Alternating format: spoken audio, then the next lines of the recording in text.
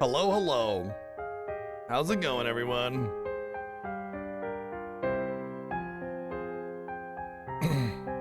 Yeah, no, look, it's more like, if I can help it, I'm not gonna like go out of my way to rip streaks, you know? Honestly, streaming at midnight for a demo release is fun and all, but it honestly kind of is a little hurtful to my sleep schedule anyways, whatever.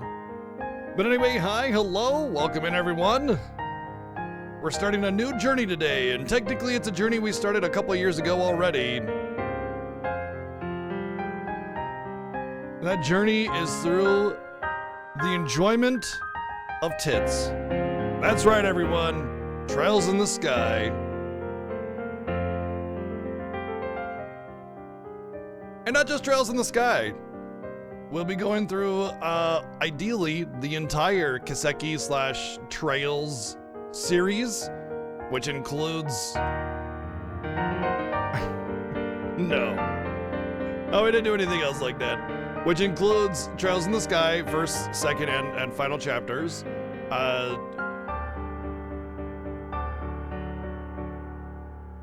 Azure, Reverie, and Zero. Sorry, I had to look at my shelf behind the camera there. Daybreak 1 and 2, Trails of Cold Steel 1 through 4, which is a total of 11 games. There's a total of 12 games, but I've played first chapter already. It should be available to watch at any time you want to. Even if you're on the YouTube, I think should be coming up pretty soon.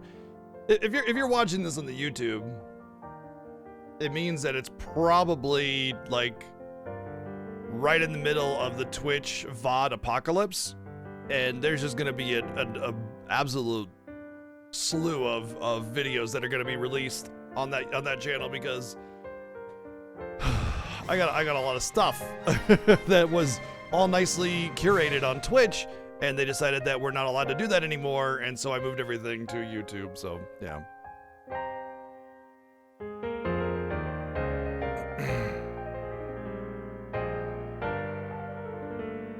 Right, yeah. So, you're talking about Daybreak 3, right?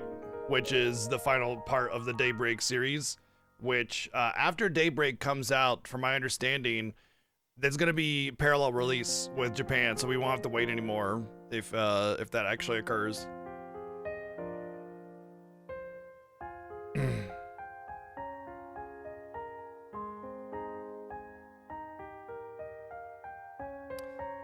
Yeah, you know, there's that, Taven. So let's first off, let's say hello to everybody because, you know, that's the first thing we should do. Hi. Get some hellos out, and we'll get talking about what's going on with everything. So, Bullet Catcher, what's going on? Genji Dragon, hello. Play it Asic, thank you for the 301 bits, and hello. Obsidian, what's going on? Janine, how's it going? Mecha, what's up? What's up? Dimension Harvester. Broadside, how's it going? North Rex, hello. What's up, Joshua? Berserk now. Mr. J. Ryu Power, how's it going? Taven, King Smash It 10, hope you're doing good. What else we got? We got, Demon Dice, Cinny, hello. Thank you for 83 months, Cinny. Dang. King Smashing 10, Silver Dragon, DW, Lurkers, and anyone I might have missed. And of course, thank you for all that early stream support. Thank you very, very much. Hey, Joshua, thank you for the sub gift to Weapon. Thank you. Yeah, hey. So, let's talk about a little bit of the history that I have with this series and what I plan to do going forward.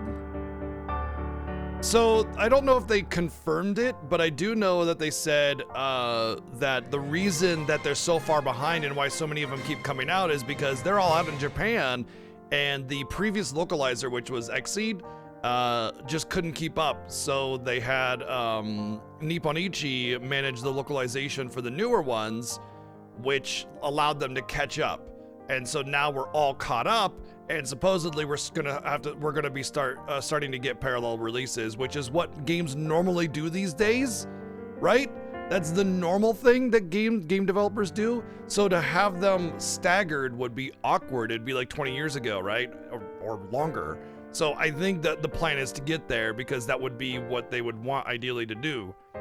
But with a smaller company like Falcom, it's hard to say because they might bank on the super fans buying, importing the original copy and buying the localized version, you know? That's why they have so many collector's editions for these games, because as a smaller company, they make way more profit offering like legendary editions and collector's editions and stuff, because the main group of people that play this game are all about collecting games and getting those mega editions and everything. There's a hype train? What the hell? from what? But it didn't. Why did it randomly start? What? Thank you, Joshua, for another sub gift as Silver Dragon. But what's confusing is that was 2 minutes ago, and there was another sub gift that didn't trigger it. So how did a hype train start from 1 cheer and 2 subs? It shouldn't be possible. Why did it do that? Is there something? What? What is going on now? It says hype train start level 1 complete. What the? What is going on? I don't understand how that happened. David, thank you for the 100 bits, and DW, thank you for the sub gift to Bards. Thank you. No, but there was, look, the way a hype train starts, the way I have it set in my channel is that it has to be 5 different instances of individual support, meaning 5 separate people have to cheer at least 100 or give a sub gift. And there was only 3. There was Playinastic with the cheer, Cindy with the resub, and Joshua with the sub gift. So why did only another sub gift, which is 4 items, even though it was 2 from the same person, trigger it? The new type train. Hey, you just type it, it starts a hype train. So the only thing that I switch from the Fiesta is the amount that it takes to level it up, not the amount that it takes to trigger it. Because I don't want hype trains to just be like, every time somebody subs once, you know, and then it's a hype train. It ruins the feel of it. Hype trains are fun, and it should feel like a fun thing to get it going, you know, like, oh shit, support, cool. You know, it's like, wow, that's a lot, and it should feel special. So all I did was make it easier to level up the hype train once it starts, because you unlock unique emotes based on the level. Like if we get to level 2 or 3, there's a whole bunch of unlockable emotes at each level. Oh wow, they actually added a whole bunch all the way through level 4 for unique emotes to unlock.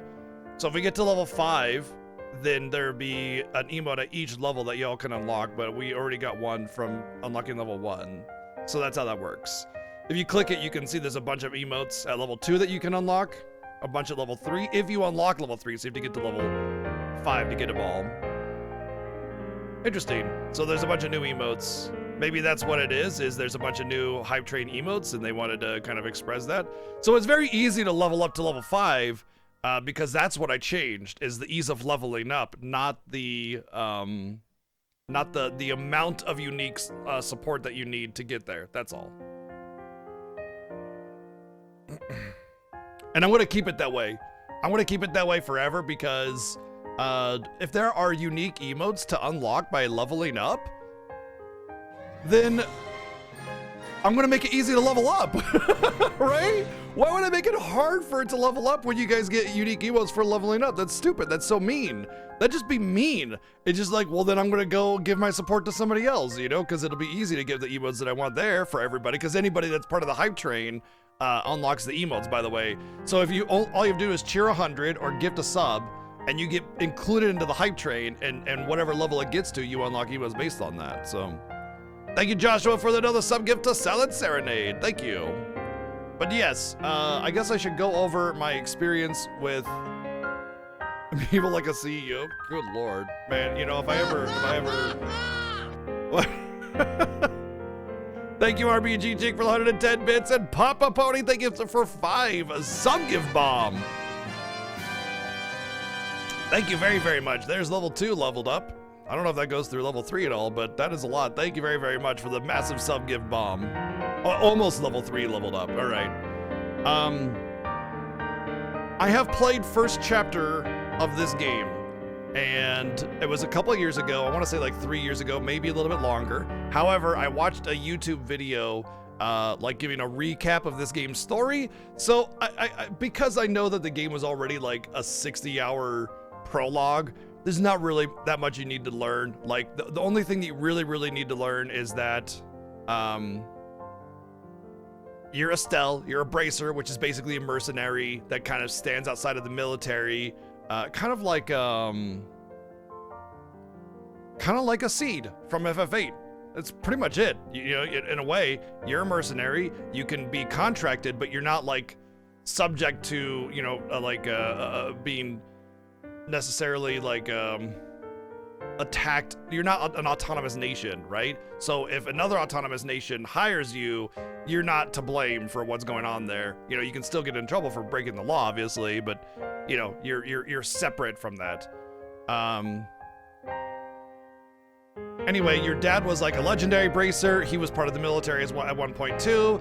He left to go on a mission. You thought he was being kidnapped, but it turns out that he never got on the airship that was taken over, and instead he was doing his own thing. We rescued the passengers from that airship later on, and in the beginning of the game, he brings home some injured kid named Joshua, and you grow up together. So his adopted son Joshua and you, Estelle, are bracers going through this whole journey. Anyway, eventually, you make your way around all the major cities of the specific area because that's what you have to do to become a full-fledged bracer. And eventually, it heads to this like plot of trying to kidnap or kill the queen or something, and you put a stop to it. But really, you didn't. They just like decided like, ha, we're not gonna do it anyway. It's really stupid. Anyway, your dad was missing this whole time, but right near the end, they unlock this like sealed thing underneath the castle with this robot. Your dad comes and helps you. Hey, he's back. And then it turns out that Joshua, the kid you've been growing up with your whole life, was actually like a mind-controlled assassin, and he basically gets triggered like a sleeper agent. And right when you unveil your feelings for him, he goes, "I'm actually evil, mwahahaha," and pieces out. It was a pretty cool twist, honestly. So that was actually one of the good parts about Trails in the Sky first chapter. Otherwise, it was basically just 60 hours of filler. Pretty much just like generic plot point here, generic plot point there. But I've heard that pretty much nobody really likes first chapter. It's really kind of a contrived placement of a game in order to like make it legitimate for the other two games coming up. So that's why I don't really want to judge the series too much until we get through this set of games. But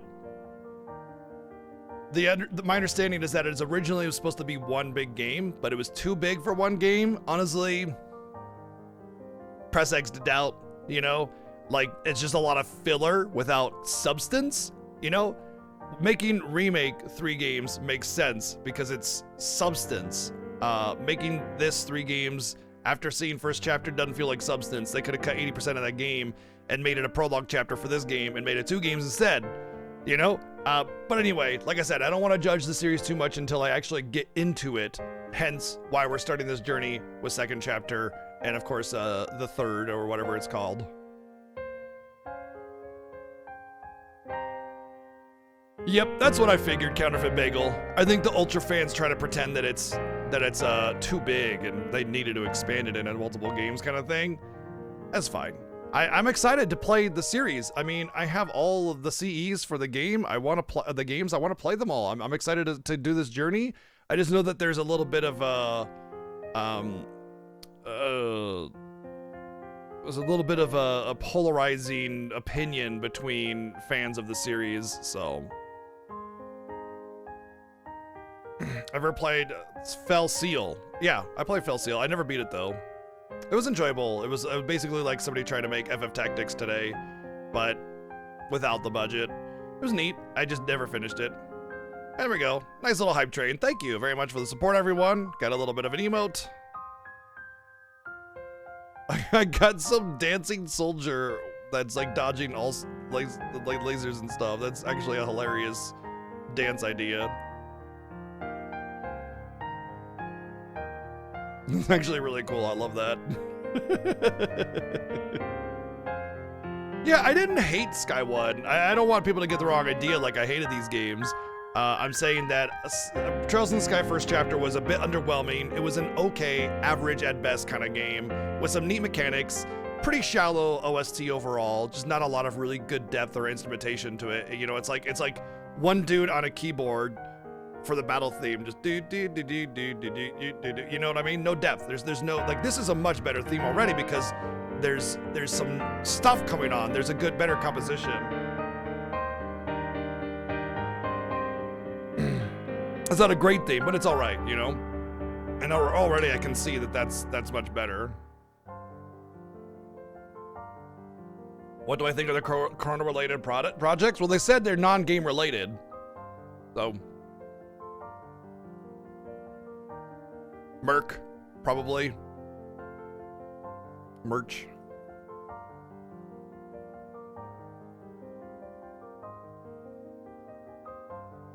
You've given games that you enjoyed scathing reviews before? Same. There's been plenty of games that I absolutely loved, but just I tore them apart because objectively they failed in a lot of areas. And just like Trails in the Sky first chapter, I thought the battle style was really good, but there was, once again, that shallow nature to it, and just the OST was kind of bland. So, again, I'm very excited to get into these games. I have invested a lot into trying to play these games, so I would like to do that. You don't sit there and like criticize a game so harshly like this, and like, I can understand someone like saying, oh, there's no, you know, you're full of shit, whatever. You just want to hate on the games or something. And all I gotta say to that is, I have every collector's edition of every Trails in the Sky, or Trails of game, all the way through Daybreak 2, which is the last one that came out. So I don't get all those games and the collector's editions of them if I don't actually intend on playing the game and don't actually intend on giving it its fair shot, right? So these are legitimate criticisms of first chapter, and I'm very excited to see what second chapter has to offer. Honestly, my personal take is I feel Trails in the Sky will be the worst of them all, and once you get past that, the game will actually, like, the game series will actually start to be enjoyable. So I'm expecting this game to be pretty okay as well, but not terrible, but not great, right?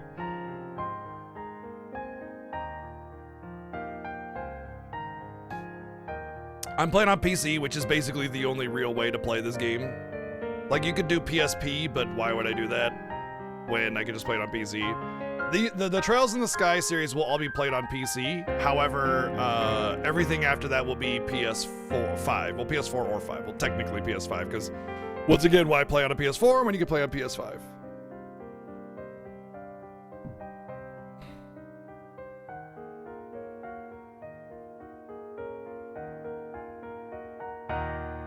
I don't know, we're about to find out, Demon Die. So let's give it a go. Let's get rolling. I mean, we're just gonna do normal. I want to get the intended developer gaming experience. Also, once again, I have to say this every time that RPGs offer difficulty options. 9 times out of 10, whenever there's a difficulty option for an RPG, it's usually just inflated stats with no substance. Like, I want mechanical difficulties. You know, I want bosses to have different mechanics that I need to overcome and not just have like 10 times all their stats where I just have to grind to get over it instead of just being better at the game, you know? Not to mention, with RPGs, you tend to really need to understand the game in order to like overcome the challenges from a harder difficulty. These are pretty much always exclusively play the game again challenges and not start from the beginning kind of things. Also, I remember Trails in the Sky first chapter being really kind of poorly balanced on it for a normal mode. It was like rough. Well, true via the core. Yeah, obviously.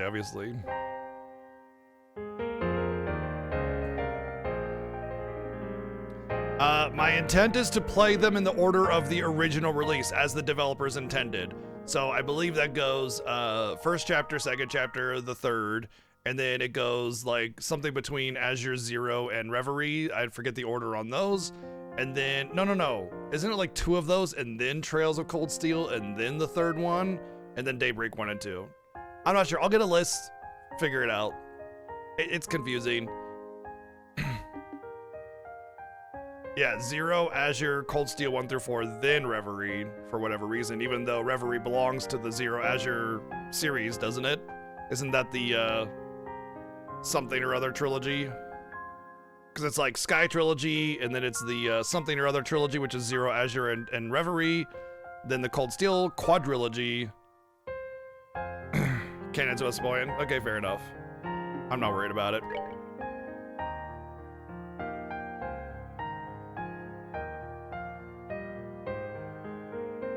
Trails in the sky, save data found. Load data? Yeah.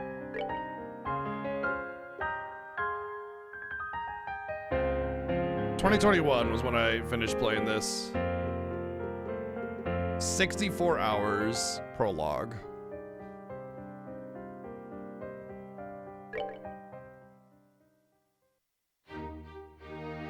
So it starts off right at the castle here then, huh? Where Joshua was like, "Mwahaha, I'm actually an evil assassin," and then leaves.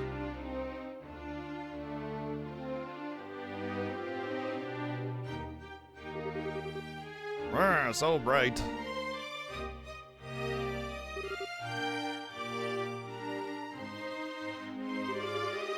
That felt good. I haven't slept like that since... Huh? Oh, right. We stayed in the castle last night. Joshua and I were out enjoying the celebrations. Then we had some ice cream on the way home. Then we all went to the dinner party, and then... No.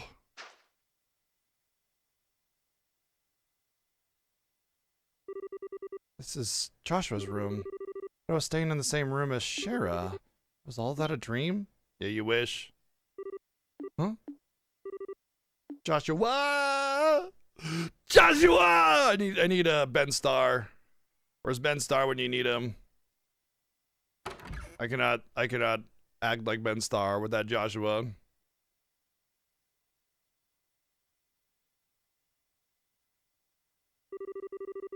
Good morning, sleepyhead. You took your sweet time waking up. Oh, Shara. Really warned me next time you weren't going to come back for the evening. I got a bit worried. Although, it looks to me like you and Joshua managed to talk about quite a bit. Shara, where's Joshua? Huh? What? Where? I'm looking for Joshua. Shara, have you seen him? This is important. I haven't seen him yet this morning, no, but weren't you tired yesterday and stayed over in his room? He wasn't there when you woke up. What? Who did you hear that from? From Cassius. Cassius is my dad. But why does that... From Dad? Okay, where's Dad then? Well, last I saw, he was heading up toward the garden terrace, but now what... The garden terrace. Okay, thanks, bye. Oh, wait, Estelle, wait. What on earth has gotten into her? Oh, Goddess the Lover's reversed. So actually, oh man, I don't know if I'm going to be able to use this controller. It wants me to use the analog only.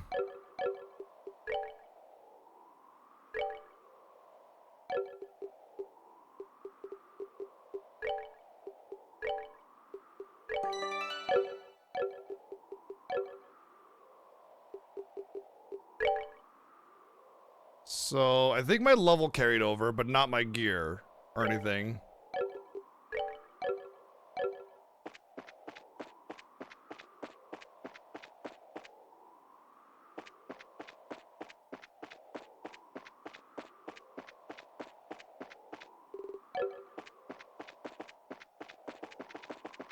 I wonder if that's a fast forward or if that's just a run.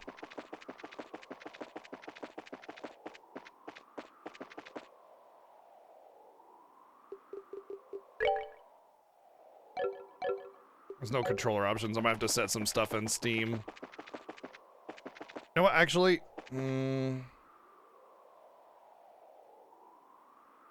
I'll look at it later. Oh, there's my dad.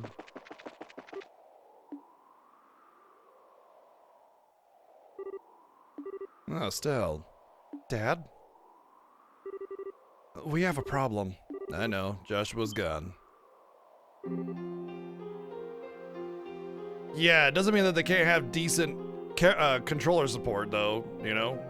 I'm not gonna use a friggin' mouse and a keyboard for an RPG. How do you know about that? After getting back from the meeting last night, I found you asleep in one of our beds. You left a note in the nightstand as well. Between the two, I have a fairly good idea of what must have happened. Then, what the heck are you standing around here for?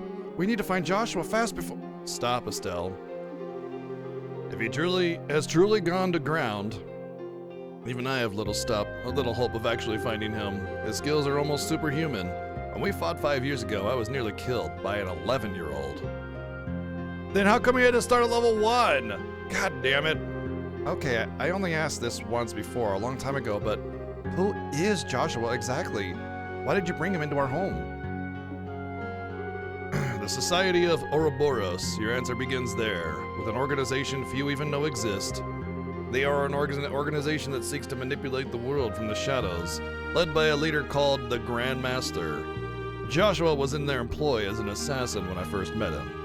I brought him home because it was his only chance to live free of them. Even the Bracer Guild knows very little about them, and only top bracers even learn of their existence. Given that the response of the public to the idea of Ouroboros' existence would be either panic or skepticism, we don't actually acknowledge them publicly. But they exist, there's no question of that, and they've had plans in motion for years. The recent coup is just one example of the machinations. Wait, you mean Lieutenant Lawrence? He was— Yes, we have absolutely no doubt he was another senior agent from their society. Of course, we doubt he was acting as a lone wolf. He must have had support to accomplish what he did. Support like Joshua, for example. Wait, what? What the heck do you mean? He stated as much in his note. Over the past 5 years, Joshua has been passing along guild secrets to Ouroboros. He claims that he was under the influence of some sort of mental control and didn't even realize what he was doing himself. He wouldn't. Ouroboros' cunning is matched only by their malevolence. Stay clear from them, Estelle. They're far too dangerous.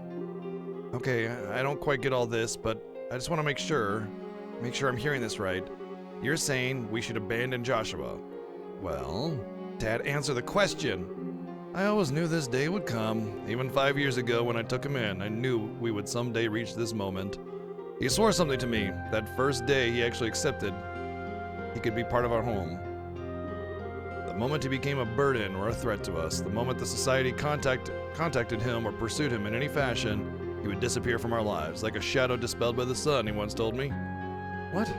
What's that supposed to— Estelle, I understand how you feel. He was part of our family. It isn't easy to just say goodbye so suddenly, but there are some lines which a man can never bring himself to cross ever. So please try to understand what You knew, You knew that Joshua might leave us someday and never said anything to me or did anything about it. You knew and you didn't. I'm sorry, Estelle. I hate you. Boo-hoo.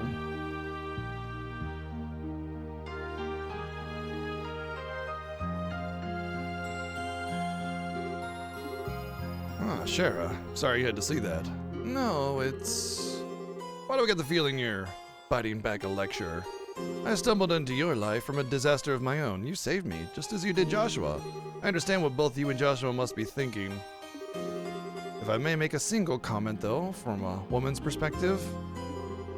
At this point, you and Joshua are essentially the two most wretchedly miserable sons of dogs I've ever had the displeasure of knowing. Okay, how does like not being able to do anything about Joshua have anything to do with his character? It's like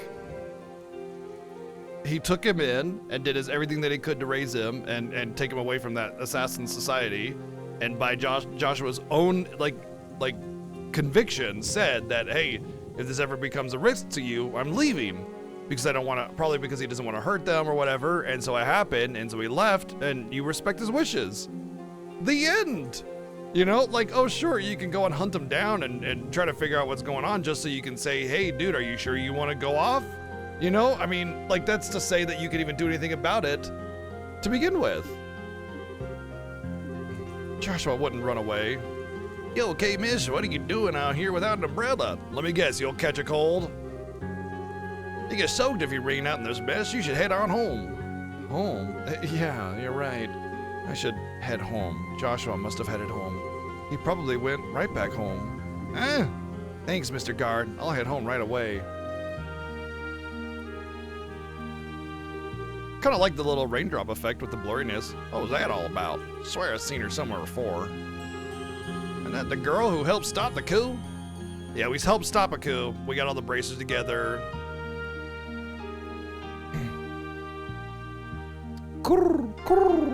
We stopped that. We butchered all the chickens.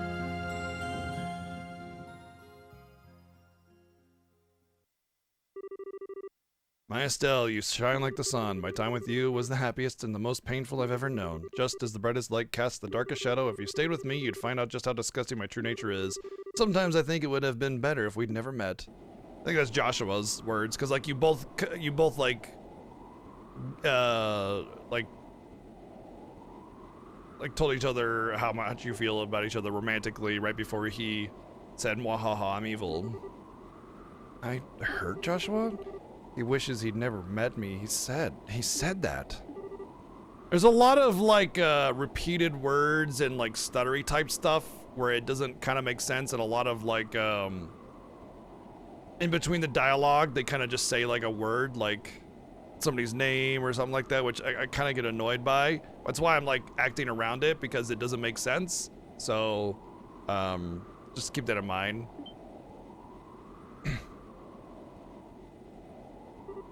Huh?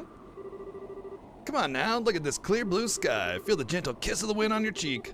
Lovely girl like you ain't allowed to be sad on a gorgeous day like this. Bringing up a dog to your kid, not telling him it was 5 weeks to live and not trying to find a cure. I mean, if there's not a cure for it, or you don't know of one that exists, what are you gonna do? You know what I mean? You just have to accept it. You do the best you can to raise it and take care of it, and when it goes, it goes. There's nothing else you could do, really, right? It'd sadden Idios too, you know. Hey, wait a sec. I'm not dangerous. Well, okay, maybe I came across as. Anyway, you just caught my eye the moment you came aboard. You see, you seemed a little broken up over something, so I thought to myself, hey, I'll put a smile on her face with my overwhelming char and my dong. I don't quite get what you mean, but thanks, I guess. To be honest, this is what we usually call putting the moves on. So how bad I want to head down to the lower observation deck? I mean, like, I can understand, you know, putting some moves on and trying to hit on her and everything, but he's just like, hey, we exchanged a few words, so how about sex now?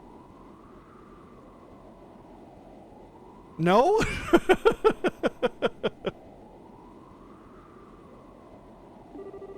You can get drinks down there too. I'd be happy to treat a new friend. What do you say?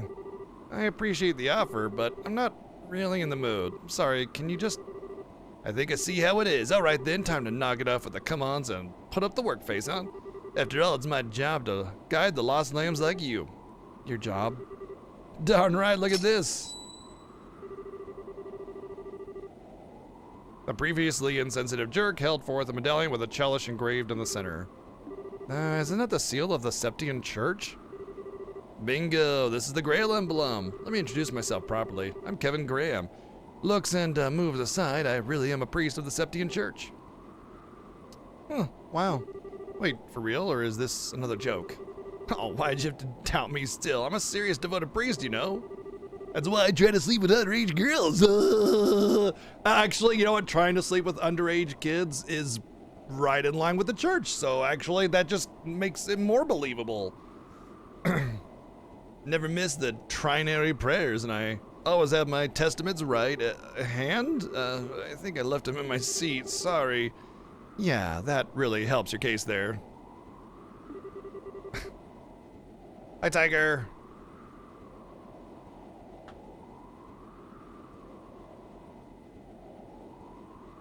Adjusting my mic here.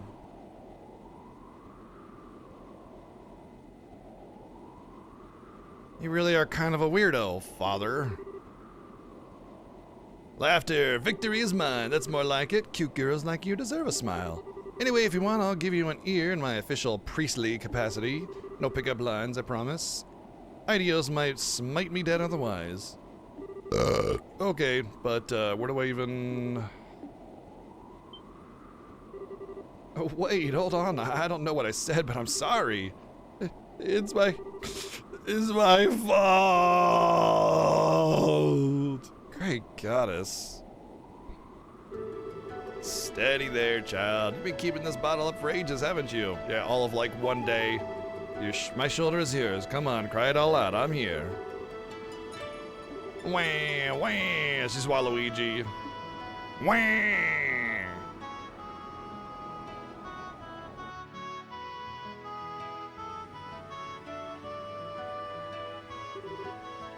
Kevin, right? I'm sorry, that was pathetic of me.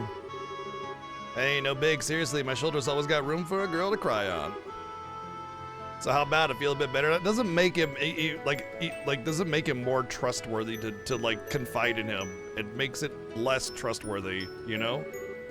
Yeah, a little. I'm Estelle Bright. I'm a member of the Bracer Guild. Estelle, huh? Dang, even your name is cute. Hang on, you said the Bracer Guild? Yeah, I'm a newly minted senior braceler. Might be hard to believe after seeing me break down like that, though. Not at all, now that you mention it. You do kind of look loaded for bear. You a martial artist or some kind? I guess you could call me that. I focus on staff combat. What's up, Asher?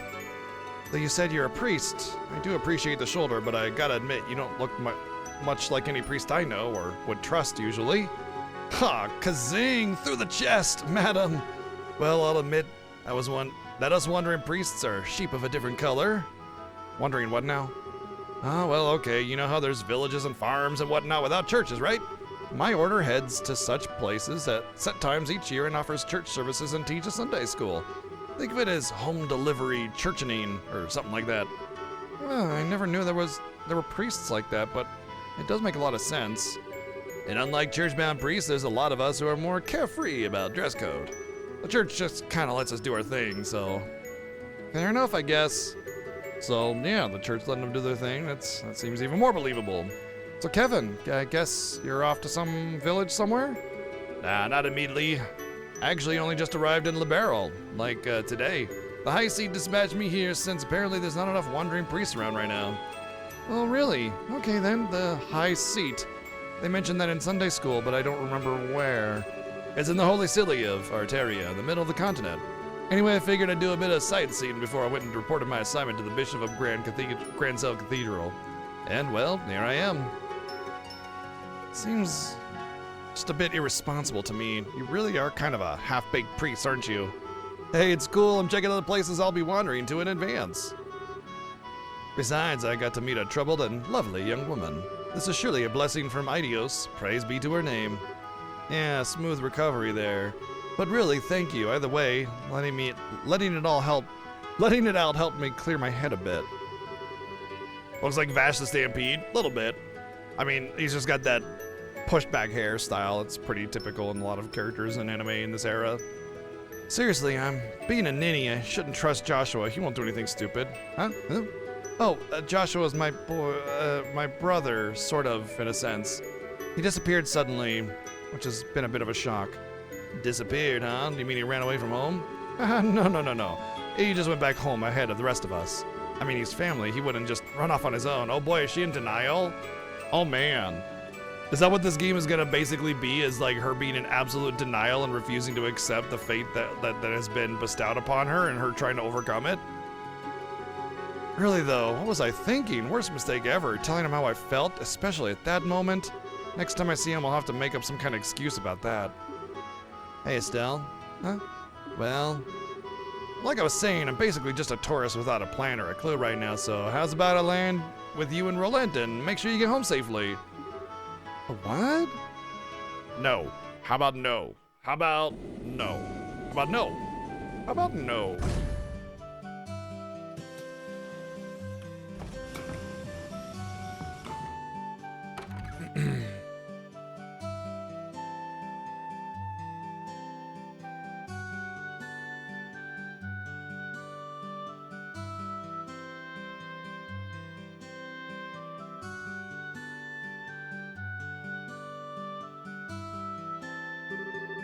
Ah, smell that fresh air. So this is where we'll land, Tom. Gotta admit, though, feels a bit like a backwater farming village with an airship bag dropping on it. Well, excuse the heck out of us for living in the boonies.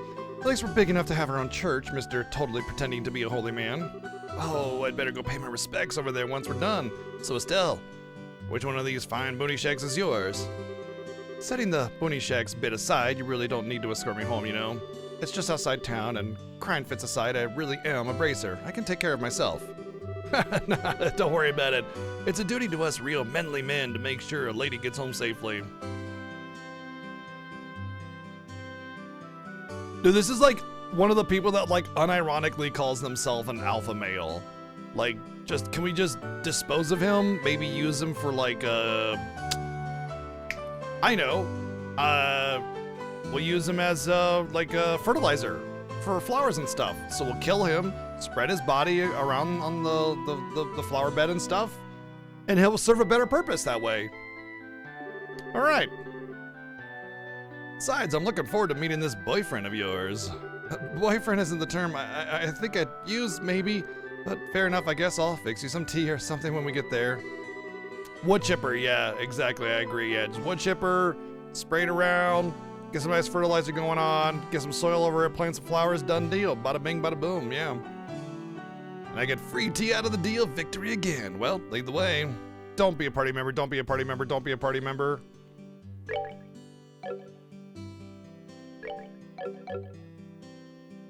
Alright, he can't use the D-pad for whatever reason. Well, he's not a party member yet, anyway.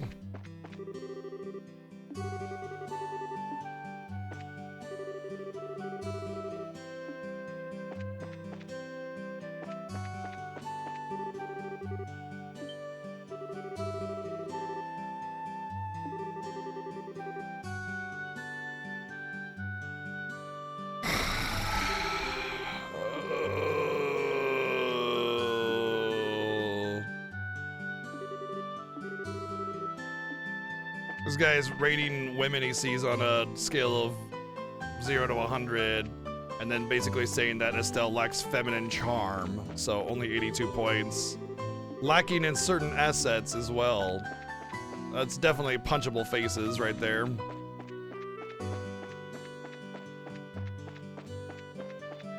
But it's just a silly joke, everyone. It's a compliment, really, honestly, if you think about it.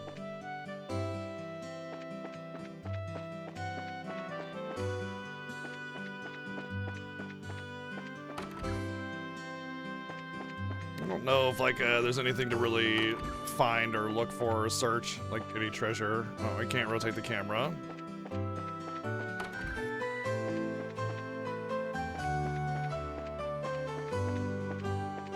Well, screen transitions are really solid and smooth. The visuals are exactly the same as the first game, so there's nothing really there. I mean, you're even going back to the same town.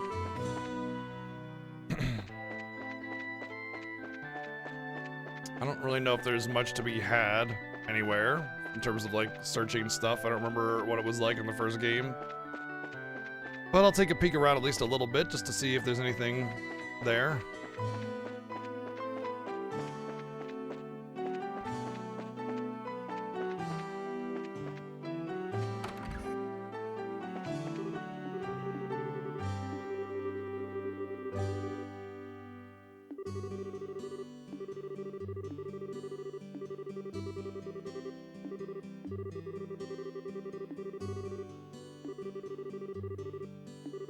Ah, more denial. Are you gonna sell me stuff? There's a weapon shop. I guess maybe I should just worry about getting home first, and maybe it'll give me the start of the game. This just feels like another 5-hour prologue.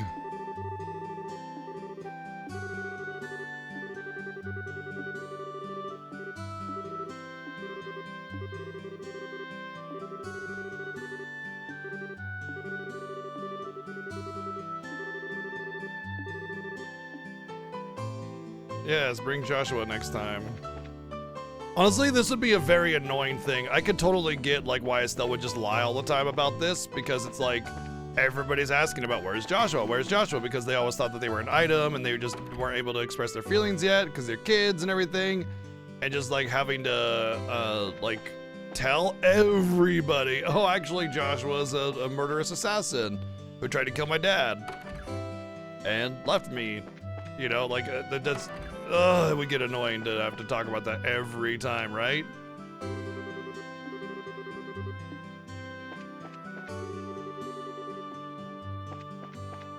So you just say he's not here, and you move on, right?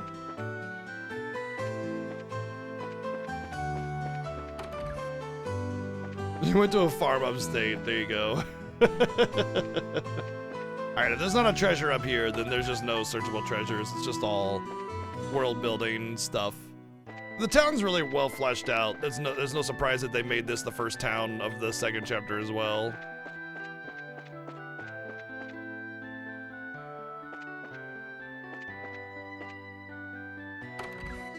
Let's just go home first before we explore. I think it's better if we go home first and then explore.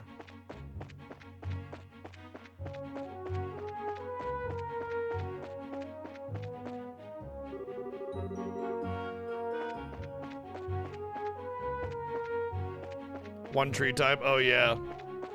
Yeah, I talked about that before. I mean, the visuals are exactly the same as before. But yeah, I mean, it's just one tree repeatedly. Well, no. That's a different tree to this one.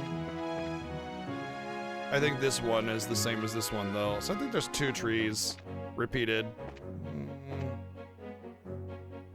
It's definitely don't look the same, but though this one and this one do look the same. Like this one here and this one here are just copy paste. So those two tree types, which isn't terrible.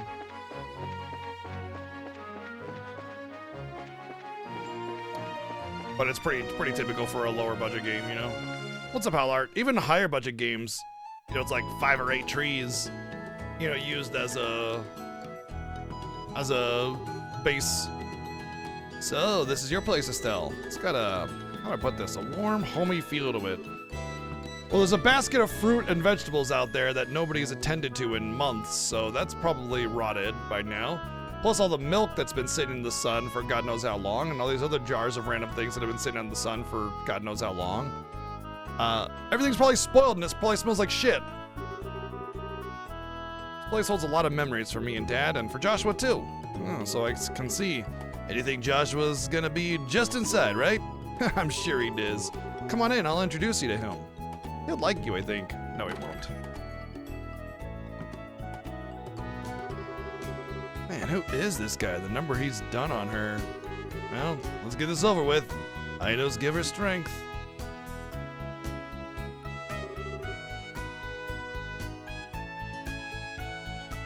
Yeah, I think she's in denial. I think she's, like, fucked in the head, basically.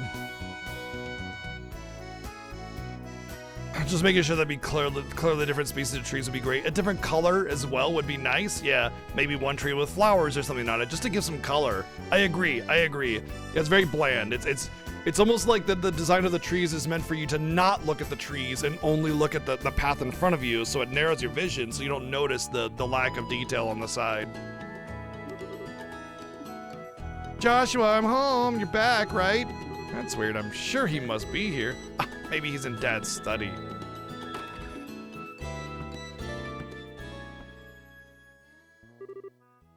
Joshua?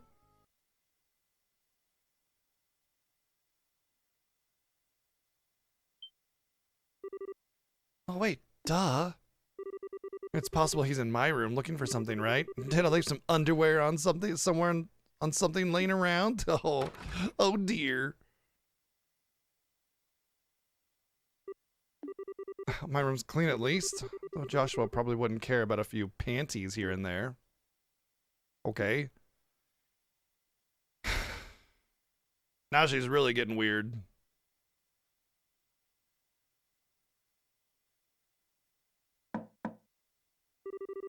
Joshua, I'm coming in, okay?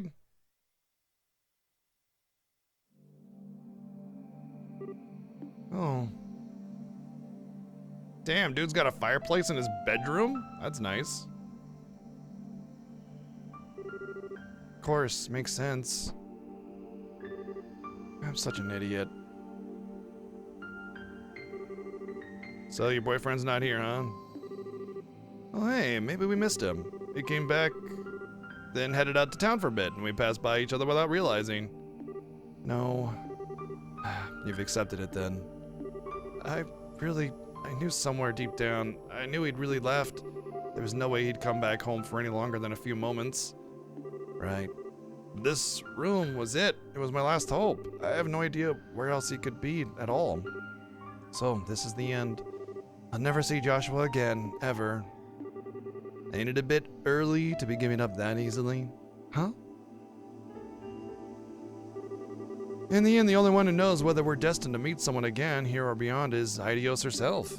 Just because you think fate's given you no reason to give up, or giving you a reason to give up. Wait, I didn't know how I read that. The question then, Estelle, is this: what do you think you can do about it? But I don't even have any leads to follow. No leads at all, you sure? Ouroboros!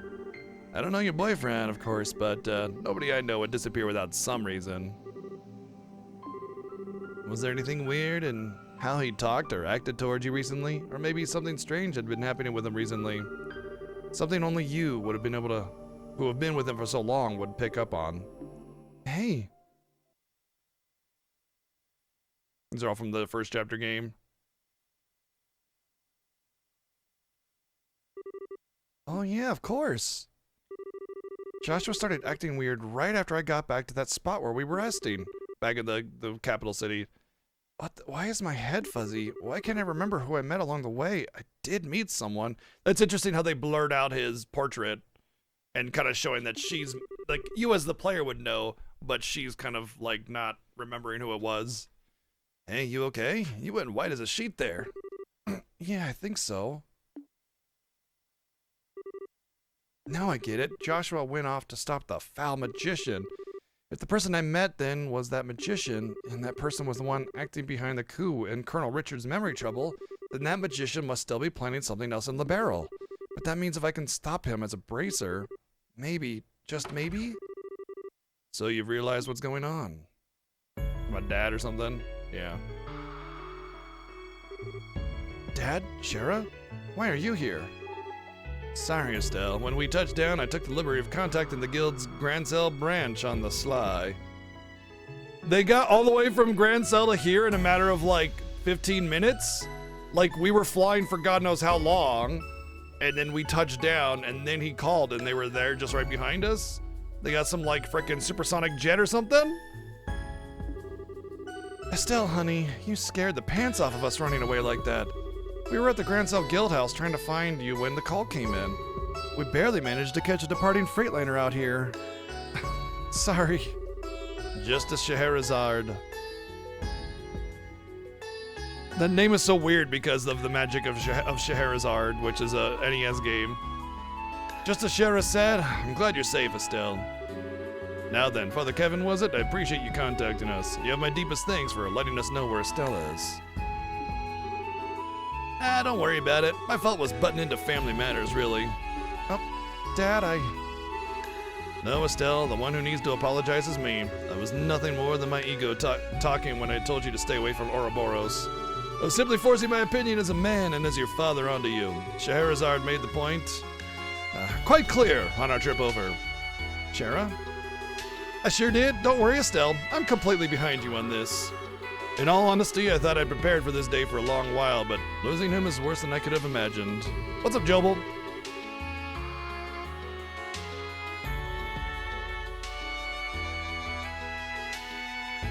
Yeah, I feel like Cassius is the character that just kind of conveniently appears whenever he's needed for the plot to advance in a certain way.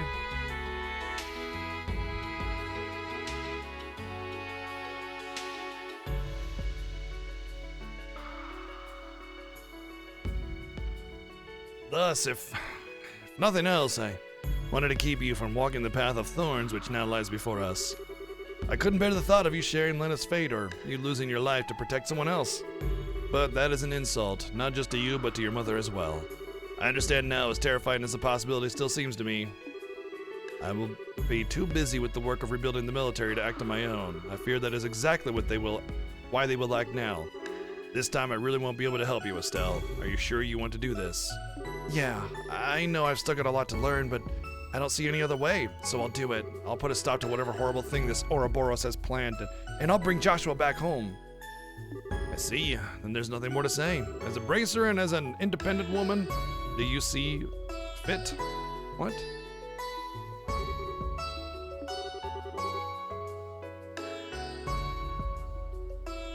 Well, no, there's one more thing I must say. Estelle, I'm counting on you. Bring back Joshua. Bring back my damn fool of a son, please. Right, piece of cake. I'll do it. I'll make sure we can all live in this house again. I will bring Joshua back, no matter what stands in my way. So my guess is then that like second chapter is going to be the whole process of getting to Joshua, fighting Ouroboros, breaking them down, bringing him back, and then the final chapter will be the two of them together again. Whatever bullshit fixed, and they can move forward with against a greater threat or something, maybe.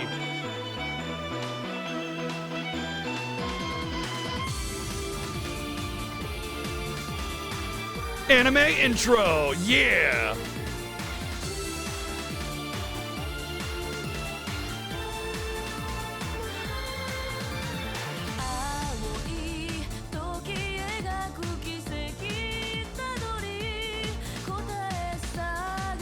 That's the engineer girl and some scientist guy, Dr. Richard or something. That's, we had him in our party before. That's Shara. That's like some monk that was hired by my dad. He's an A-rank bracer. He helped us in the final city. So they're part of this game as well.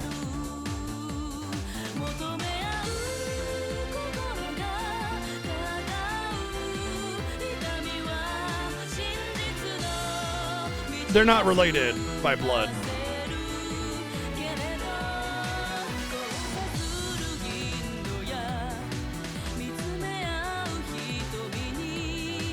Also, that's kind of a super duper late game spoiler for the first game. If this was the first game, you would have just spoiled the whole damn thing.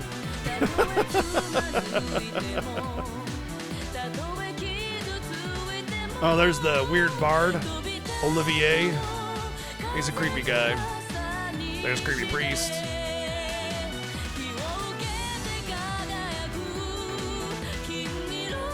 Oh, it's like a family of like bandits. We had to fight them off. They kidnapped the ship my dad was on.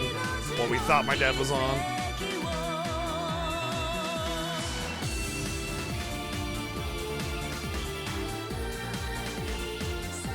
Kind of giving like updates on like what the first game was about since it was so long since we played the first game. Wow, that's a lot of space between the webbing of those fingers, man. She's got hammers for hands, you know? Like, see, the webbing in between my fingers, you know, it's just like a V, but that was like a U, man, on our fingers. Creepy Bard is voiced by Matt Mercer in the remake? Huh. Wait, did we finish the prologue, or are we just starting the prologue after an hour of prologue? Why? Why, man? It's worse than Persona, dude! A Maiden's Resolve. 2 months later, Midwest Zumeria, Lemon State, Loical Canyon Bracer Training Grounds. Yeah, prologue chapter 1. I know, right? I like how these are actually animated. That's neat. I always appreciate a little bit of work put into the cutscenes. Here I come, Annalise. Blazing Barrage.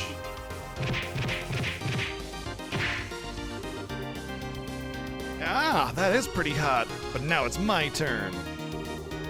8-leaf blitz. Gotta scream your moves every time you use them. And I'm not done yet. Can't keep this up. What the? You're mine. Aye.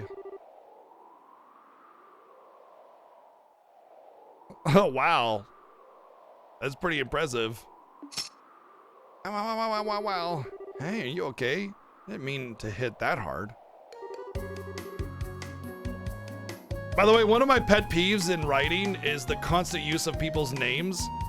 And Like there are natural ways of referring to the character by their name, but like right there, like when you're dueling, it's like, here I come, Annalise, and it'd just be like, here I come. That would be, you know, whatever. It's like, are you okay, Annalise? No, it would just be, hey, are you okay? You all right there? That's the difference between natural spoken dialogue and like just generic anime tropey writing, you know what I mean? And I understand, like, okay, so these games are written and made in Japan. And when you constantly use somebody's name, it's a sign of respect, because it shows, hey, I've taken the time to remember your name, so I'm going to use it a lot to let you know that I know who you are. So it is a lot more common to use somebody's name. And in fact, I was getting to that, Berserk. In fact, a lot of the time you don't even say, what are you doing? You say, what is name doing? Like, you just go up to your buddy Fred, and you wouldn't say, what you up to? You know, you wouldn't say that. You would say, what is Fred up to? Right? Because it's once again, it's signifying that show of respect that you know their name and you've remembered it, and so you're using it because you care. It's basically suggesting that you care enough about them to remember their name. That's why in a lot of anime you kind of see like the bad kid or whatever being like, who the hell are you? I don't know you. I don't know your name. I'm not gonna say your name. Get out of here. That kind of thing. That's showing disrespect, right? And there's a lot more of like ingrained cultural respect in the Japanese language than there is in pretty much most other languages. So you see that a lot with like poor localizations, where they say things like using their name way too often in everything that they say.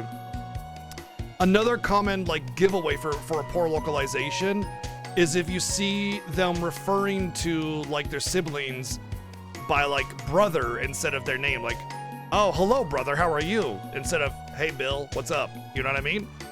That's another example, because there are actual words for big brother, big sister, little sister, that kind of thing. And those are used over their name because it's signifying that closeness, right? It's saying, you aren't, just Bill to me. You're something more than that. You're big brother. So I'm going to call you big brother, which would be like Oni-chan or whatever. Anyway, the point is that in poor localizations, because it's a lot more literal instead of, actual localized, it's just translated, you get a lot of that where they're referring to them as big brother. Hey, big brother, want to do this? What's up, big brother? How's it going? Nobody says that in English. Don't even say, the only time you'd ever say big brother in a sentence would be like, who's he? Oh, he's my big brother. That's it. Like, that's all, nothing else. So this is just a sign of a relatively imperfect localization. I wouldn't necessarily say it's bad just yet, but I am getting a lot of giveaway that they didn't properly localize it and instead just translated it. So we'll see how it goes from here on out, but still, that would be my initial judgment of the localization so far. No, I'm okay. I blocked it, mostly. Oh, you sure got me good with that one, though. Guess I can't rely on that move as my win button anymore, huh? Oh, that's another kind of example of questionable localization. I wouldn't say it's necessarily bad or good. So if you bring in like modern terminology into a localization, it can feel a little awkward. Like saying, I win button, right there. So the reason is because why it's kind of questionable, but kind of not at the same time. It's a twofold thing. First off, a localization should feel like natural spoken speech to the language in question. And part of conveying the concept that the character is trying to suggest is using terminology that you're familiar with in a world that you're not familiar with, because it does this connecting thing, right? But there's this line where that's too much or the wrong kind of terminology that maybe relates to something that wouldn't exist in the world. Like, for instance, if we were in medieval times, like let's say, castles and kings and dragons and everything, and there's not really any modern technology, so no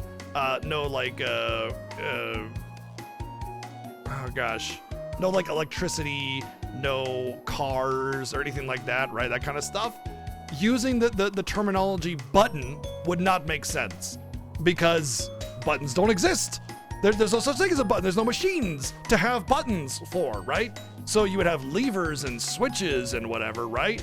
So the terminology of my I win button would not make sense. However, in the case of this game, there is like a mix of modern and high fantasy technology levels. So it kind of works, right? I played the 5th. Yeah, exactly. Where like that's a modern terminology that we would understand, but they don't have the American Constitution in their world, so they can't, you know? But yeah, I would say like the I win button aspect there, okay, I'll accept that one, but you know, it's kind of treading on thin ice if they keep that up too much. I know that a lot of games these days use that localization to kind of draw in the connection between the alien world and the familiar language, and they do it really well. There's a lot of games that do it really well. I would say like I want to say there was a lot of it in Remake and Rebirth, which was great. The way they tied that in, it was awesome. But other games have used it really poorly, like Janine there with the Vesperia saying, I played the 5th, it can be really bad. So it's definitely like a thin line you have to skate in order to make that connection with modern lingo and a world that uses it. Actually, Earth is okay to use because Earth is also the just like dirt, right? Terra firma, you know? So again, it's using language that connects the concept to the viewer and the listener without using something that doesn't exist in their world. So Earth is just dirt. That's what Earth is. So that the fact that we named Earth is kind of redundant in a way. But yeah, so, you know, think about Earth magic. Earth element. What is Earth element? You know, every game with elements that go beyond the standard 4 uses an Earth element, right? Usually you have fire, ice, or water, lightning, fire, ice, lightning, usually wind, I guess would be the 4th one. Oh, no, the counter to lightning would usually be earth. Lightning, earth, fire, water, and then shadow, light, and then maybe you might go beyond that and separate ice and water. You might add air, you might add, I don't know, whatever you want, I guess. There's a lot of others I can't really think of. Usually in more robust games, there's 8 elements. Like Secret of Mana has the moon element, and then the tree element. That's a pretty common one. The element of surprise, yeah.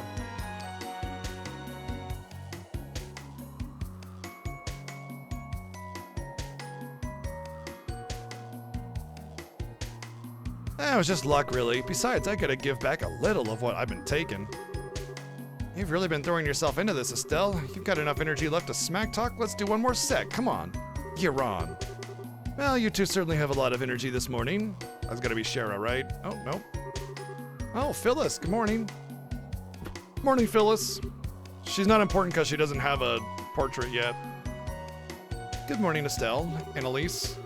I was going to call you two for breakfast, but I suppose you'd rather beat the stuffing out of each other instead of getting stuffed, hmm? Oh, breakfast, right? What do you think, Annalise? Beat stuffing or get stuffing? They want to get stuffed, apparently. That is a choice, isn't it? We'd be wasting a perfectly good breakfast if we didn't eat, so... Phyllis, you wouldn't happen to know where Kurt is, would you? Kurt said he had to prepare some things for today's training, so we went on ahead. He made it sound like he had some pretty hard things lined up for the two of today. Oh, great. He really said that. Mm-hmm. And he told me to make sure you both ate a good breakfast. Come in and eat, you two. Something tells me you'll be wanting it later. Is this like a bracer guild or something? They did say it was like a bracer training facility. God, my lips are so dry today.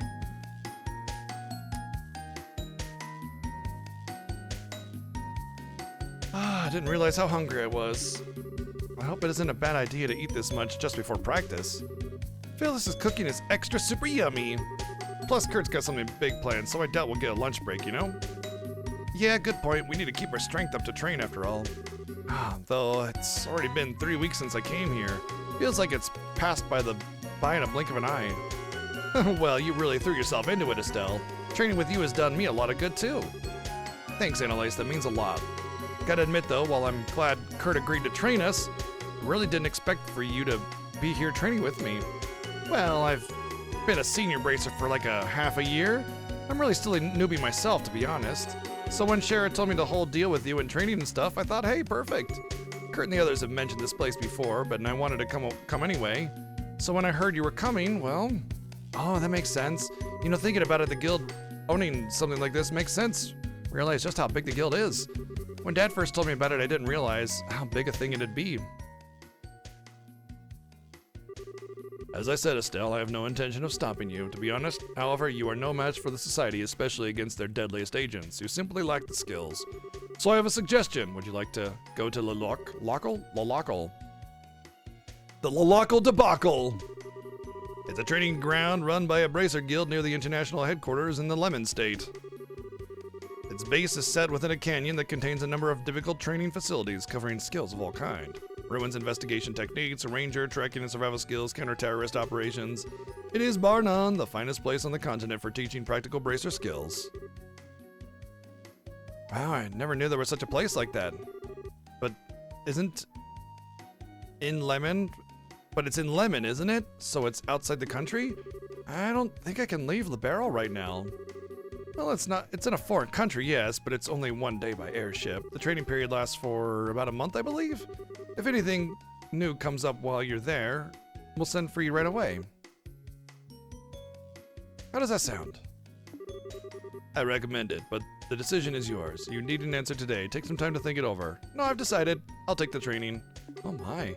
Excellent. You sound rather determined. I get the feeling you've been thinking about something like this for some time. Yeah, sorta. To be honest, looking back, I've just been relying on Joshua this whole time. Whenever something happened, Joshua would always guide me to an answer. What's up, Titus? But now I have to rely on my own judgment. So yes, I want to retrain myself at this Lalacal Debacle place.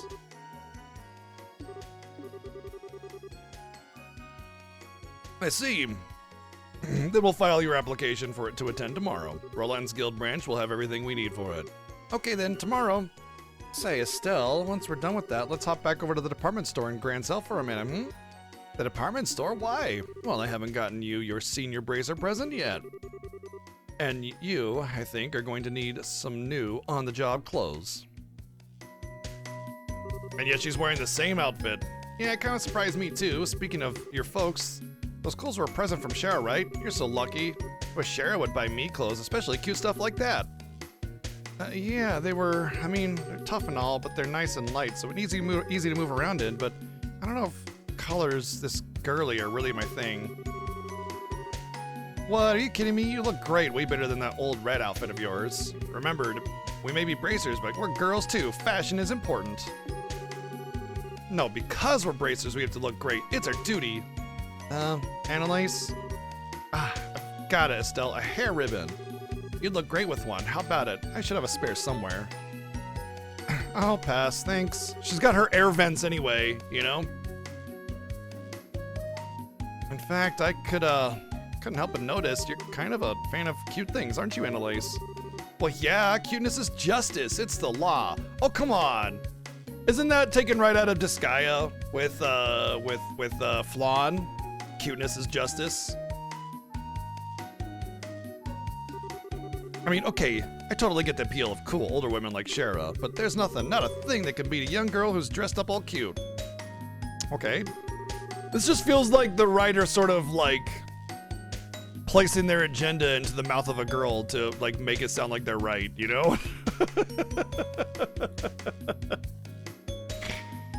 And whenever I see a teddy bear or a stuffed animal, I just want to hug it to death and, If she ever met Tita, she'd probably faint. Though Tita was the little girl engineer you saw in the cutscene with that scientist guy. Yeah, exactly, Berserk, exactly.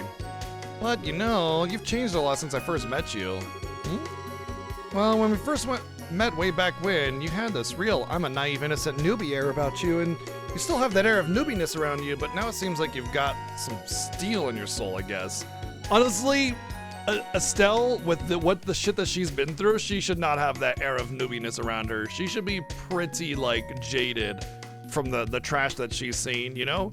Cause she had to deal with like an orphanage being burned down. She had to like travel her whole continent to do all these jobs and see these horrible people. They rescued a whole gang of people from bandits. Like, she did some crazy stuff, and she's seen some horrible things too, like, you know, Joshua turning on her and some people dying and big battles and everything. So she should be pretty resolved at this point. I don't feel like she should have that air of noobiness around her. You know what this kind of feels like? The first chapter being too big for its own britches. You know what I mean? Like it should have just been one chapter where those things kind of happened or were glossed upon and not having a whole ass game about it. Or at the very least being like the first couple chapters of this game instead and just cutting back on the bloat and the filler and the dialogue in order to accommodate that. Because it's like this was all supposed to be part of the one first game and they just like they haven't adjusted it for the shit that Estelle's actually seen. It's pretty incredible if you ask me. Annalise, cut it out with the flattery. Don't get too embarrassed. I meant it. Besides, you make me want to work harder. Can't let a young upstart like you take my cutest and best bracer ever title. Really? Anyway, shouldn't we be getting back to practice soon? Oh, we should have an anyway counter. Yeah, it's about time, I guess, huh? Let's go back to our rooms and get ready. See you in a bit. Hey, isn't her outfit the exact same as it was before? She's like a ball of energy. I'm so glad to have met her with me though. To have her with me though. All right, gotta stop by my room and get my stuff together. Yeah, isn't it the same? Pretty sure it's the same. Oh no, I guess it is slightly different, isn't it?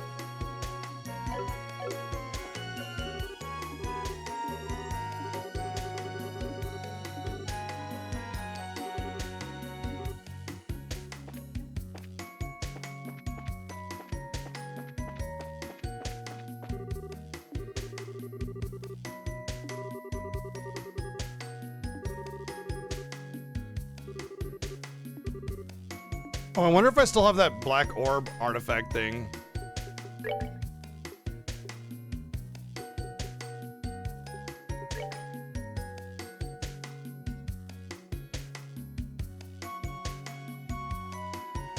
Alright, so Relent is over there on the right, the Bright Family Home. That's where I started the first game.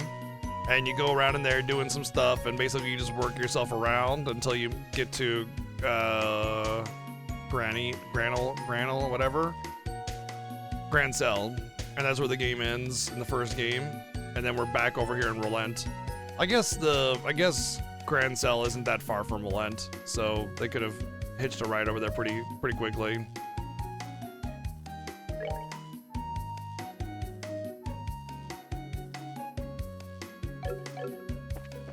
Lalacal debacle. Time to steal shit from all my fellow bracers.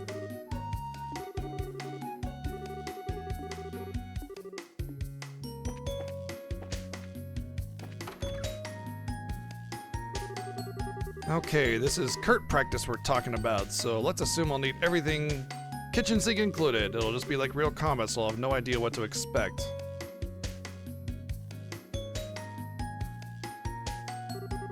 Estelle took the harmonica out of her bag. She has a harmonica? I'll do my best today, too, I promise. Joshua's harmonica, brake rod, enhanced leather, reinforced boots, put away 1,000 Mira. Alright, that's everything. Next stop, the entrance. So that's basically signifying that the game is beginning, and it automatically equipped the gear.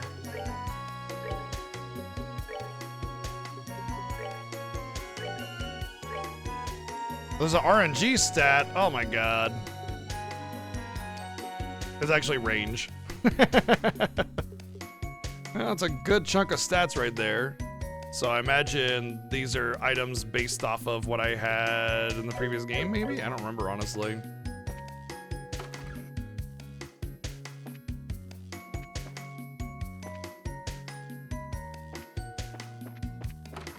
You know, for a game that feels so very classic RPG-ish, they have very little reason to explore. Like, very little reason to explore. I haven't found a single little hidden treasure or anything. You're here, Estelle. Good. Well, let's begin. My name is Naruto. Please take a seat across from me. Today I want you and Annalise to cover ruins explorations. We'll be heading to the Balster Channel, which is west of the lodge. Balster Channel. Kind of a strange name, but it's another training facility, right? Yes, that's exactly it. It's an old aqueduct from the Middle Ages that the guild repurposed. Several of the defense mechanisms are still operable, plus quite a few monsters have made it their nest. Traps and monsters, huh? Yep, that sounds like practice Kurt style to me. I know, like, the first game started off with a sewers dungeon, and the second game is starting off with a ruins dungeon. It's just like... Come on. So let's head out to this aqua thingy. Hold a moment before we leave. I want you two to take a look at these. Kurt produced a pair of strangely configured ornaments. This is... looks like a combat ornament, but it's all weird. Correct, this is a new model training combat orbital or whatever. You know, of course, of the... The what foundation?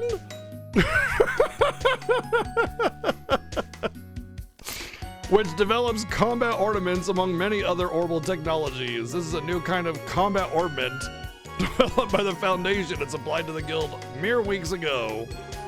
As you can see, they have an additional slot compared to previous ornaments for a total of 7.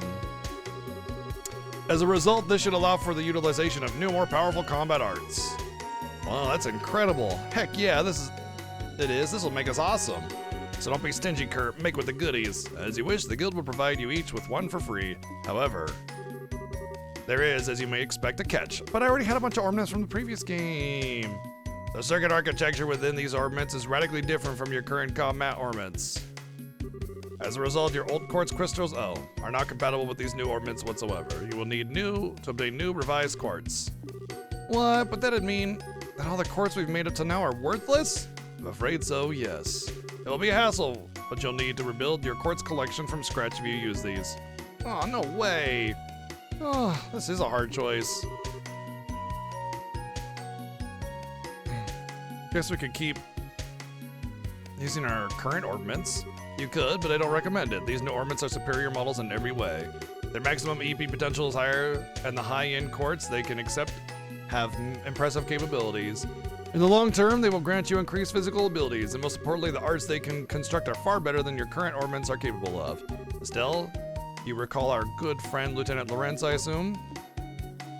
Yeah, he was like the bad guy from the last game. Lawrence, yeah, I don't think I could forget him even if I wanted to. At least they provide some reasoning why your old stuff doesn't work. Yeah, yeah. I was gonna get to that, yeah. I appreciate the fact that they say, hey, this is why your old stuff can't work. And so they give you a new one. Not to mention, it's more than likely a better system than the other one because the other one felt...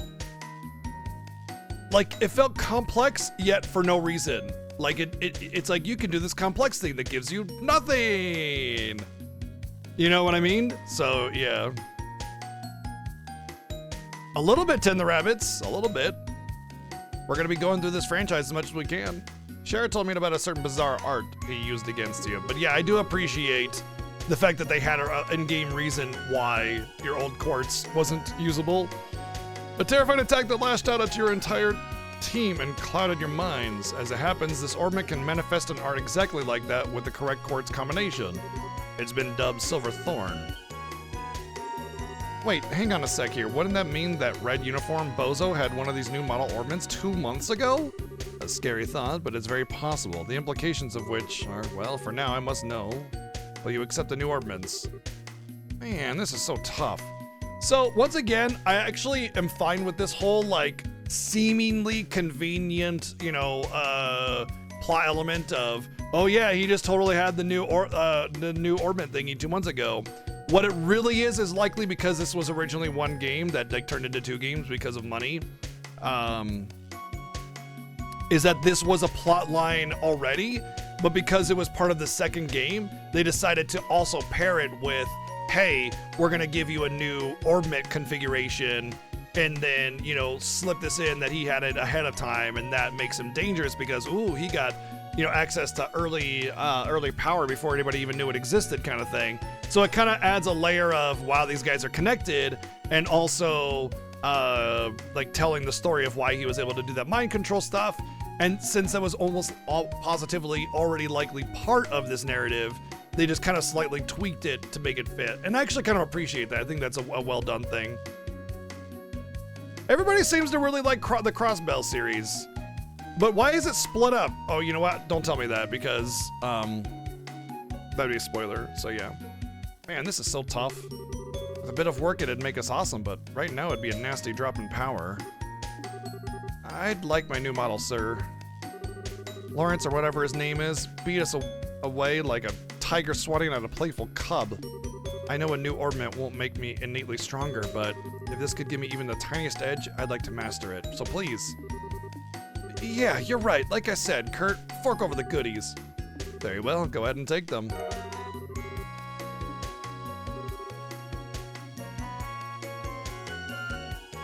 Yeah, I just know that, like, you go Crossbell 1 and 2, and then you go Cold Steel 1 through 4, and then Crossbell 3. So I don't want to know why they're split up, because it's obviously going to be spoilers. I'm sure there's a good reason for it, but it's just weird to, like, have the trilogy that's meant to be played together separate, and with a quadrilogy junked right into it, you know? We'll get to Crossbell, though, actually, right after Trails in the Sky 3 will be the first 2 Crossbell games, right?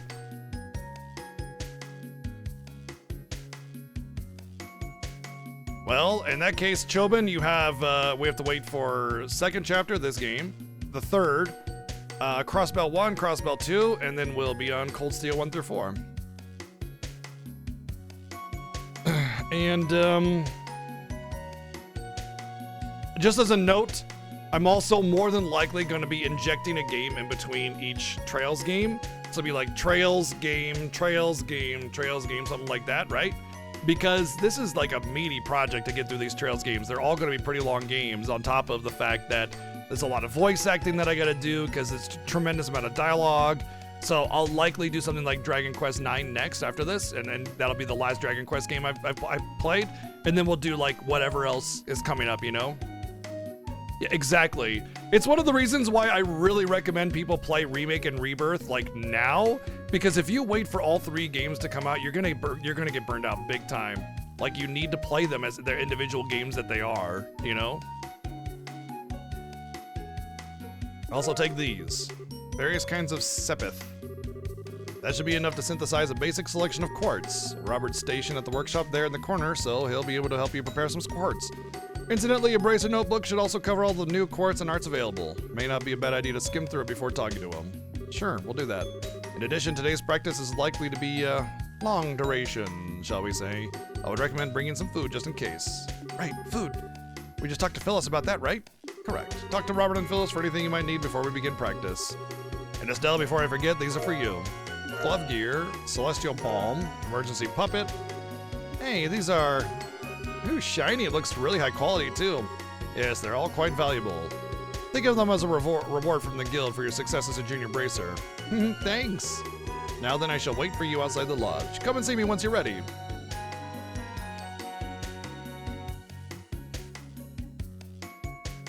Yeah, that makes sense.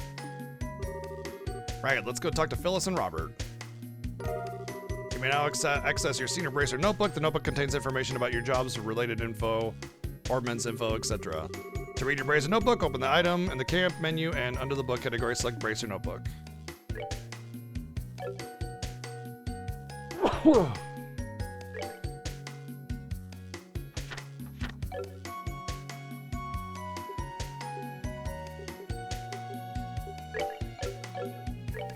Oh, I see. This is the notebook. Oh my god. Okay. Jesus Christ. Yeah, just skim through this to figure out what you want to do. Good lord.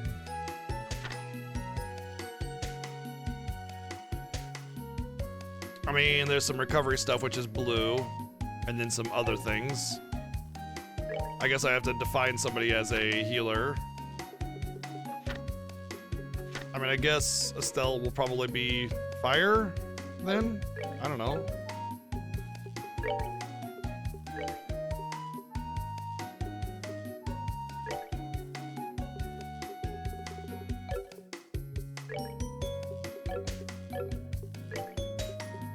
So the game wants her to be wind.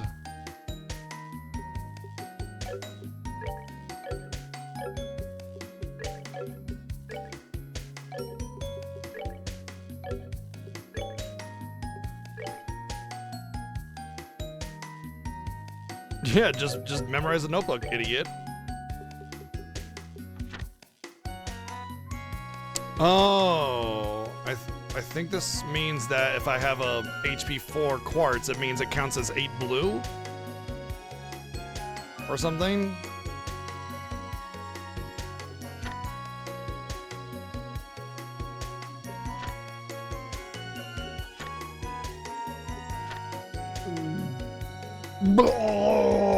Information overload.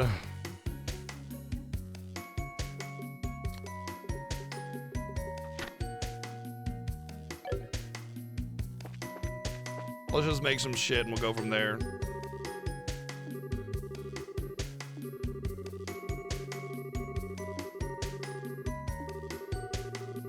If you need a refresh or anything, how about ask? Okay. This is the worst part about starting a new game every single time. It's always just like 5 billion tutorials that you gotta read through, and it gets to be too much. All right, I know I should care about my orb mints, so let's try to get through it. Orb mints are energy control devices that manifest a variety of effects via crystalline circuits rather, made of septium, commonly called quartz. When most bracers think of an orb mint, they think of combat orb mints that improve your physical abilities and let you use orbal arts. Combat orb mints are specially tuned to each individual user, so no two will be exactly alike. This mostly boils down to elemental limitations on certain slots and the arrangement of the orb mint's lines. Taking a person's strength into account, it's crucial in preparing a strong orb mint for them. Okay. Orbal arts are kind of magic, I guess you'd say. They can be activated through a combat orb mint's power system. Orbal arts is a bit of a mouthful, so people just call them arts. To use arts, or to get use out of your orb mints at all, you'll first need to synthesize quartz at a factory. Setting quartz circuits in your orb mint will allow you to utilize arts. The arts you can use therefore depend on the quartz you set in your orb mint. For example, if you want to fling around water arts, use water element quartz to focus your orb mint in that direction. Quartz themselves are circuits made from the sepith fragments, which are synthesized and engraved accordingly. They have a hell of a lot of effects when you put them in orb mints. They can make you stronger, faster, all kinds of things. Quartz are basically useless without an orb mint's drive mechanism, and that's not the only limitation they've got. You see, some slots only allow certain kinds of quartz to be set in them, limited by element. Particularly potent quartz will only be function if placed into upgraded orb mint slots. Upgrading slots. Alright, one of the new tricks with the new model, Combat Orb Mint, is slot upgrading. A lot of the higher end quartz for these new things are stupidly potent, but there's a catch. That kind of circuitry is going to require adjustments and upgrades to your slots before you can use it properly. Good news is the upgrades will also increase the maximum EP charge your orb mint can hold. You'll need Sepith to do it, but it's worth it, trust me. Let's make some quartz. You want my advice? You should make sure you can use some healing arts at the very least. Do you know what kind of quartz are required for healing arts? Blue. Your Bracer notebook will have a full list of arts and their requirements. Make sure to check it.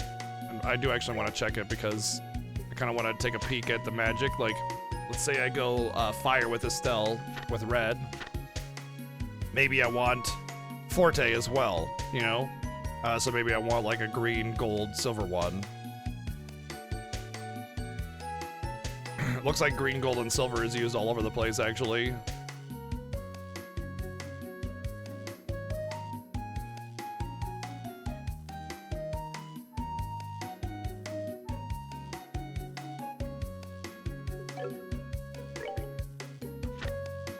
Or maybe I should prioritize healing coming from her because that way I'll always have it. If somebody leaves my party with my healing stuff, then that would be a loss.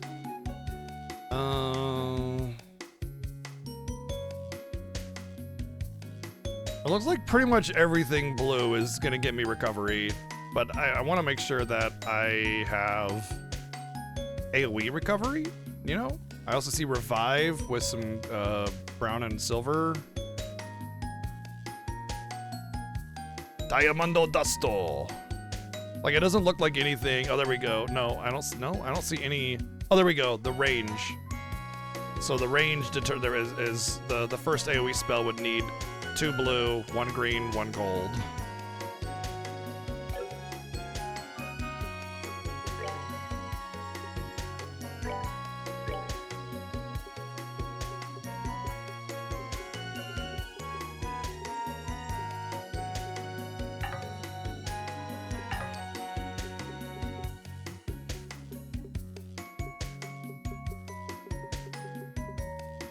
Where's my Sepith? Oh, I see. That's the cost. So, okay, there's multiple colors of Sepith.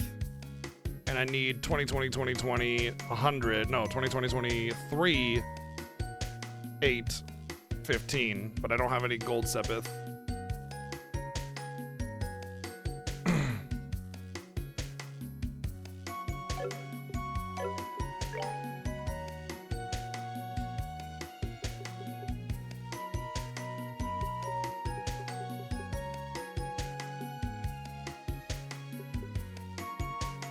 So I wanted that,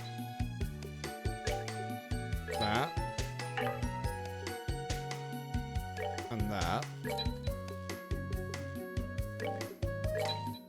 Might as well just. The game is basically giving me a direction on what to make here. Distant cousin to Legacy of the Wizard? The NES game? Oh yeah, because it's Falcom. Yeah, Falcom made Legacy of the Wizard.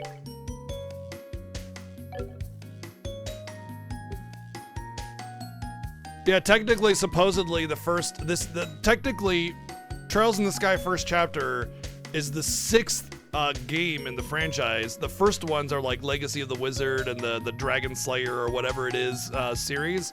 Which is technically Trails in the Sky first chapter is a spin-off of Dragon Slayer 5 or whatever it is. So it's basically like how Nier Automata is, or Nier Gestalt specifically, is a spin-off off of a hidden ending in Drakengard 3, and yet that's the popular franchise. So basically if you play Drakengard 1, 2, and 3, there's like a hidden weird side ending that you can get, and Nier Gestalt is a game series or game that was based off of that ending, if you get it that one. And then Persona, I'm reading chat. And then Nier Automata is a sequel to Gestalt, technically, after that, so it's weird. But yes, the whole Legacy of the Wizard, Dragon Slayer, etc. Series was sort of like it was vaguely connected. It wasn't really all that connected, and then Trails in the Sky first chapter actually brought a narrative appeal to the franchise with the realistically first game, you know. So like even though there are the 5 games prior to Legend of Heroes, Trails in the Sky first chapter, you don't need to play them whatsoever. I mean, I played Legacy of the Wizard. There's virtually no story. There's like a family of people and they go and defeat the dragon. The end. Like that's it.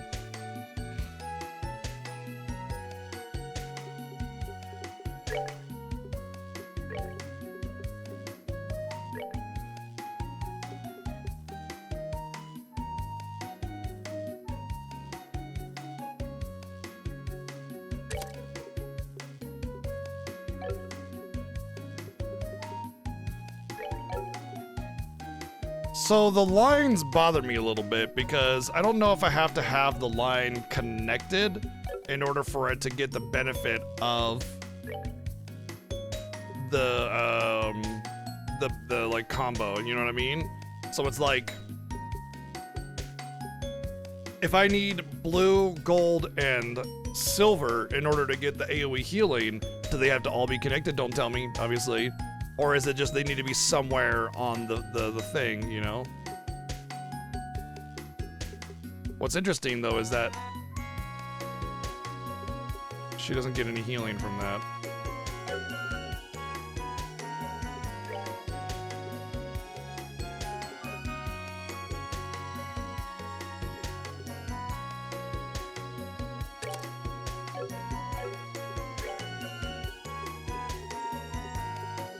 Also, the lines, like, some of the lines are gold and some of the lines are blue. And it makes me wonder, like, there's also, I'm also theorizing that, like, if you need to have a combination of something in order to get a spell, you might have to deal with the lines, right? So it's like, this is connected to that one, it's connected to that one, it's connected to that one. And if you get that line of orbs, then you will get the spells in question. So...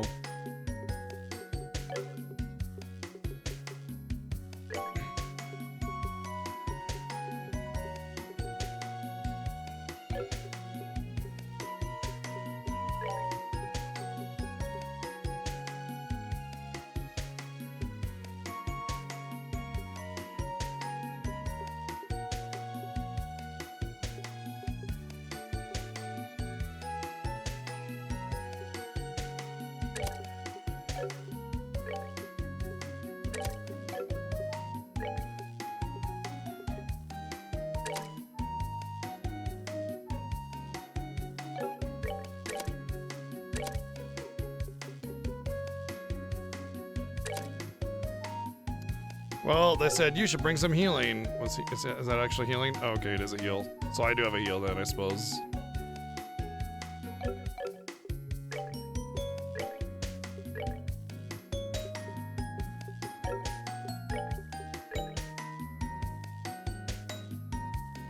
Yes.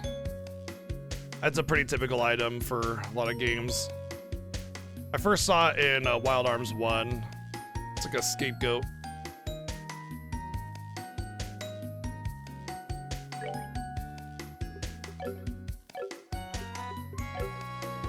A 1,000 as a heal doesn't really seem like a whole lot when I have 2,500 HP though.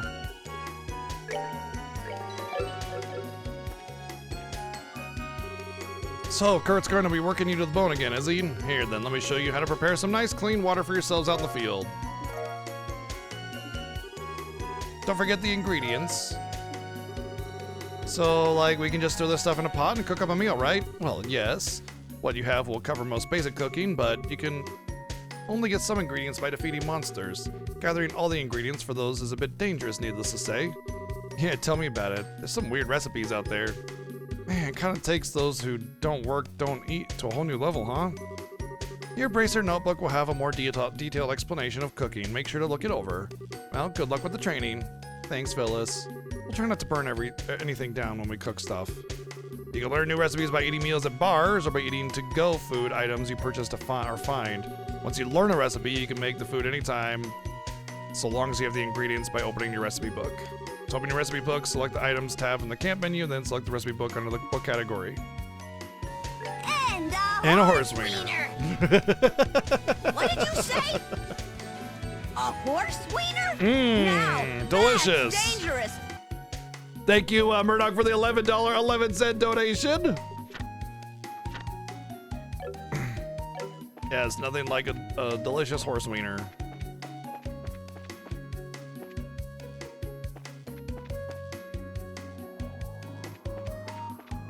What's up, Ryudo?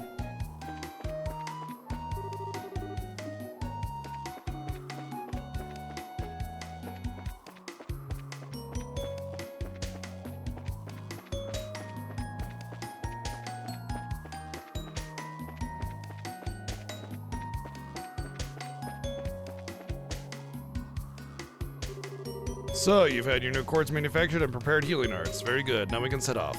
Finally. So we're heading for that sewer-like thingy? Really? The first dungeon of this game is also a sewer? Come on. Indeed, the Balster Canal. As I said before, the monsters within are dangerous. Are you two prepared? We're ready. Very well, let's get going. Follow me. Right behind you, boss.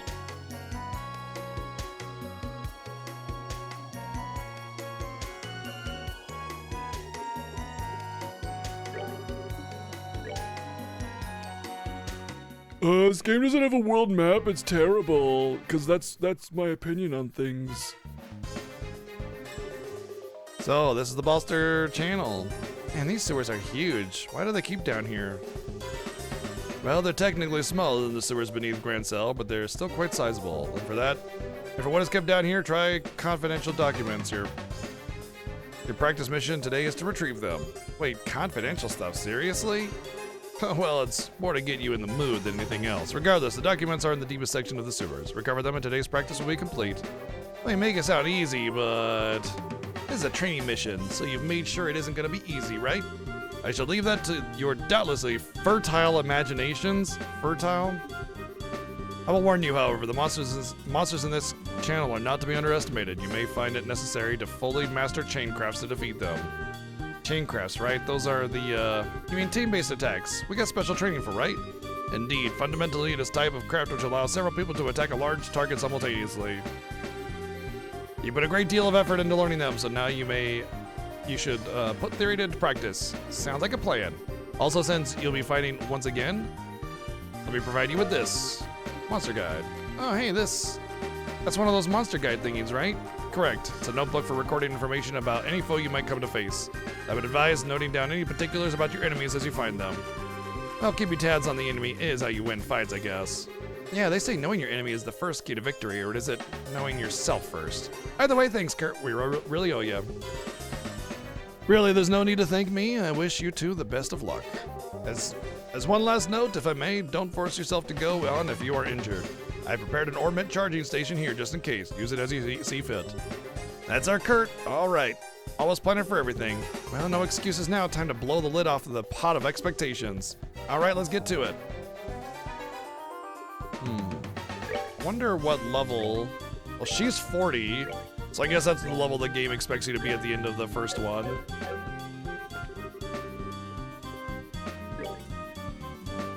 Oh, hi, Madzi. Yeah, what do they keep in a sewer? Doo-doo butthole. Doo-doo poop. Monsters already? That was quick. I'll say, these would be perfect for a warm-up, though. Oh yeah, this is our first real fight in a while, isn't it? Might be worth it to go over the basics of fighting again. Well, how about it, Estelle? Want to go over everything again or skip straight to the practical stuff?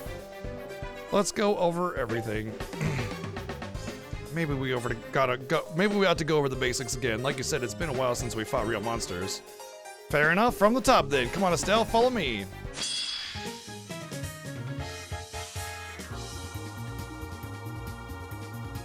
Battle order bar indicates who attacks first. It starts from the top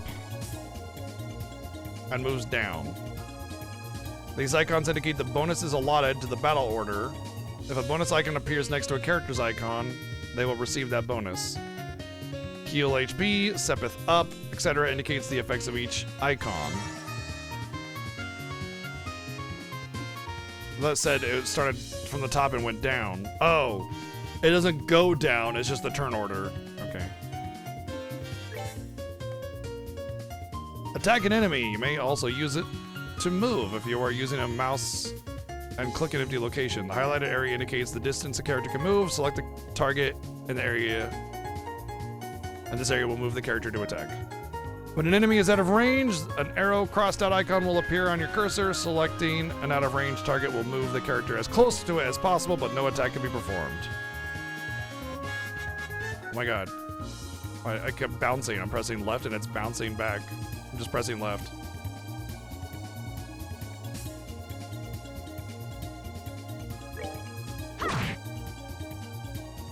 I won it. I'm so good.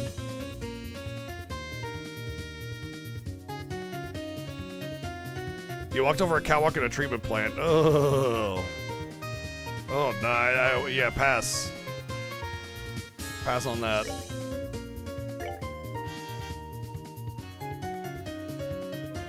Chrono Kid! Thank you for 85 months!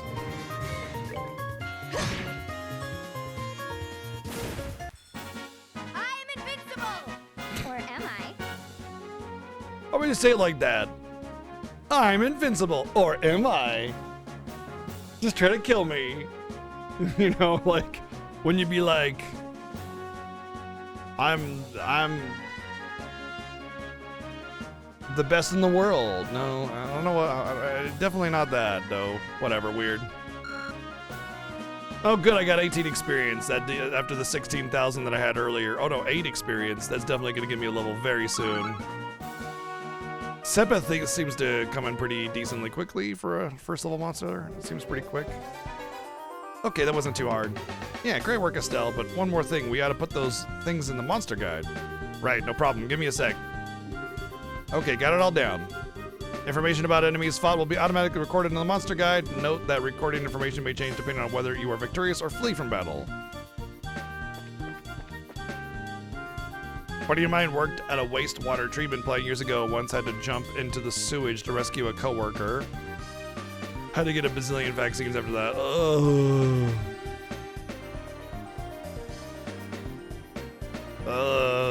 Pass. All sorts of pass. Here comes some more. Ugh, these things are all sludgy and soft. My sword's a toothpick against them, so is your staff. This is a perfect chance to whip out some arts. So, just blow these monsters up with arts, right? Okay, then here we go. Arts can prove effective against enemies where default attacks do not. Arts can be cast over long ranges, but take some time to activate. Using arts consumes EP. To recharge EP, rest at an inn, hotel, or recovery point, or use EP charge items. So it's MP, just MP with more words. Arts are effective against foes which are difficult to hit with weapons or those on which physical attacks have little effect. Takes time before arts can be cast. Also, EP is consumed when arts are cast. All arts have an element. Determine the element most effective against your foe and use it.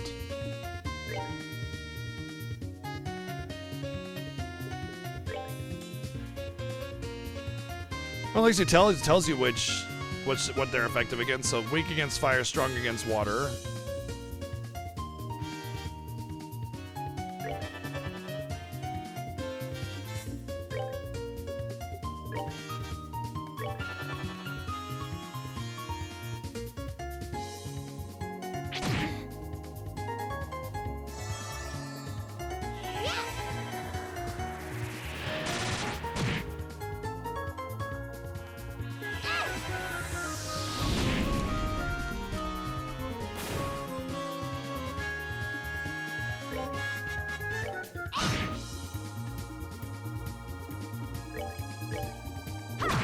At least this battle theme is quite a bit better than the first game's battle theme. Piece of cake.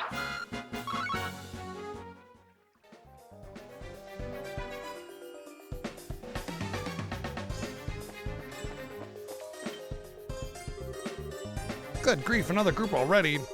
Well, this is a pretty good chance to practice crafts, Estelle. Remember, crafts aren't just attacks, they have all kinds of effects depending on what you do. And if you can get 100 CP, you can break out a super strong S-craft. So you get, if you do a lot of hits, then you'll get a super duper special S hit, or shit for short. Got it, okay. Crafts are pretty important for giving yourself tactical options, huh? Yep, and remember, using S breaks to get an S craft is quick is important in real combat. We'll go over S breaks in the actual fight, okay? Crafts have similar range limitations to physical attacks, but occur immediately. CP, which is used to activate crafts, is gained when dealing or receiving damage. Limit break, basically. Should your CP reach over 100, you will be able to use a special craft or S craft, and you can also trigger an S break. Notice how the game was just giving us 98. Crafts, okay. Using crafts consume CP. CP is gradually gained by dealing out or receiving damage in battle.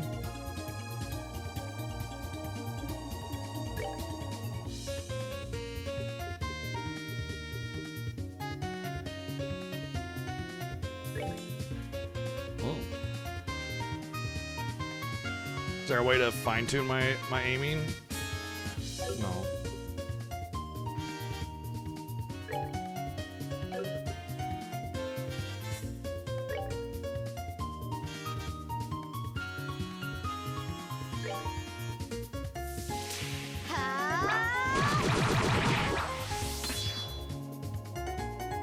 These are actions which allow S crafts to be immediately unleashed while ignoring the battle order once the CP gauges reach 0. S crafts which will be used as S breaks can be changed by going to tactics and then set S break within the main menu. This doesn't even make any. This is press the break button to unleash S break, and S break cannot be unleashed under the blank condition or whatever. Now press the break button to try unleashing an S break. If you are using a keyboard, you may use the 1 through 4 keys or the arrow key to select it before unleashing it.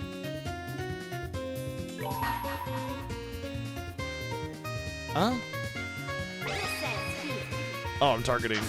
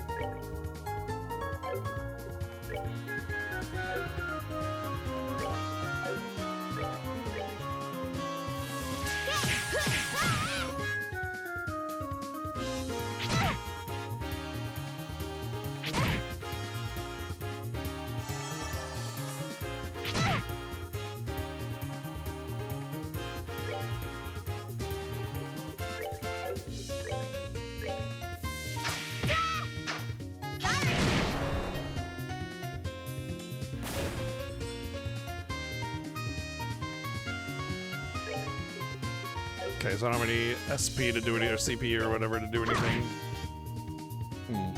Seems like a regular attack does almost as much. Good to go.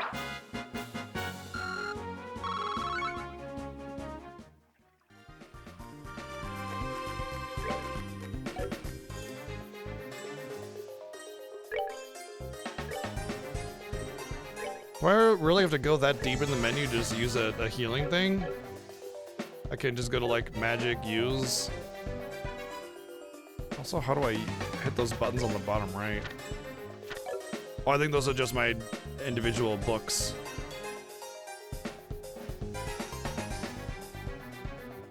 What's up, Ariana? Thank you for the raid. Welcome in. Welcome in. Hope you had a good stream. So we are starting our Trails of or Kiseki franchise journey. We've already played first chapter a couple years back, but we kind of just got distracted with a lot of other objectives and games and everything. So we're starting back with Trails in the Sky second chapter. So we are basically right at the beginning of the whole franchise, finally getting our hands into it and trying to actually get through the whole franchise before the end of the year. I'm sure you've heard a lot of good things about it. I have mixed feelings about it up to this point, but so far this game has been pretty decent, so I would say. So, you know, we'll see how it ramps up later on. But first chapter is definitely a bit of a slog to get through in order to get through the rest of the games. I would say don't judge it by first chapter, but you may love it. Who knows? So what are we up to today? What's going on? What are you doing? I've been good. Been good. I have cats around me, so it's pretty dang good right there.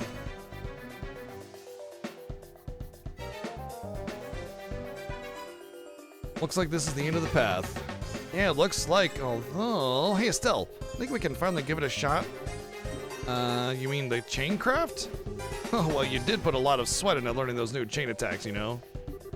I say we try them out in a real fight and get a feel for how they work in practice. Works for me, come on. Right, just say it. So yeah, definitely go follow Ariana. She's amazing and does lots of awesome stuff, especially Phantasy Star related things. As you can see, started work on Phantasy Star 2 Randomizer Revamp. Should be practicing for Limit Break, but you procrastinate when you have Shiny New Object. That sounds normal. Thank you again for the raid, Ariana. I hope you're having a good one. And there you go, some Phantasy Star goodness over there with Ariana, so drop her a follow for sure. Chain crafts are a technique that allow multiple characters to attack in unison. Guessing I gotta select craft. There we go, chain 1. Up to 2 people charge forth and deal damage.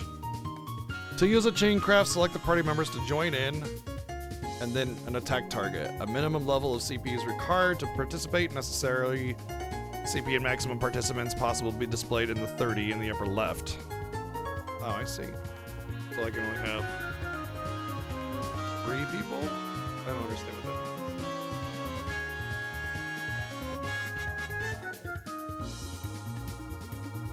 The more participants, the greater the attack range. Characters further back in the combination attack will also have greater attack power. Oh, so it's like Disgaea in that regard.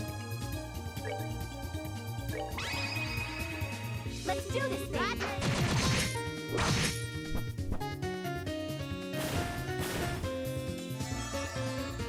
So the chain craft is basically a good way of getting AoE out.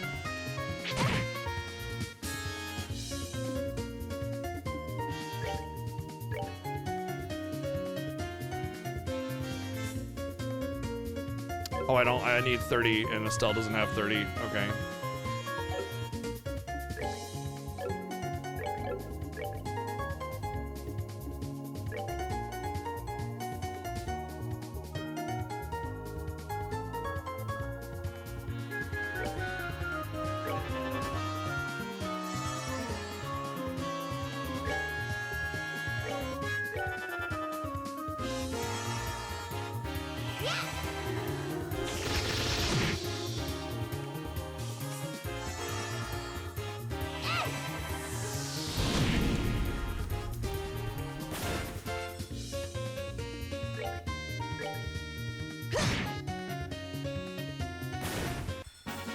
I'm invincible! Or am I? I am invincible! Okay.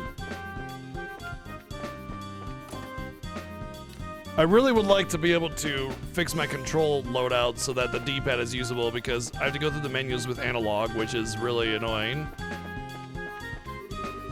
I didn't want to start the game because I knew it'd be 5 million hours of whatever. And so I couldn't test the controller to see if it actually would work. Well, that seemed to create a bridge.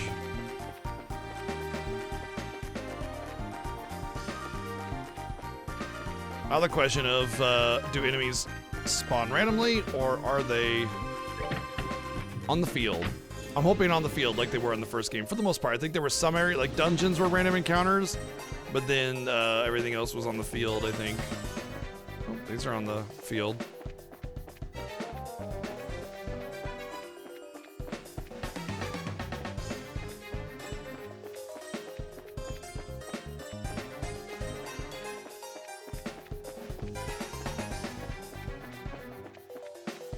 Well, I happen to go the treasure way.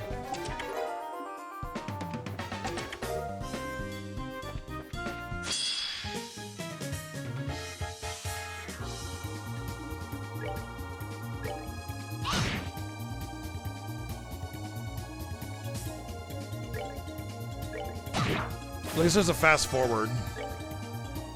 That might help.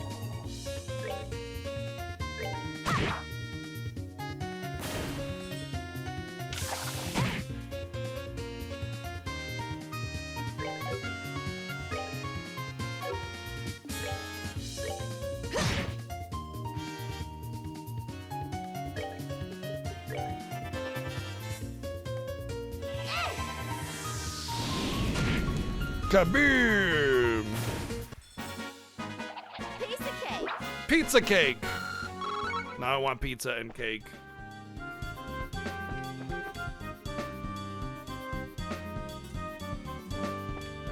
Yeah, he really loves this series quite a bit.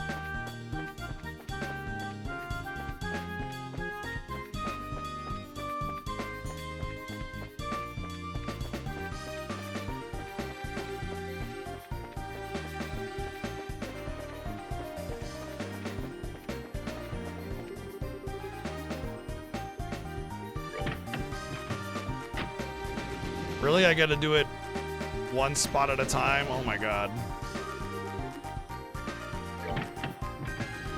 Thankfully we have fast forward for that kind of thing as well. Why? Why can't I just move it right, you know? But yeah, there's a fast forward in this game. That's nice. I don't know how much I'll use it, but, you know. I'll try not to overuse it, basically. Alright, this feels like the right way now. There is a map. How do I access it with a controller?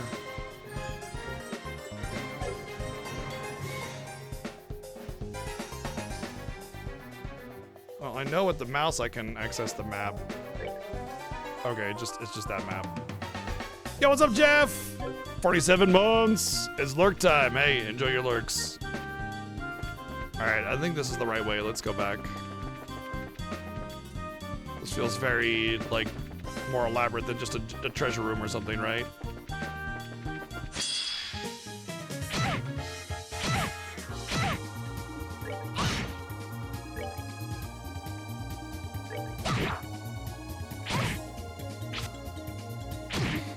You didn't die.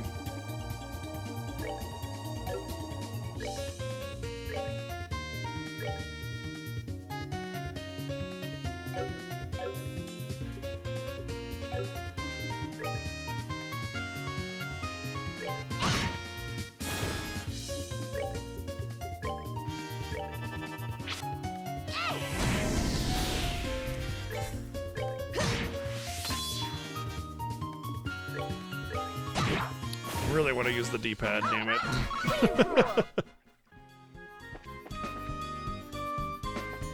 Yeah, I mean, we definitely got an ambitious journey ahead of us, so it's kind of, it's not right to judge the whole franchise just yet.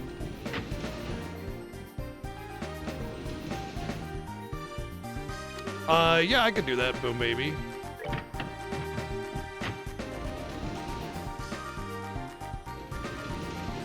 Well, I mean, I guess you could just resurrect the Xenoblade Chronicles X channel that's already in there, right? I don't see any reason why you can't just use that one. That's fine. I'm fine with that. If you want to do that.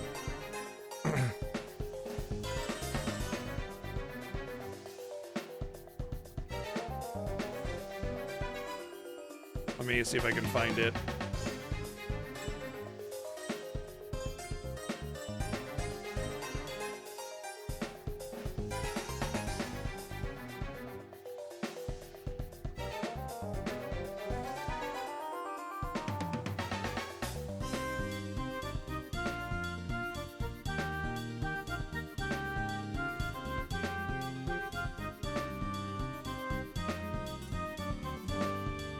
Alright, it should have popped up with a new message showing that it's a current forum thread now in the Discord. So you should be able to use that one now. It should be visible right there.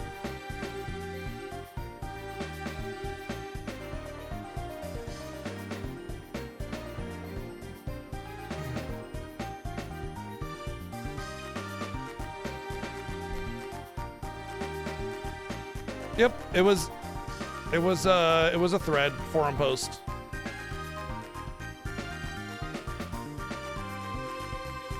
I think it was anyway. Yeah. Vaccine and spoilers, Xenoblade Chronicles X. Yep. There you go. Feel free to use that.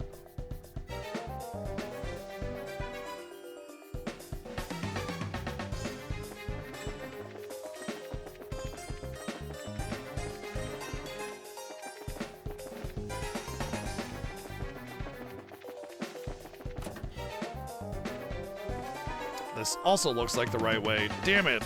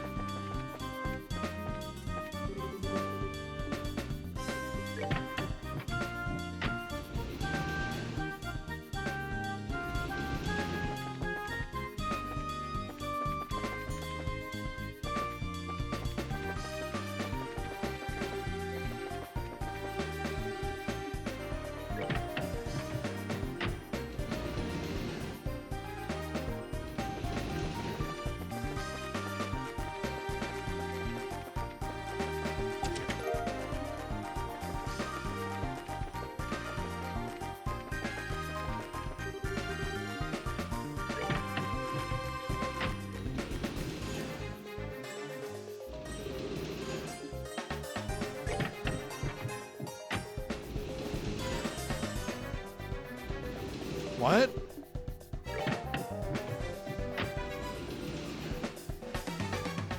Both left and right are the same thing?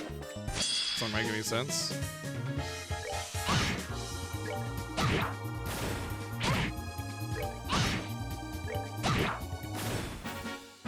Piece of cake.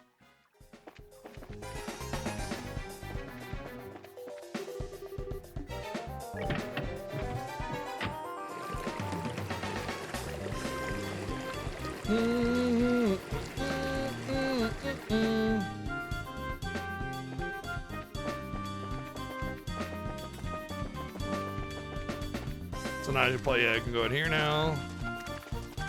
Oh, lots of tragedies. Was it 10 of just the silver, or is it like 1 of each and then 10 of that one? Surprise cookie. Found a scrap of paper with a surprise cookie. It's a recipe written on it. Learn surprise cookie recipe. Oh yeah. In this game, in these games, if you search the treasures twice, they have little hidden messages. Can I help you? Oh wait, you already helped yourself. The empty chest opens with a groan. I guess it's tired of being opened over and over. You open the chest realizing you already looted it, then angrily slam the lid back down.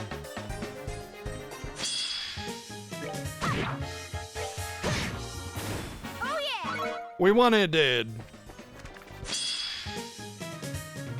Whoops.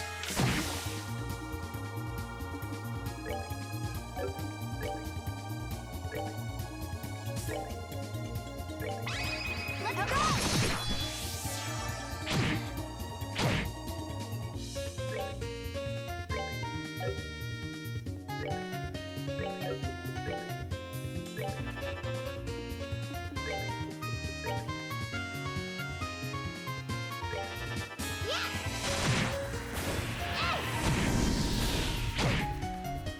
Yeah, I like the idea behind having all these unique text bits in each of the chests and everything. I think it's smart. I'm invincible, am I? Gives a little bit more flavor to the game, you know? Although I'd say, like, one problem that I'm having right now is that the XP I'm getting in here is if, like, I started a brand new game at level 1 and not 38. So it just feels like the XP I'm getting is garbage. The only reason I'd want to fight is for the quartz. Yeah, there's like very little repetition. Yeah, exactly.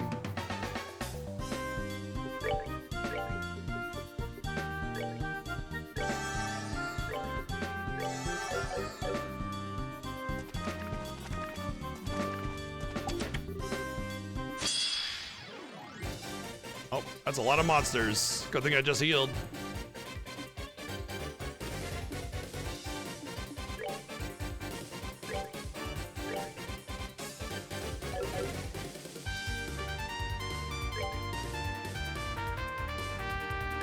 Here I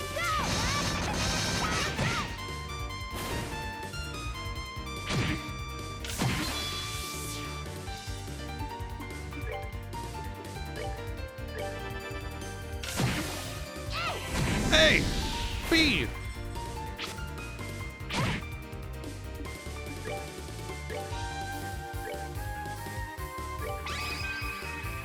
Let's go!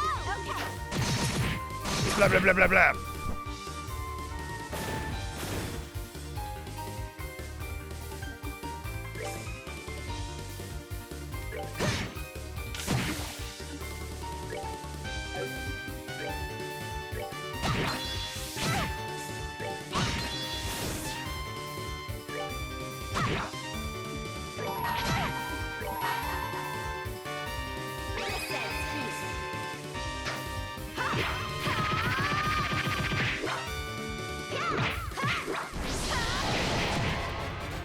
There's an exclamation mark over there. What's that about? Oh, too late. I think I had it hit with my mouse.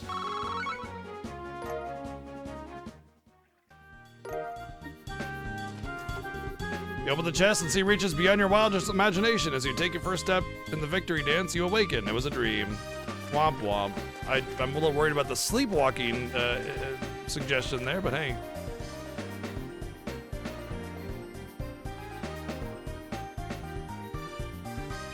Yeah, they basically said money, and so they split the first game into 2 games. And that's why the first chapter is basically just a glorified prologue.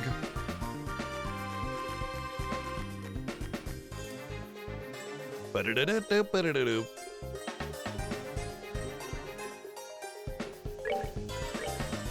Go off save anywhere though. Can't be mad at that. Love that.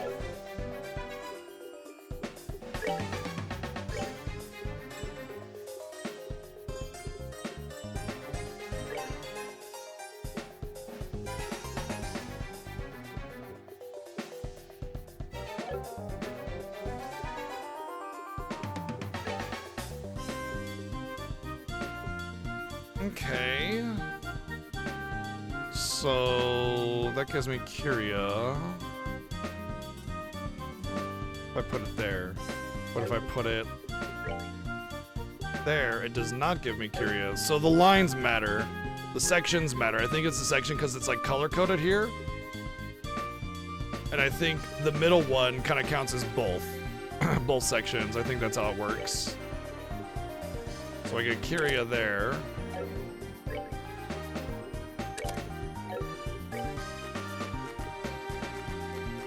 Didn't I have 2 reds?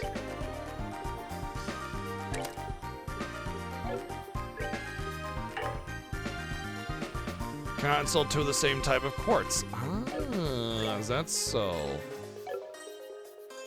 Then, oh, it's just attack 1. That's why it's the same. This is mind 1 and HP 1, not attack 1. Okay.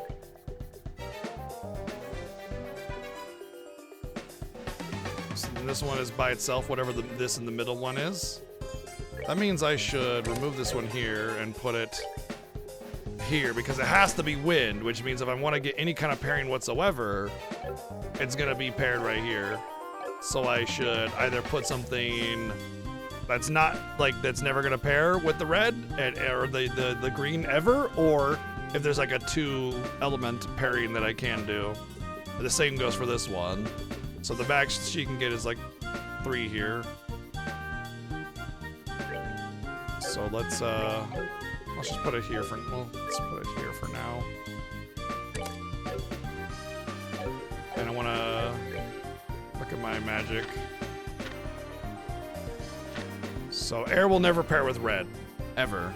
But there is green and gold, and then green, gold, brown.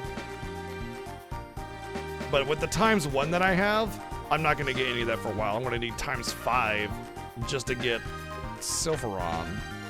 I guess there's like Aerial, which meh, you know, right? I mean, I guess it's an AoE, but I'm just saying it's not like that strong of a spell. I don't have to really worry about it too much. As far as blue goes, clearly I have the Curia because of the silver in that line. It's all blue, silver, green, gold, and brown. Jeez, a lot of colors I should worry about.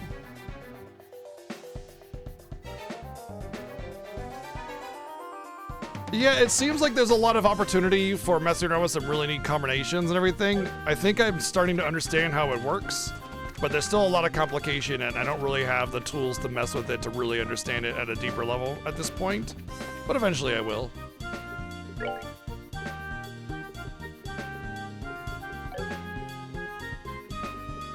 I need to figure out how to cook.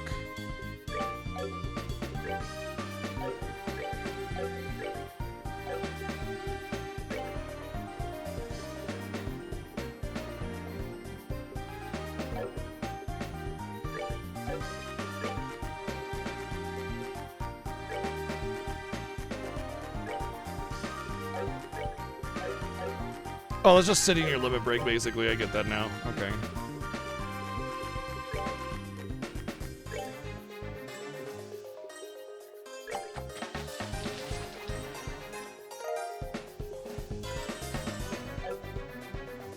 Wonder if I have to go to my book every time I want to make this.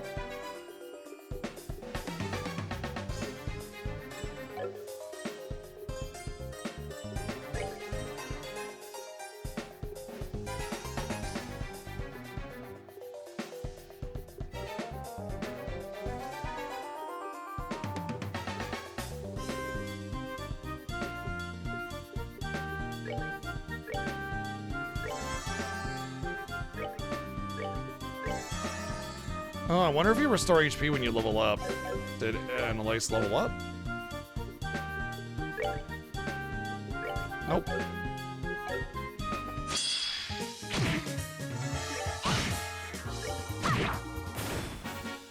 I won! I'm so good at video games. Praise me.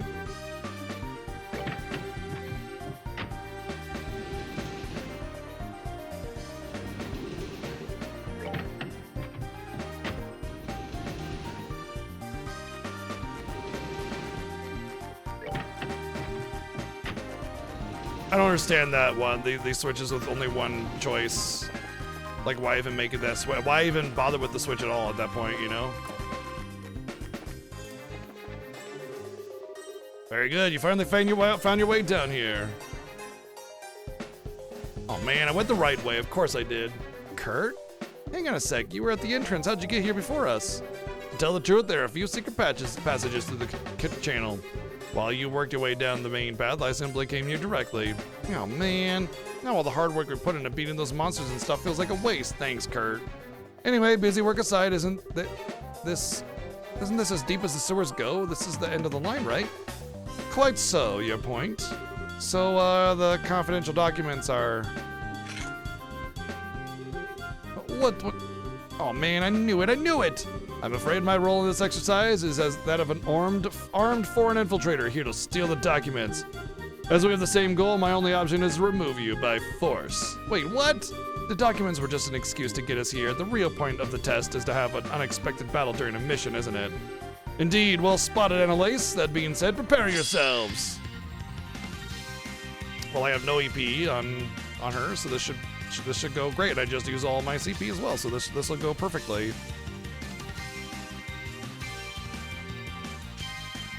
All right, let's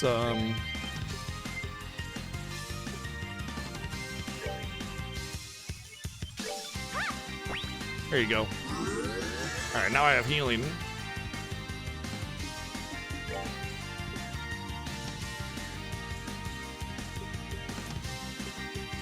I like how it tells you how you got the thing in question, you know?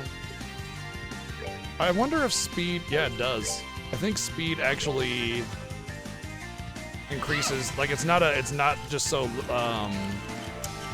it's not, like speed is like Final Fantasy X, where it's more of a CTB thing, so probably pretty huge.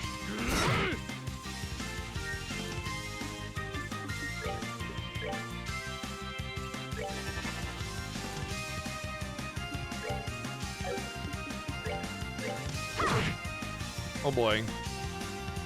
You don't take much damage.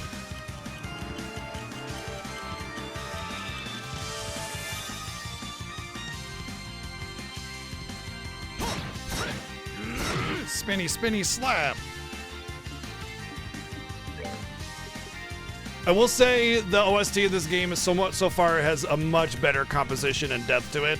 The first game's OST was like neat, but really shallow. Just like one or two instruments with very, very simple little ditties to them. And so far this is a lot more robust.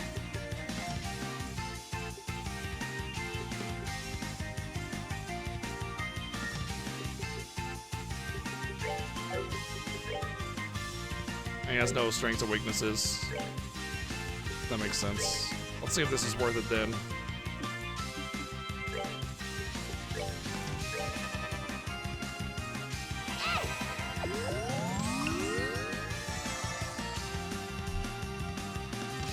My mouse keeps popping up.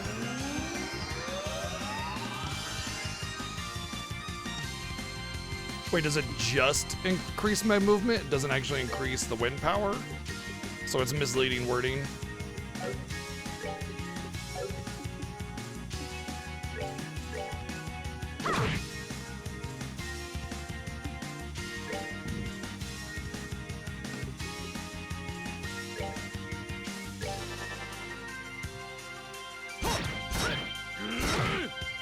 Oh, didn't first chapter have that like whole every time you get hit when you're casting a spell it can be interrupted bullshit? And it just made like casting spells completely garbage. You only have like 13 games of the trails to get through. I know, right? Wasn't that one? Oh, okay. Gosh, there was a game I played like that. It was so annoying. But there's 12 currently in the series Chrono Crash. So this means this is the second out of the 11 that I have left. Well, the first out of the 11 that I have left. Should probably just firebolt and see how much damage I can get out of it. Oh, that was her? Oh, whoops. By my art, become hard as steel. You heard him. By my art, become hard as steel. Become hard as steel. Seems like defense up affects more than just... Oh, what the fuck? That's a little bit more than defense up, dude. That's trivialized my damage. I guess that means that there's like a linear scaling in the game, which leads you to potentially be able to hit for virtually no damage unless you overcome some arbitrary defense value. Not a fan of that. You want exponential scaling because that way when a defense is very high versus your attack, you still do some damage, so you can actually still win. But now it's like, now physical attacks are virtually completely worthless on a tutorial, essentially what boils down to a tutorial boss. It seems like his defense also goes up against magic, because I was hitting for 500 with my, okay, never mind. Maybe not.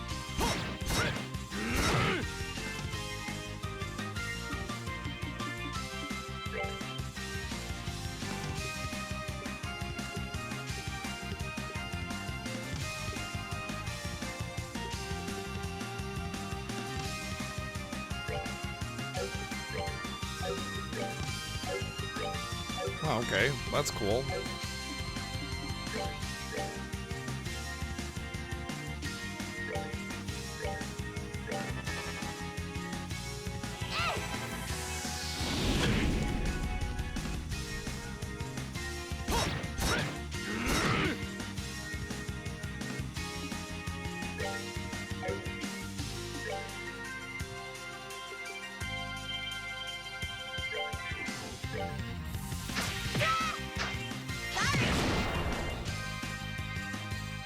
Well, the AT delay didn't actually work on him.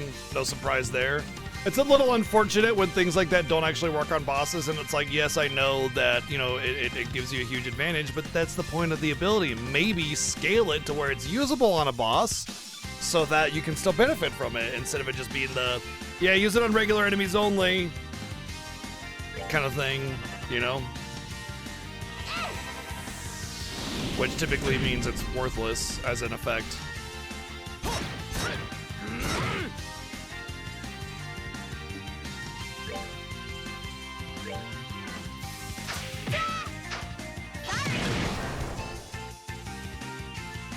Oh, that time it worked.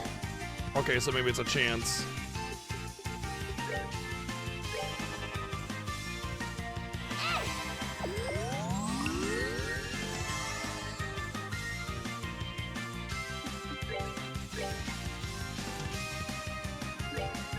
No, no, no. By my art, be calming as ocean waves. You can heal over that much, that's fine.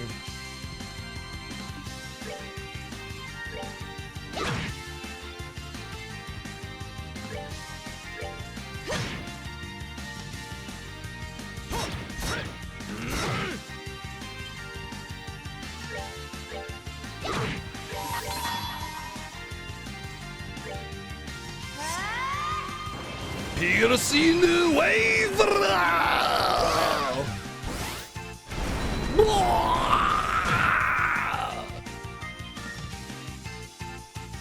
Wait, where's my pummel? Where's my pummel? Oh, there we go, okay. Consecutive normal slaps!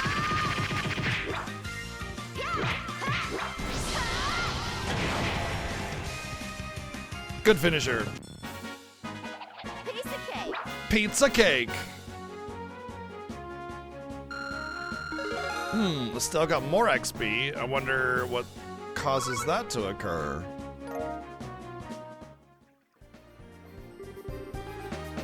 I wasn't even holding back that time. Well done. That was a clean victory. Pant. No, it's pants, actually, Estelle. Like, even one pair of pants. See, only the singular leg is the pants. So if you have a pair of pants, it's pants always. Sorry, that's not... Yeah, unless you're referring to each individual pant. You're like, pant? I guess? I don't know. We won? Yeah, my arms say otherwise, but we did. Just what do you expect from the artful tactician? 2-on-1 and we barely won. All right, with the infiltrator neutralized, the documents have been recovered.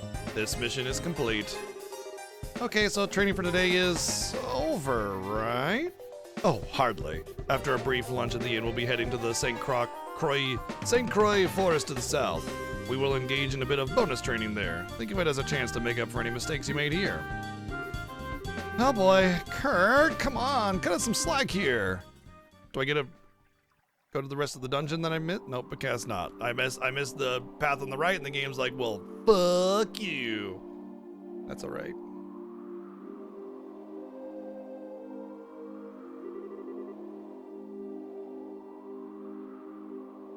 That concludes today's training. You did well, you two. You must feel tired, I imagine. Yeah, just a bit. I'll say, feels like my legs are gonna fall off. That was the hardest thing we've ever done. We still need to work on your endurance a bit, perhaps. Well, be sure to get some rest this evening. We have quite a day tomorrow. Yes, sir. See you in a bit, Kurt.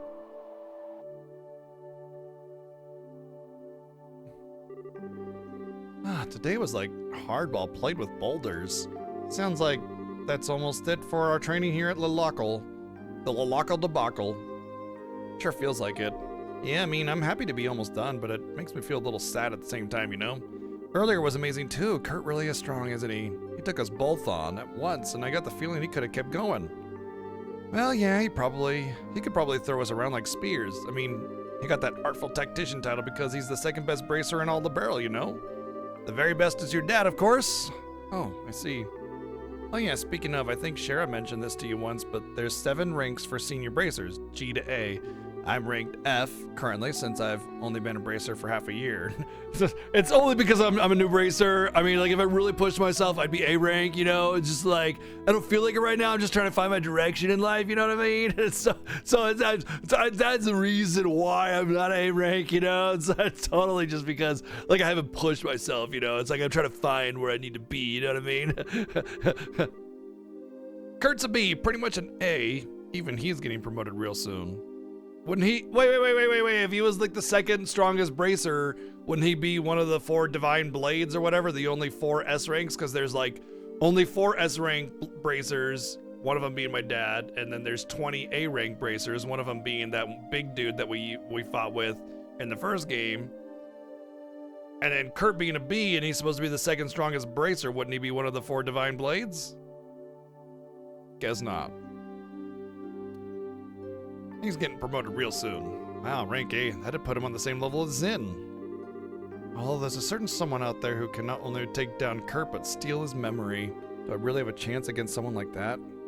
Estelle, what's wrong? You look so serious all of a sudden. Oh, sorry. I was just spacing out for a second, I guess. Spacing out, huh? Spacing out about Joshua. Well, you could say that, I guess. I kind of figured as much. I haven't wanted to pry on something, but Shara did tell me a little bit about what happened. You must be worried sick. Really do hope he's okay. Yeah, but hey, I'm not too worried. Joshua was just a lost boy who ran away from home because of a misunderstanding. I'll bring him back even if I have to tie a leash to his neck and walk him home. That's the spirit. I'd pay good mirror to see that too. Estelle, keep that up and you will find Joshua. I give you my super shiny senior bracer guaranteed. Thanks, Annalise. Didn't we just finish talking about how you weren't really that old or senior yet? What? Estelle, you meanie face. You're saying like I'm a kid, aren't you? No, it's not what I meant at all. Man, I'm like 2 years older than you too. Well, to be honest, I'd much rather be your friend than your superior. But we're friends forever, right? Yeah, you bet. Sure. Okay then, time to scoot up to bed and rest for tomorrow. Who the fuck goes to bed just like, all right, let's go to bed and sleep right away? You know, like who the fuck does that? Like for me, it's like veg for as long as possible until I go, okay, I think I'm actually getting tired. I should probably go to bed. Let's keep myself busy for half an hour and then, you know, slowly scoot off. Seem kind of bushed. Might want to skip tomorrow's morning practice. No, it's okay. No matter how tired I get, a good night's sleep has always seemed to charge me right back up, because I'm a Saiyan. As long as you're up for it, I'm good. Sweet. We'll do some stuffing beating tomorrow morning then, okay? For now, though, good night. Yeah, good night, Annalise.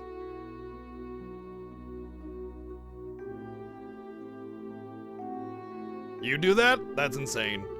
I am kind of beat. Time to go crash into a nice warm bed. Though, hang on. We did get a lot of Sepith during the training mission. Building a new set of quartz sounds like a good idea right about now. Maybe I should go bug Robert before bed.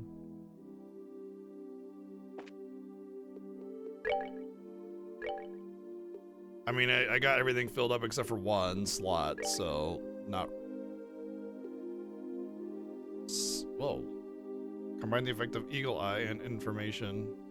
So I can replace this one then, huh? Oh, it requires a level 2 slot. Okay. Is that a Heaven's Eye quartz you have there? Well, I'll be damned. That's some pretty high grade quartz. You'll need to upgrade an orbit slot in order to use that. Requires a fair bit of Sepith, and it'll also increase your orbit's EP charge capacity, so you should give it a try. If you select slots from Upgrade Exchange, you can upgrade your slots.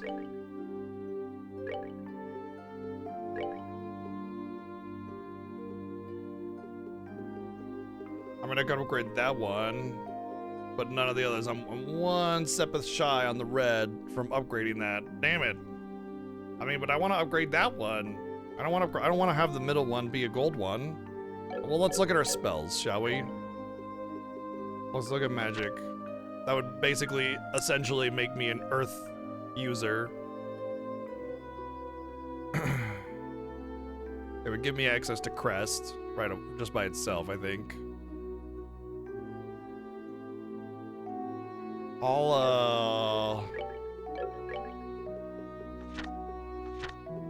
I'll wait.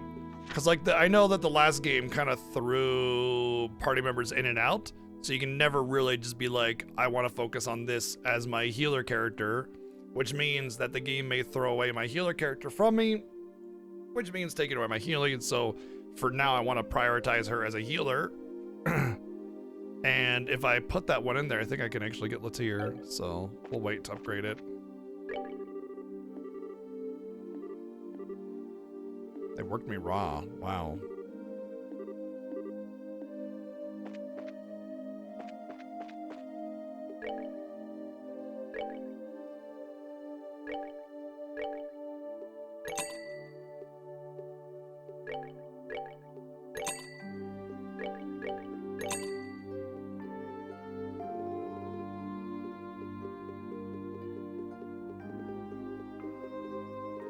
When I get a little bit more mirror, I'll buy some ingredients, but for now, I'll just hang on to it.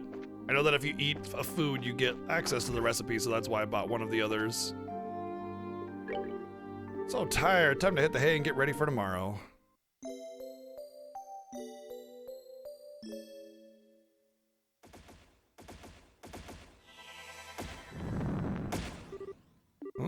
Did I hear something? I figured that there was going to be a battle in the morning. That's why they suggested that I check out my new thing. Wake up, don't care slumber! What is that sound? Wait a minute. Is that gunfire?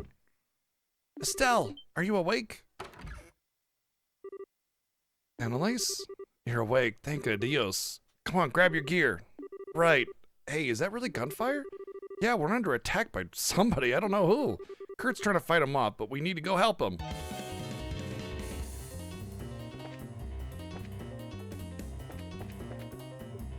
Let's get a save on. Let's get our save on. Oh, look, we're still in the prologue. 3-hour fucking prologue, man. I should hold him off for a moment. Are you alright?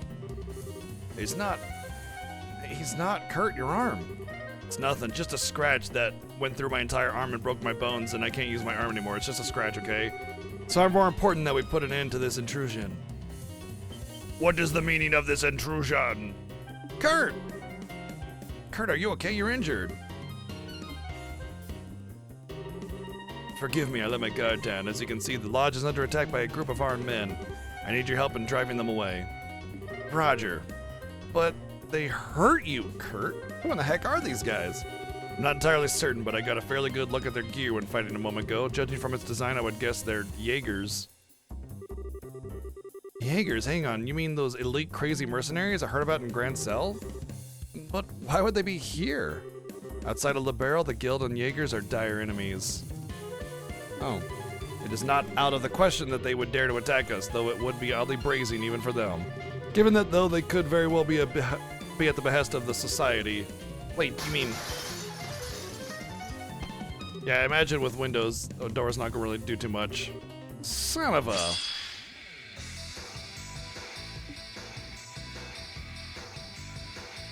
Where's our lighters?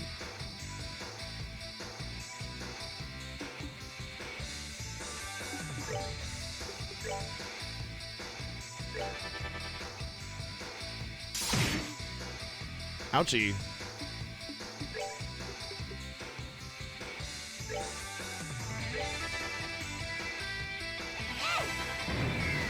Donk.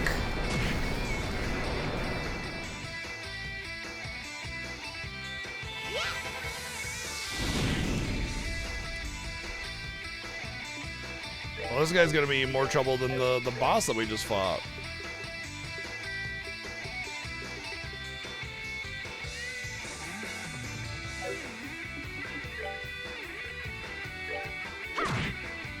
Okay, seems like attacking is the better option here then.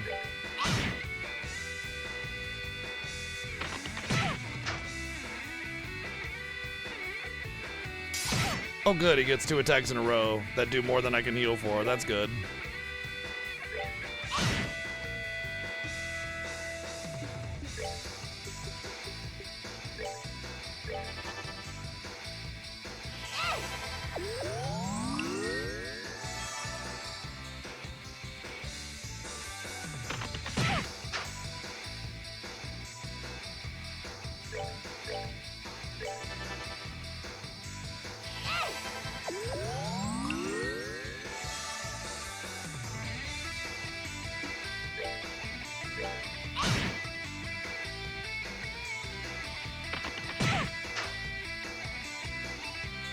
No, I don't think it's a force loss fight. It's pretty obvious it's not a force loss fight.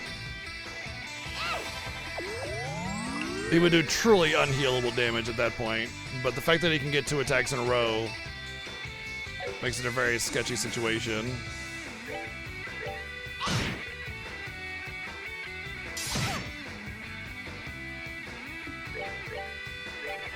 What's up, Durian?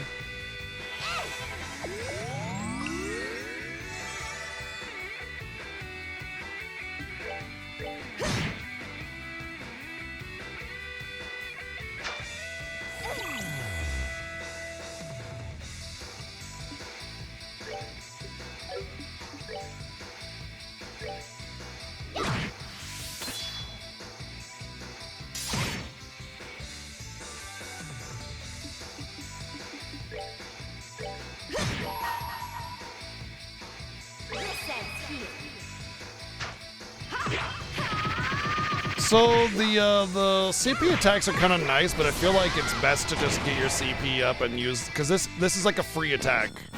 So it just interrupts whenever you want. And I feel like it's better to use that than it is to waste turns with attacks that barely do more than your regular attack. I managed to win somehow. Okay, whoever you are, drop the weapon and surrender. You brats are better than I thought. Still not good enough though.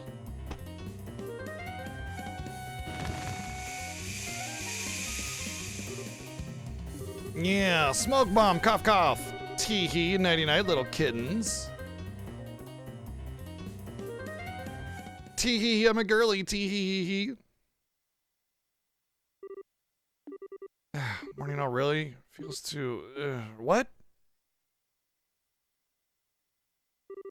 What the heck? Why in the goddess's name? I remember an attack and then. Why would they not kill us? If they were attacking us, they should have killed us. Analytes, wake up! Oh no. Stuffed bunny and a stuffed teddy bear. Which one to pick? Can I take them all, Grandpa? What the heck kind of dream? Analytes, come on, wake up. This is not the time. Had a good day at work today. Just finished dinner and sitting down to continue your solo low-level squall run. Oh yeah, good luck with that. Yeah, but it'll be up. I mean, it's viewable right now on the VODs, but it'll only be there for 60 days. Oh, morning, Estelle. All right, time for another practice. Gee, no, it is not. No, it is not time for morning practice. Just wake up already. Get it together. Huh?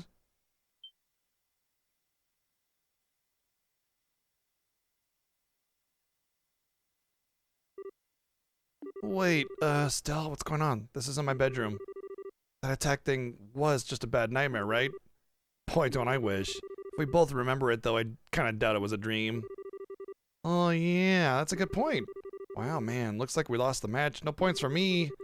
Analytes, why do you get the sense you're still half asleep?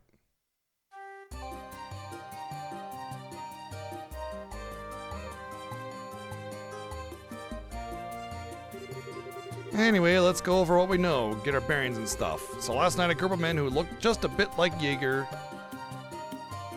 attacked the lodge. I remember Kurt was wounded, but right after we arrived, an enemy jumped through the window, and right after that, it was lights out for me. Yeah, that matches what I remember. Question is, how the heck did we wind up here? Good question. That is kind of weird. Looks like they left most of the stuff on us, but, you know, all my new combat gear is missing. Oh yeah, mine too. So that means we were probably brought here by Kurt. Somehow I kind of doubt that Kurt was injured. I don't think he could have carried the both of us that far in his condition. Yeah, besides Kurt wouldn't leave us defenseless out here. The most likely answer is the Jaegers, but in that case, why didn't they tie us up? Or I don't know, stab us or something? They just left us in the open. Well, let's see. After knocking us out and disarming us, something happened and they had to quickly retreat somewhere else, leaving us behind. No, they would have just stabbed you on the ground right there. That's not pretty believable. No. If they wanted to kill you, they would have just been like, oh, look, they're unconscious. Stab. Done. You know, like 2 seconds, right? In that case, sticking around here is like asking to get our heads cut off. Estelle, you still have that map, right? Oh, yeah. Still have some of our stuff, too. Yeah, here it is. Yeah, I thought so. There's St. Croix Forest, where we were training last night. I'm guessing that's where we are now. That's a hell of a guess. So in that case, our first goal should be getting out of the forest and checking on the lodge, right? Yeah, I want to see if we can find Kurt and make sure he's okay. Like I said, we gotta get out of this stupid forest.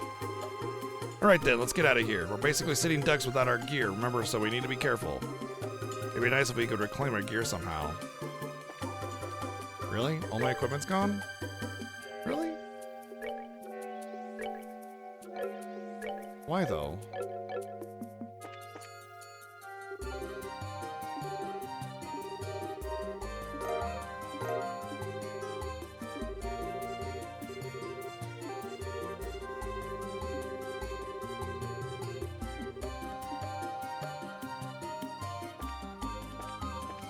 Yeah, there's no way that they dragged us all the way out here just to stab us. You know what I mean? They would have stabbed us and then dragged us out here or just left us there.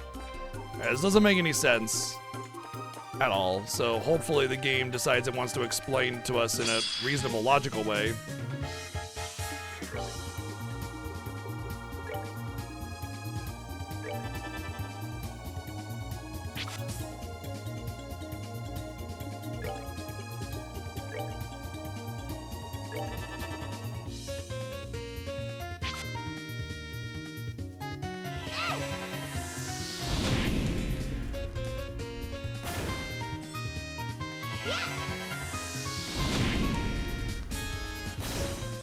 Yeah, after thinking about Kurt's arm injured, I would say a third party would have to be involved. And that's what I'm hoping happened, like right as we got smoke bombed, somebody came to the rescue or something. Which is a, you know, typical RPG convenience thing, but at least it's better than, yeah, they came out here to stab us and then decided, maybe not.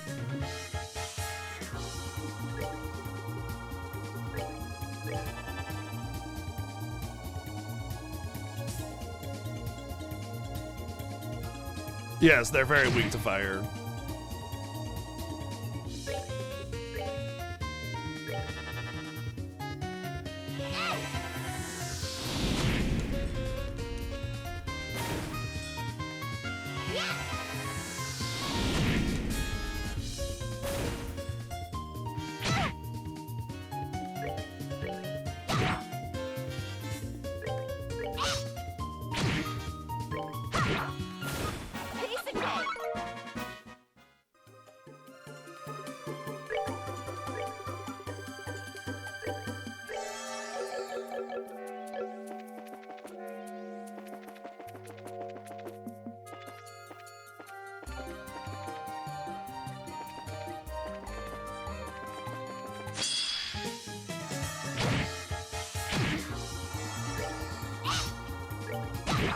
Or she has terrible accuracy when she doesn't have her weapon. Oh, good.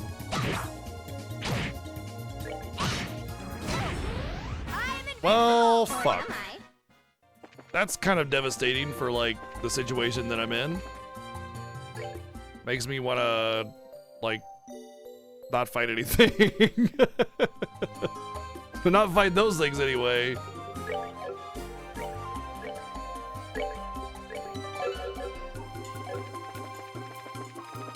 I don't think the Trials in the Sky developers know what a prologue is. Hey, do you think this could be our equipment? Sure looks like it. The rest of the stuff might be hanging around like this. Cool, I kind of like to avoid fighting the monsters, but we do need to find our stuff. I know I don't have anything, but can we still hang out, right? Wait, come back!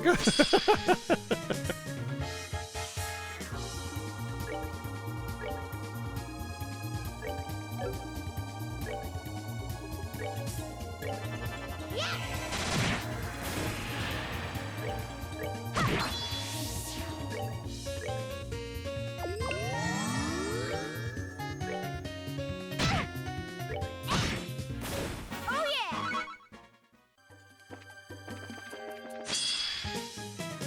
Damn.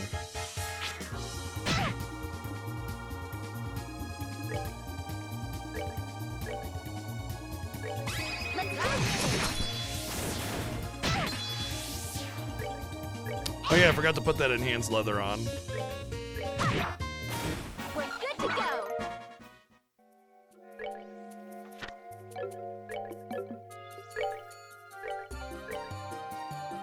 Slight improvement over having nothing.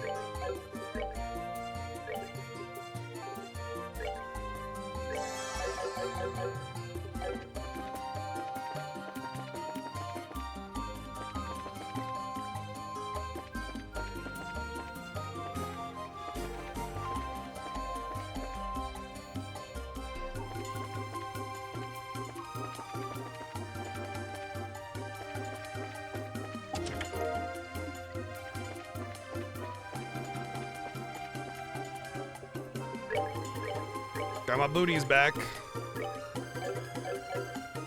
She just needs her weapon and she'll be good to go.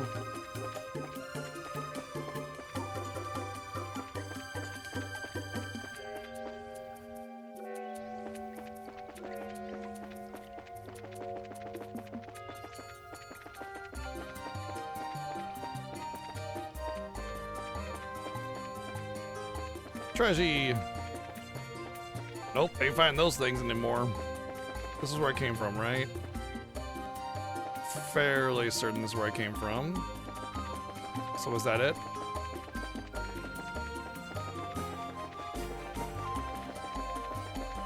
Yeah, I think it's just this path down here for the treasure, and then shows me that there's a treasure over here. So when I go over through this way, I should make note of that and prioritize going left.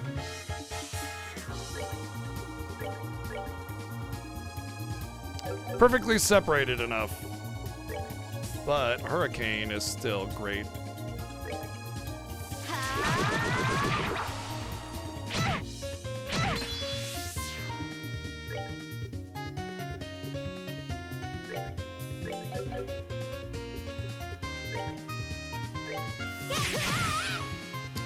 Damn it.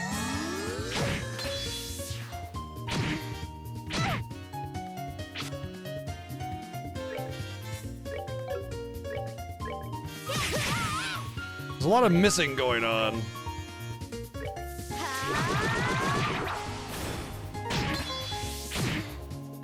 At least with her armor, she's taking like no damage now, though.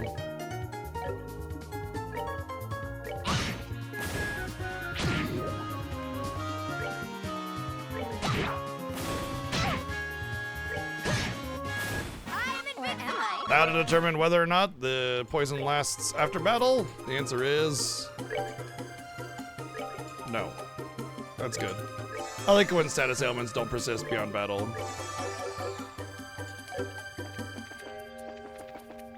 Well, it's certainly better than the first chapter OST, I would say. Like, a lot of people praise the OSTs of Falcom games, and while I have definitely heard some good tracks here and there, it's a lot of hit and miss for me when it came to the Falcom games I've played. But this OST so far has been very decent.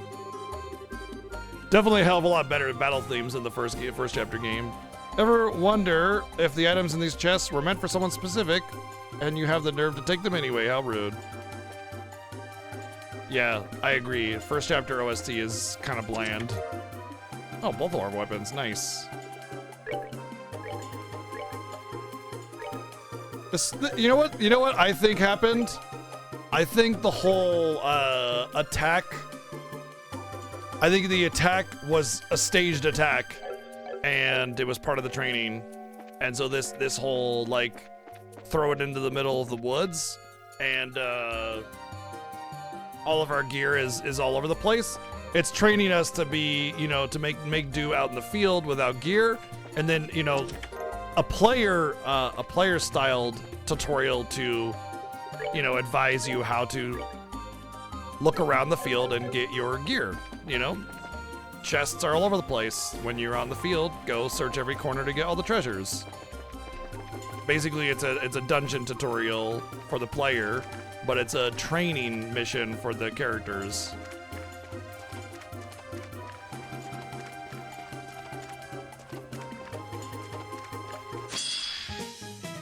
That wasn't a fish, it was a rat, apparently. But yeah, that's my prediction on what's going on here.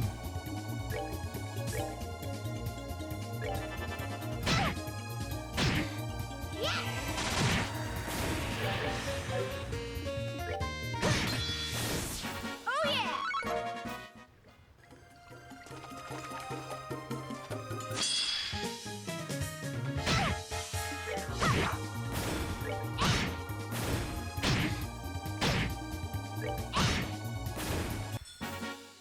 Oh yeah!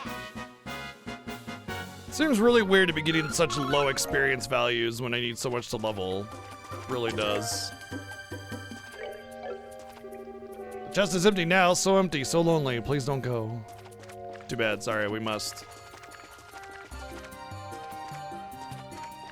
Gomeno, sorry. So we know that going down will yield a treasure chest. So we go down, and voila, treasure chest. And that is all of our gear returned.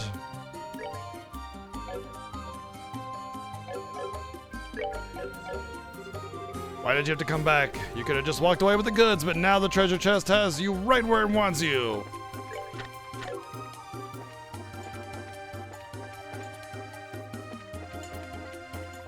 I mean, on one hand, it's like cool, easy crystal thingies. But on the other hand, it's like total waste of my time. The only good factor is that I have fast forward, so I can just blaze through those weenie battles pretty easily, at least.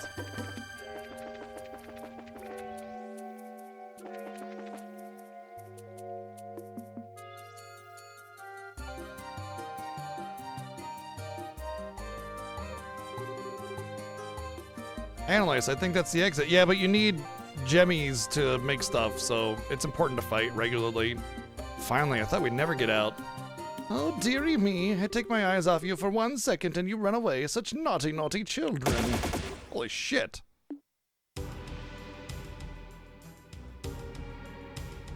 Well, I guess it wasn't a training thing. Welcome to my hunting grounds, kittens. A woman? Estelle, watch out. Whoever she is, she's good. Oh, sharp enough to pick up on that, are we? Not only that, but you're already back on your feet after getting a face full of gas. That's slightly impressive. I hate the trope of, watch out, she's good. And they're like, oh, you're sharp enough to pick up on that. I hate that trope. I hate that trope of, you can just size up a person and you know that they're really good, and then they comment about how sharp you are to pick up on that kind of thing, like they underestimated you all the time.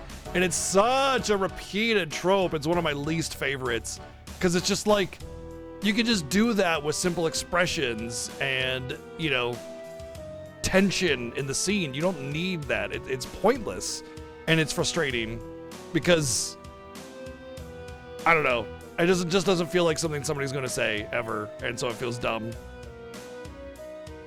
Not only that, but you're already back on your feet after getting a face full of gas. That's slightly impressive. That's a bracer for you, I suppose. Pointlessly tough, if nothing else. Hey, whoever you are, what's going on here? Why are you attacking the training grounds? What did we ever do to you? Oh, kitten, you're assuming I needed to answer questions? Now you have two choices. Surrender quietly, or we have a little hunting party. Damn it. Can we hope to fight her off as we are? Fight. Annalise, right behind you. Oh yes, kittens, that's right. Come closer now. Let's put an end to our little hunt. I'm guessing the game is just like saying, hey, do you want to prepare?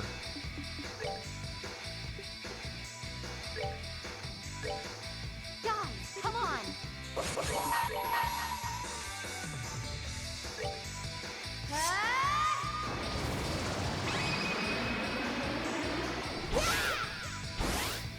Slay him.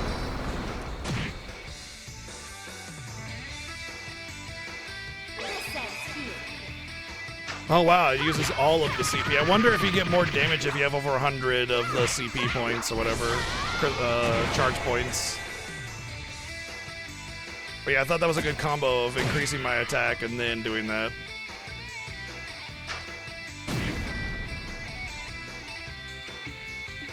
I don't have the AoE heal like the game thinks I'm supposed to have.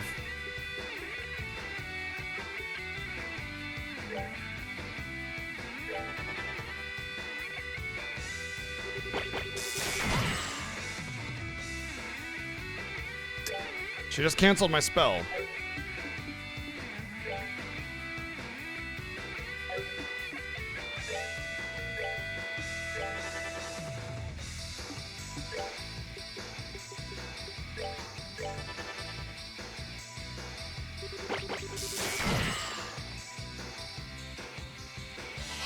I think I found a way to exploit the AI though.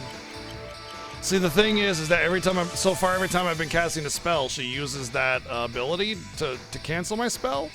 So if I just constantly cast a spell with her, she's gonna, oh damn it, never mind. She's gonna try to cancel it, but I got the spell off instead, unfortunately. I was gonna use it to bait out that attack, but now she's gonna do a lot more damage. Which is like, literally unhealable right now.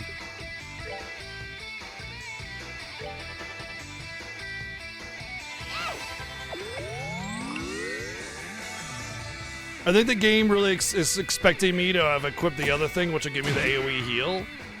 And, like, I didn't have enough stuff. So what was I supposed to do, you know, at that point, right? Alright, let's see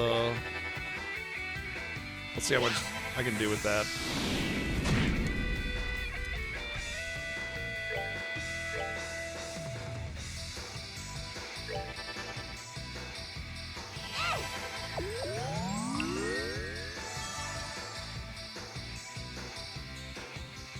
Oh yeah, you definitely are gonna have some issue there.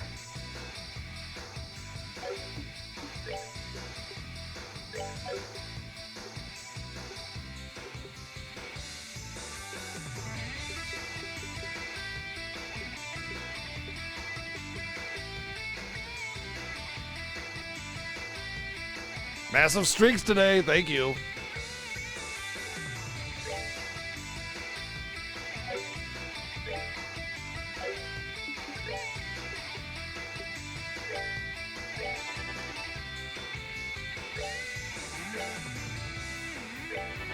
So she should use that 200 damage ability that's easily taken.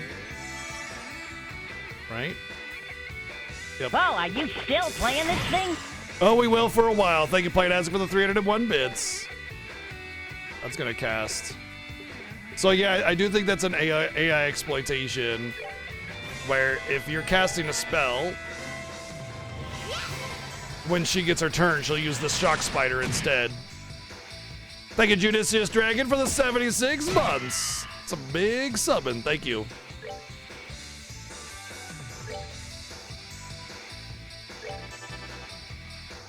So yeah, you can use that strategy to minimize the damage she does, which is normally a lot.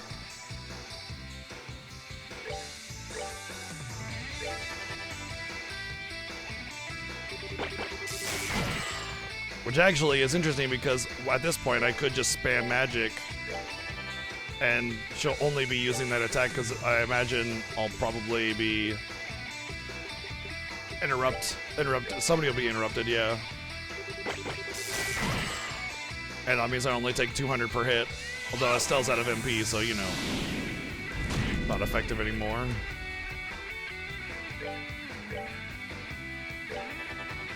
But the battle's over.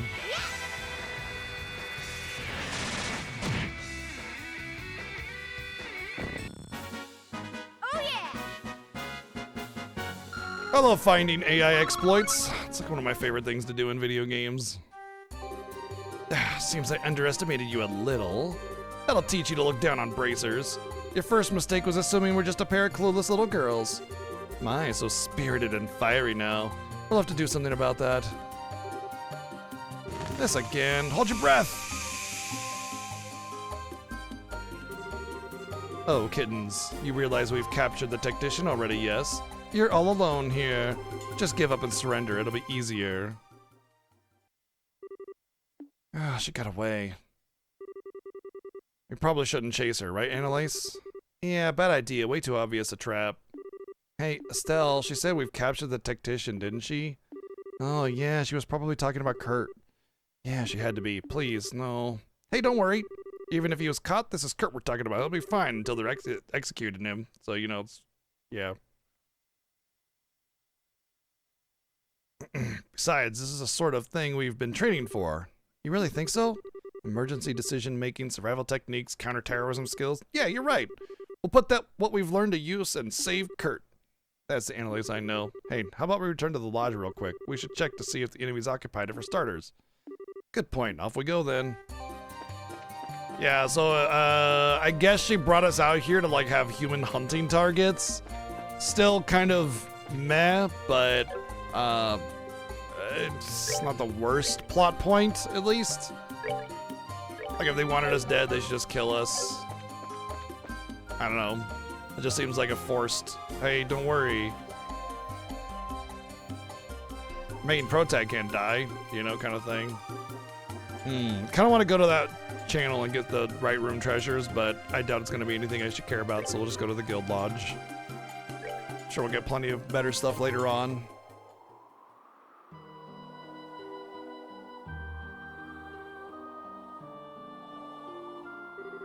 Well, from the outside, it looks like nobody's here.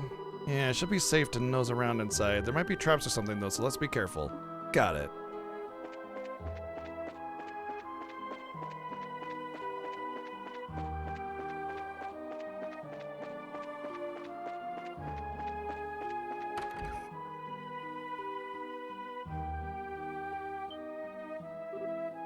Oh, the spear looks a lot like Kurt's. Oh, well, let's have a look around, yeah? There might be some clues or something. Right. The broken spear is lying on the ground. It appears to belong to Kurt. I still think this is part of the trading. The orbital telephone has been smashed to pieces. Dang it, no surprises for pro mercenaries. I guess no way we wouldn't cut all the obvious means of communication. Yeah, they don't want us calling for reinforcements. Damn, that's gonna make this even harder. I'm guessing like they had broken equipment to use as props. Bits of paper left behind indicating something was torn away from the board. Hey, wasn't there a map pinned up here? Yeah, just like the one we have. If they have that, then that means that they're somewhere within the scope of that map. The window is broken and shards of glass lie on the floor. This is the window that Jaeger left through last night, right? Yeah, he was really skilled, you could tell from the way he handled himself. The barrels of foodstuffs are empty. Enemy took our food, too. Yeah, they're the only ones who would think... What have? And I don't see Phyllis anywhere. No blood. Think adios. I wonder what happened.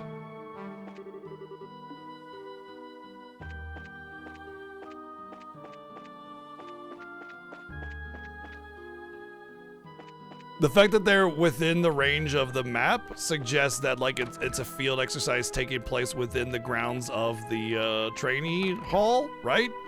Which tells me that I think it's a part of the training program. You know, it's part of this whole learning how to deal with situations like this. Whoops.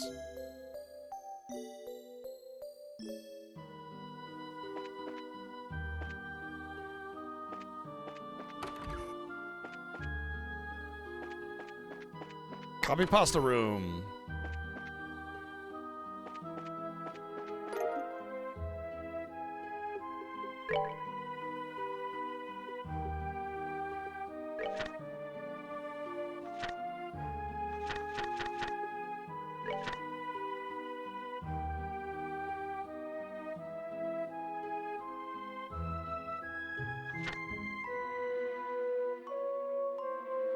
This is all part of like the first game, how there's a reformation in the army because your dad is rejoining the army instead of being a bracer.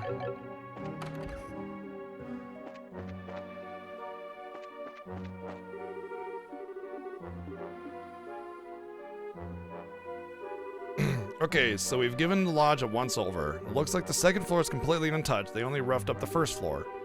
Yeah, I get the feeling there might be a reason for that, and now that we know that, I think I have an idea about what the enemy is doing. You do? Some of it still doesn't quite make sense, but a few of the pieces are coming together. Think about it. We've seen what's in the lodge, and there was that tent in the forest. If we put together the clues, we found the plate in those two places. I think I get it. What did the foe do?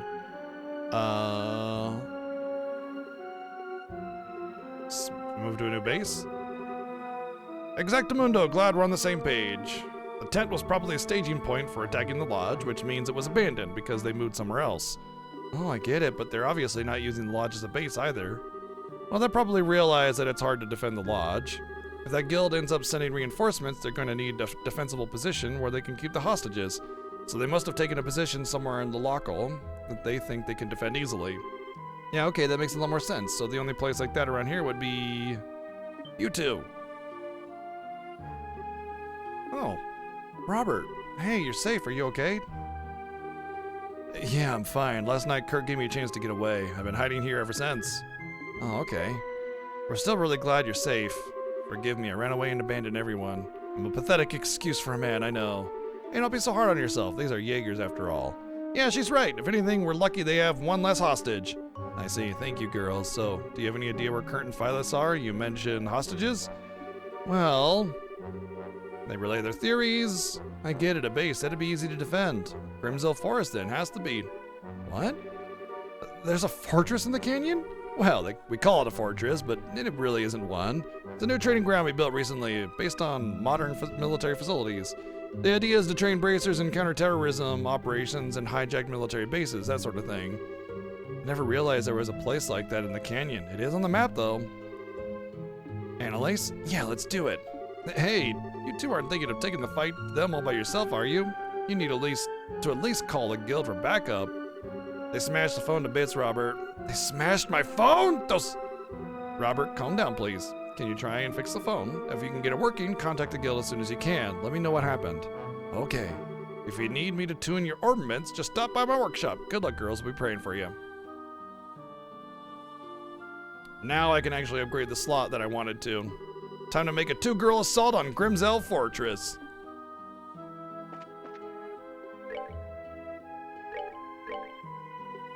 Wanted to upgrade this slot.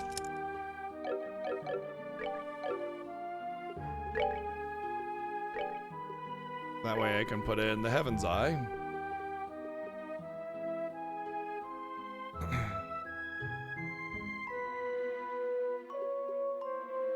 Wait, shouldn't it have given me...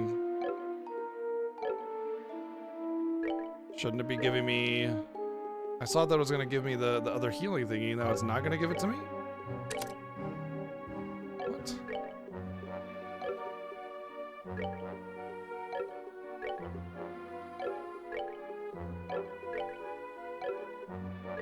When I tried to put this in before, it said that it would give me the AoE heal, and now it's not giving it to me.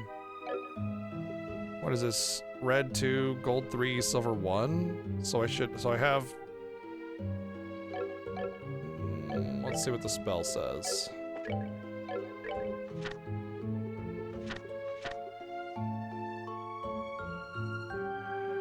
Two gold, 1 green, 1 gold. I'm missing a green then, so I put a green over this one. Okay.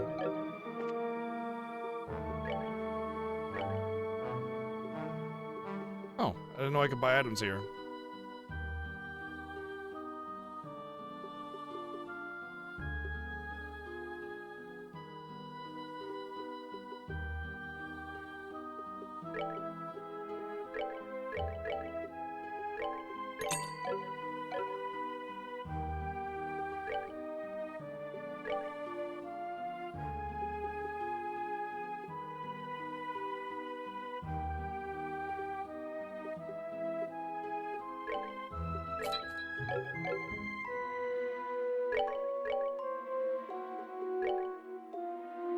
Oh, wow. I also get Forte, and then the 2 spells that come with it.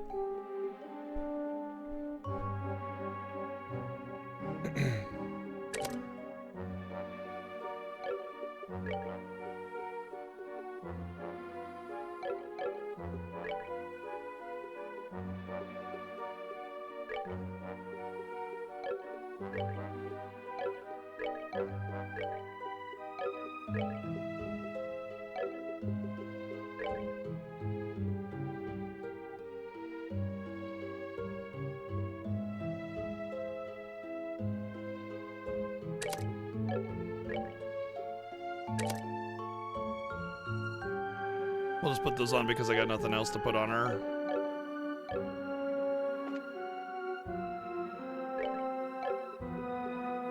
So I guess the center one acts as a like a base for any path on the ornament thingy, and then the different colors are different paths, and anything within that color adds to the set.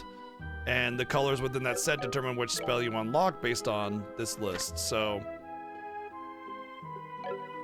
that's cool. So like there's actually a strategy in which piece you put as your center one, because it could work for both lines. Makes me wonder if blue is the right choice there then, because like Earth uses a little bit of blue. Fire doesn't use any blue.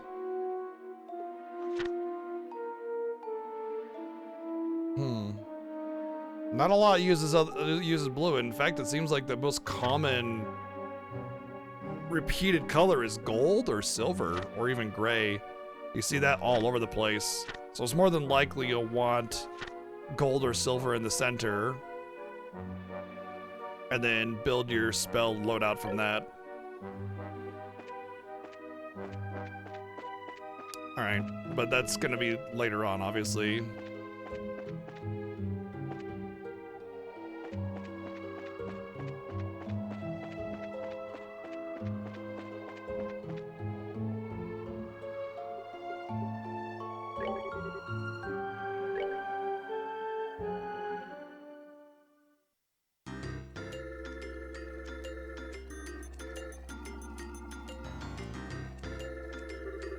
So, this is Grimsell Fortress. Wow, this is one weirdo training facility. What's up, Kim? Anyway, I don't see anyone from out here, but yeah, no doubt about it. You can see the footprints of several people who have come through here recently. Looks like that training actually paid off. So, instead of just them applying their skills, which the first part was great, they have to like reaffirm, yes, that training thing, we have to treat the player like a child who doesn't understand that the story is being told to them. It feels like I'm being treated like an idiot. Like, yes, I know that the training's pay off because she literally just tracked. Like, that's the whole. It's like they're trying to reaffirm to the player, like, see, these are the things that we told you that you would be training for. See, I told you. You know what I mean? It's like, yes, I know, I get it. That she just did that. I'm not an idiot. It feels like I'm being treated like an idiot, you know? Anyway, see that? Oh, God, there it is right there. There it is. Okay. Instead of having this like natural dialogue between the characters, like, hey, that you know, I'm tracking because I was taught how to track. Here, let's look at these footprints. They had to like have this separated thing, right? And the connecting point is the anyway. And so basically it's like, here's this flow of the story where it's like, I've trained for this, I know what I'm doing, I can track. And then there's this sort of like ripping away from it and going, the training is paying off. See, slamming it in your face, being like, look, we're telling the story. We promised that we told you we were going to tell the story, instead of just telling it, right?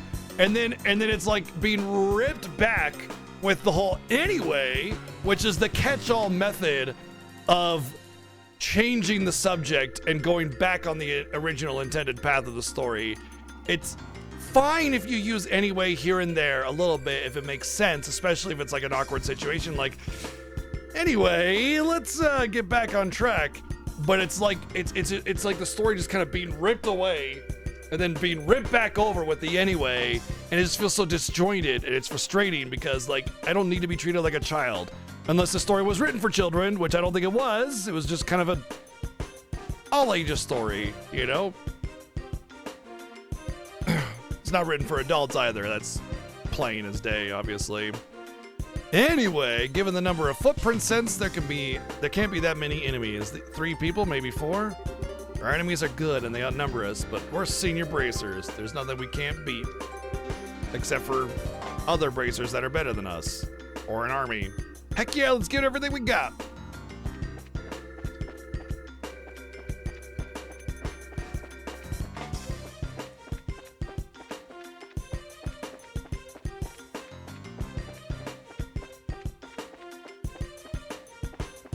No treasures. I feel insulted. We just walked right in. Not even trying to like go to side path or something. Climb up.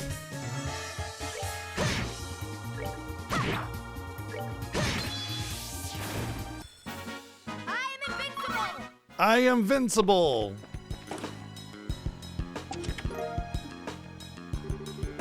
As you close the chest, it gives you a sad look. It wishes it had something more for you too.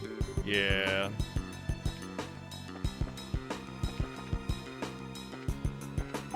Aw yeah, went the treasure way first. Oh, that's much more enemies now.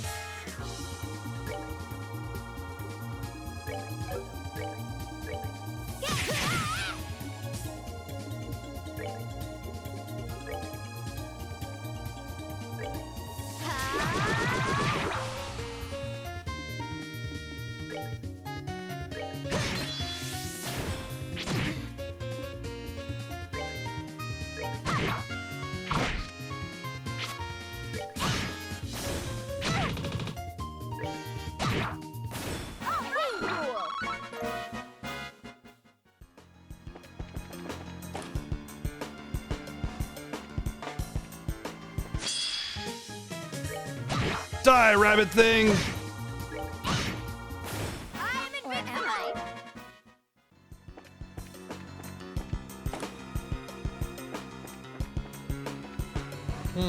Probably hit a button that'll open up that thing.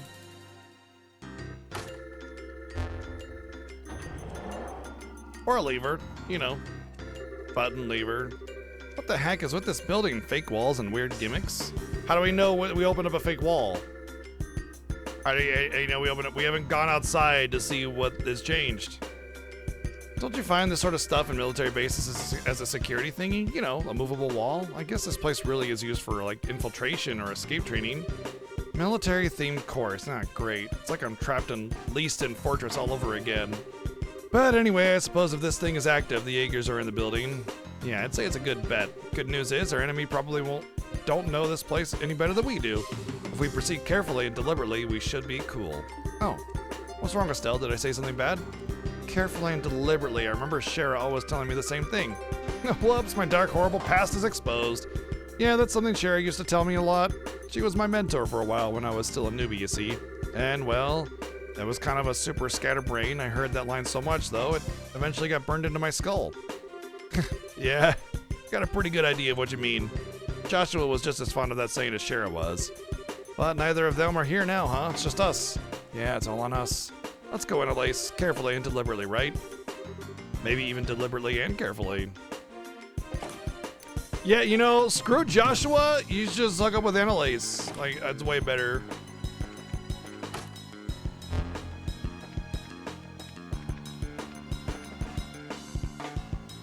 Are they sisters? No.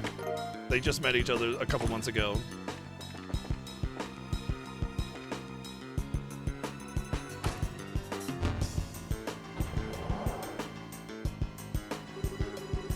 Okay, looks like this should work.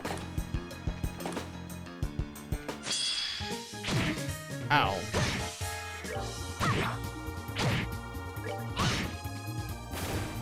Oh yeah!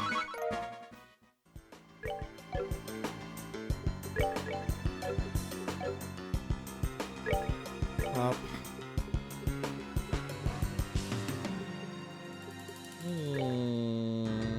mean, technically, it's if you're healing 2 people, it's worth casting it. Period. Not even just like for for effectiveness, but because you're saving yourself a turn as well. So.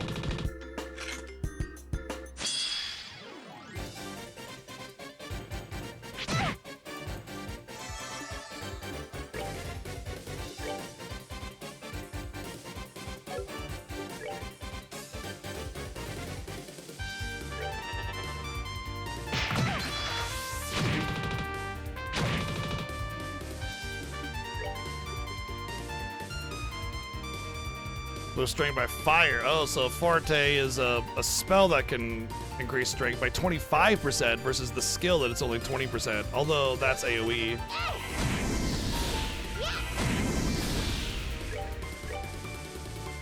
Earth, eh?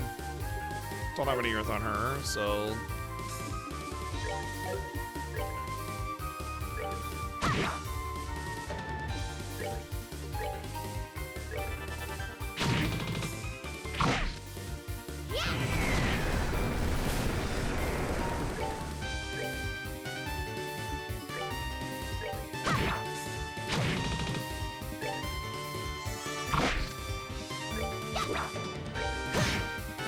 Miss, knockback, miss.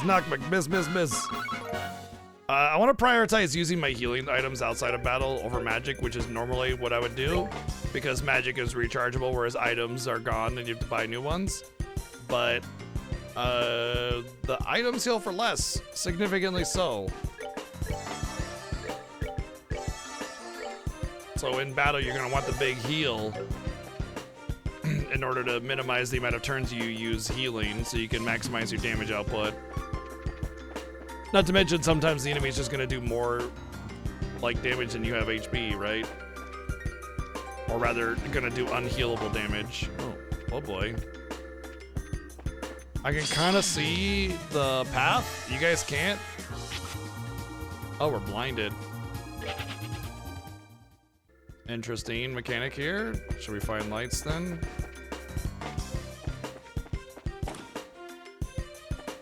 Found treasure. Night goggles. There's a great story. I want to estelle you. I want to estelle you sometime. Hey.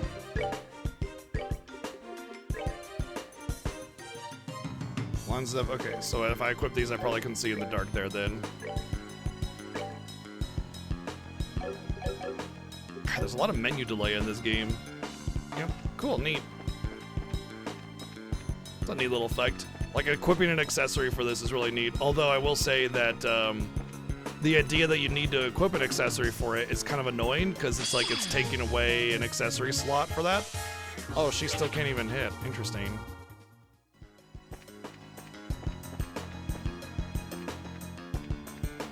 Not to mention having to go through the menu to equip it every time that you want to do this kind of thing.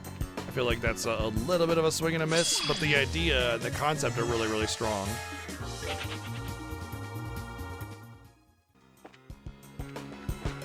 Considering that this is a bit of an older game, I kind of forgive it, right? Because, you know, older game. Didn't really understand all the hallmarks of good and bad game design all the way through cleanly. So the fact that this is even a thing is pretty cool. Although I don't want to fight anything in here because it seems like a... Damn it. I can do this.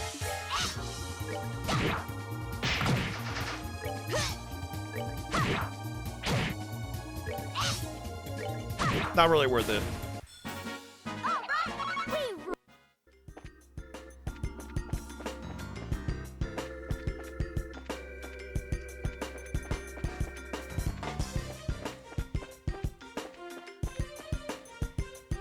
I knew it. As soon as I saw that much longer path. You can save the world, but you can't remember whether you've looted a chest once or not. Look, I got a lot on my mind, alright? Saving the world's, you know, mentally demanding.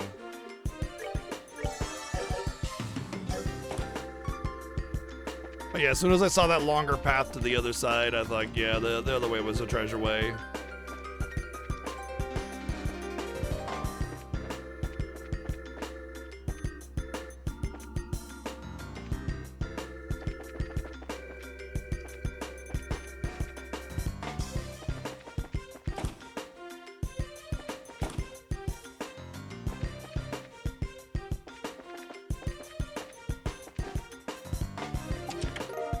Found unit. The id unit. Xenogears? What's this? Seems like some kind of device. Also looks like an orbiment switch. Well, probably good to take it with us, right? This place is a training facility, so it might be used to open trap areas or something. Yeah, good point. Even just getting here there's been a lot of gates, pitch black rooms and stuff, so well, they're always saying to be prepared, right? Anyway, let's get going. Yeah. If you obtain a usable event item throughout the story, you'll run into certain story events that will require using one of these in order to proceed. To take advantage of usable event items, open the item tab in the cat menu and directly select the one you like to use. This is the 56th chest you've opened. Congrats. Nah, just kidding. I'm not even counting. Are you, though? I wonder how that's gonna play out. Could be an amazing concept, but I wonder how they implement it.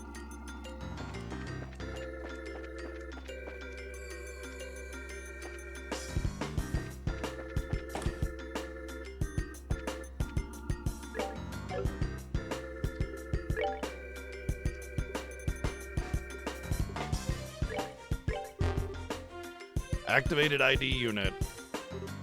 Well.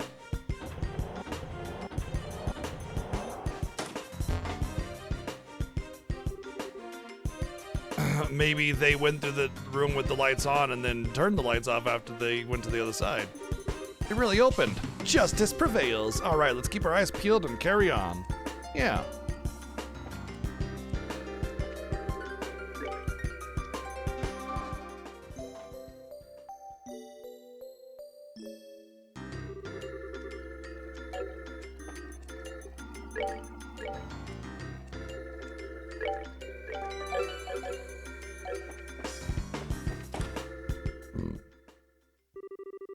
Finally made your way here, did ya, you friggin' brats? You. So you finally show your face. No, he doesn't. He's literally got his face covered? What do you mean his face is covered? He didn't show his face? Welcome to the newest outpost of the Jaegers in the Lemon State, kidlets. Did you have fun with all those great traps we left you? They weren't really any traps. Yeah, bear of laughs, thanks for that. More to the point, I'm guessing you're keeping Kurt and Phyllis behind the door, right? How about you let them go before I pry off that mask and paint your face with my sword? Chirp all you want, little chicks. You've come so far not even realizing this would be your grave. How sad. I very like a bracer. Isn't that our line? I have no idea what you guys are trying to accomplish here, but you really backed yourself into a corner. The heck do you... yeah, Geld reinforcements are gonna be here soon. Once they get here, you're out of luck. Try again, girlies. We smashed your phone. Just how did you make contact with any reinforcements without that? Oh well, crap, I need to pull out a really good bluff. What kind of bluff? Smoke signals, don't need to contact. Trainees coming. I mean, all of these could work, but there's only one right answer, right? It's like I could say trainees, but like he's gonna be afraid of a bunch of trainees. Smoke signals, they would have seen it maybe. Don't need to contact, but what does that mean? Is it like we already know that people are on their way or what? I'm gonna say this one. Actually, I ought to thank you for breaking the phone as bad as you did. Good job.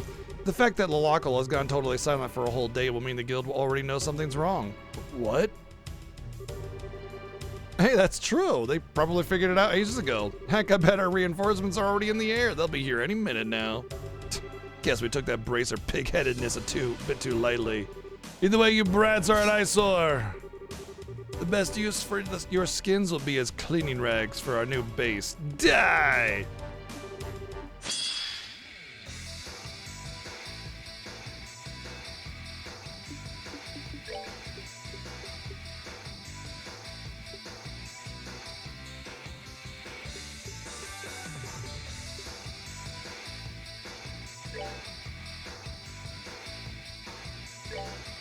Okay, it moves them both down.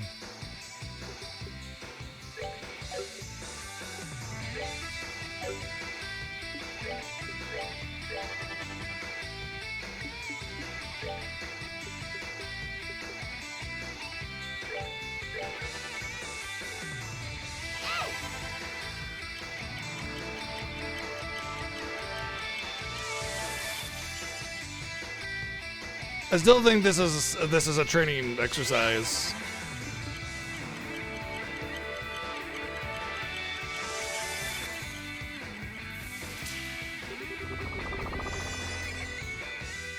Uh-oh.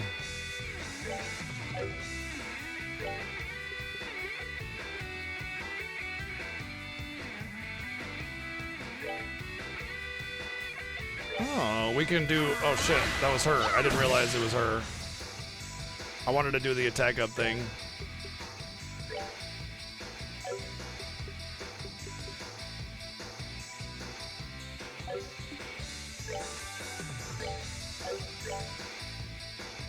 Here I go! You're done!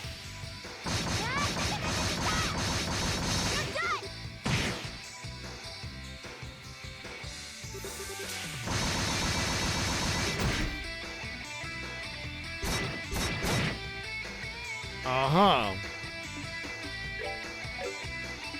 Well, so much for doing the attack up thing that I wanted to do. That's fucked.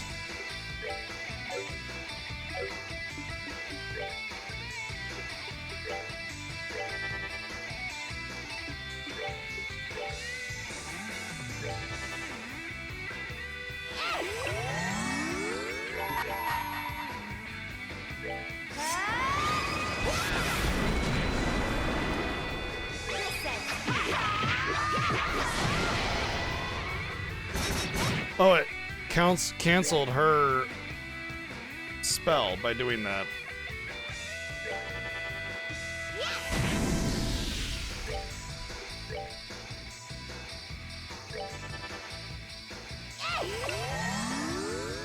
Constant knockbacks are a little annoying because it means that like little area of effect buffs and stuff are just getting screwed over. Also, with how fast and far they move, like it becomes really ineffective to attack, and it's better to just throw spells.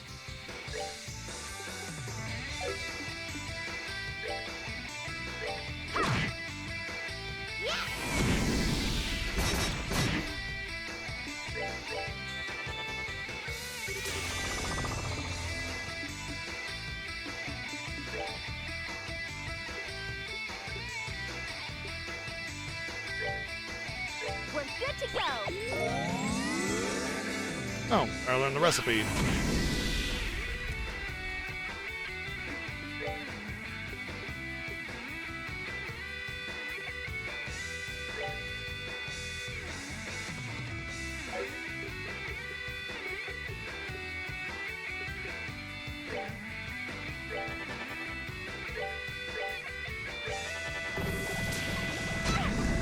Ow.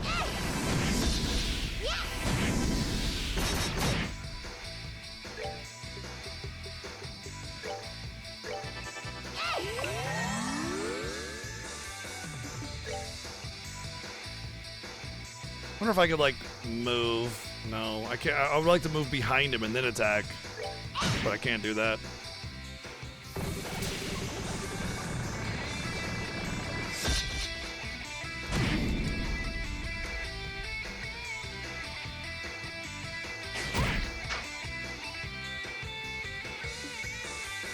I can't tell if that out of range attack is like always. If you, it's like an automatic proc if you're out of range, or if it's just that he's getting 2 turns.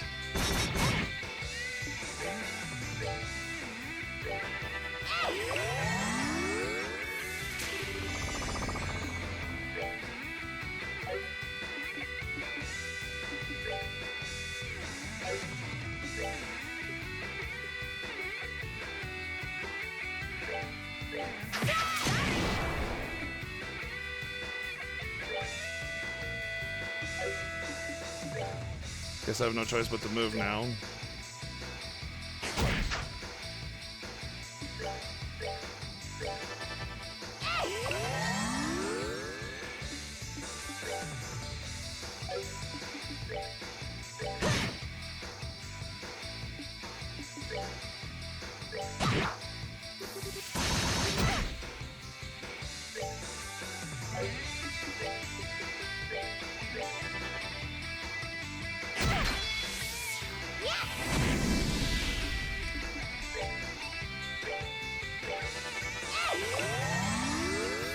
God damn.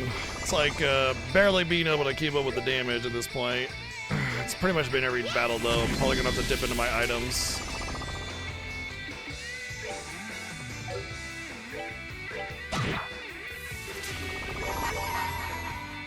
Actually, no, it's over. See ya! Boom!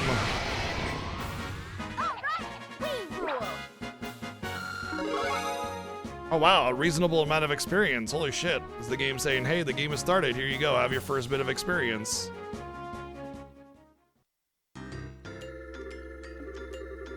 Ha, we won! But the way he fights, yeah, you notice too, Estelle? It's like, you guys sure are good at being tricked. Man, you guys were great. What a beatdown. Oh crap, more enemies? Ah, no. Come on, I'm not even changing my voice anymore. Don't tell me you can't figure it out. That voice, girly yet tough. No way. Karna? Bingo. Hey, look, I called it. It was a training exercise. Completely called it, 100%. It's really been a while, hasn't it? While, yeah, but what are you doing in a Jaeger suit? Wait, that'd mean that the guy over there is Grant? Hole in one. Hey, you two, great work. Great work? Wait, do you mean this was all...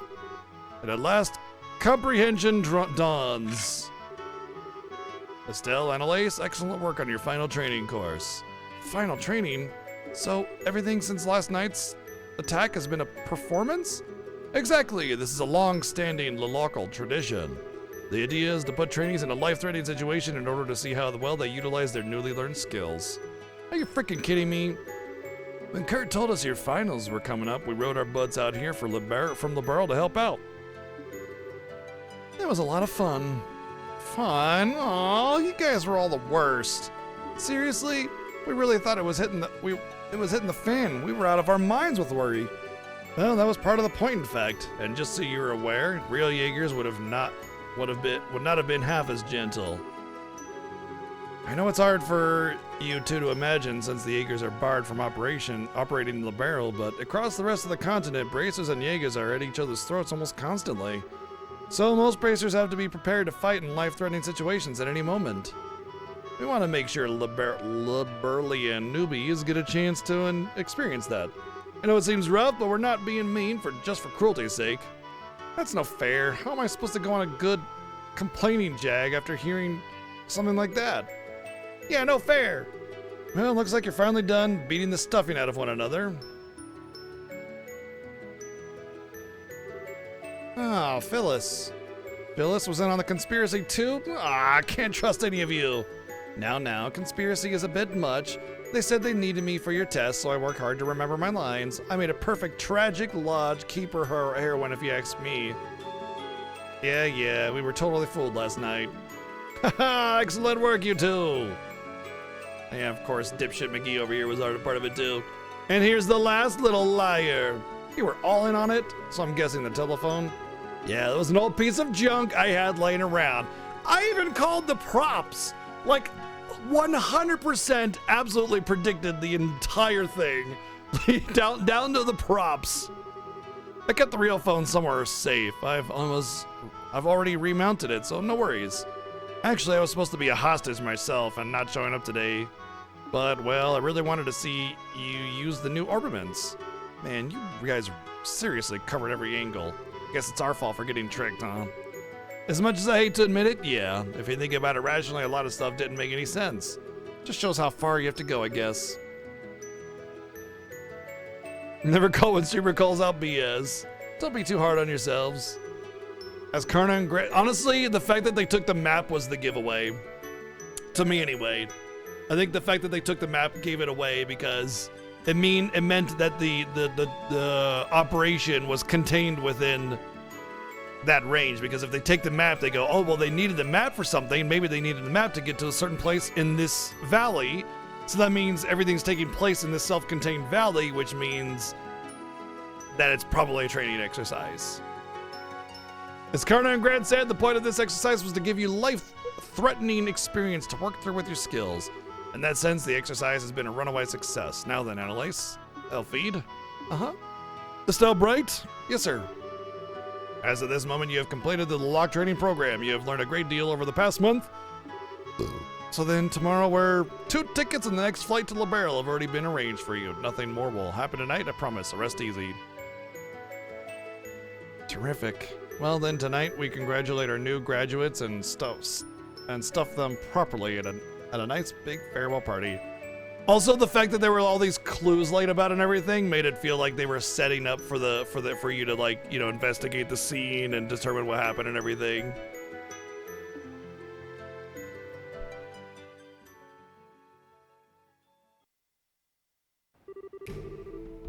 Meanwhile, the Burl Kingdom, location unknown.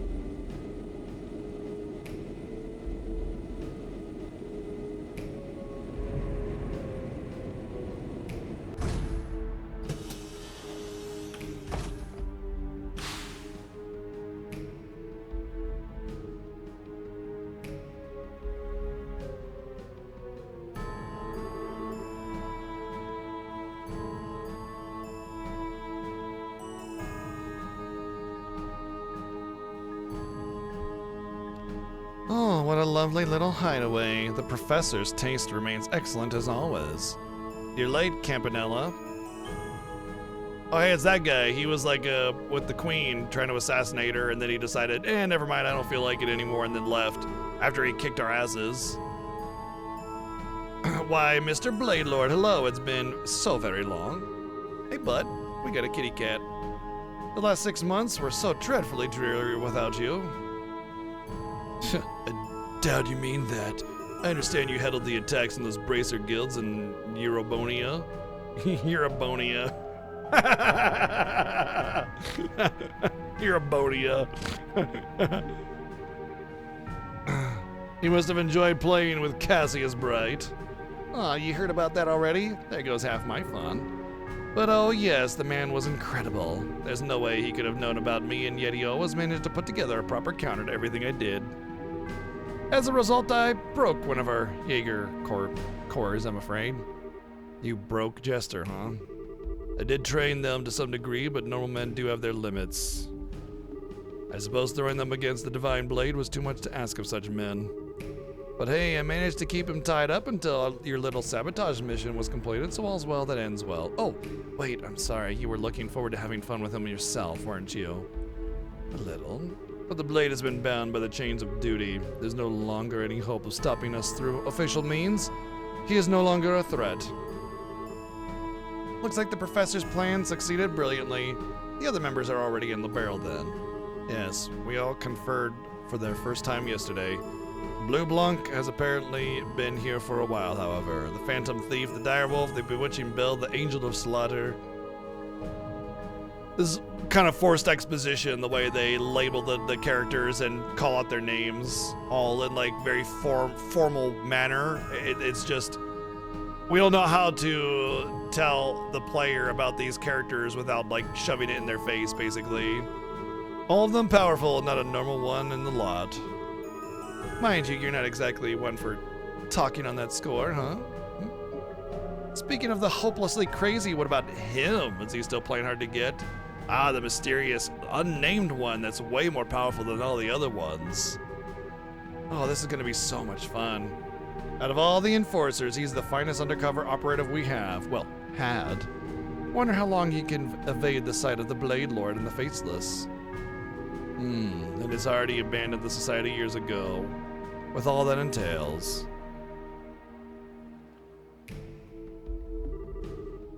No, I'm not sure I'd say that. Oh, hey, it's that guy. So this guy is the Faceless. He posed as a scientist searching ruins, but in secret he was the one that like mind controlled Joshua and like basically has control of him and everything.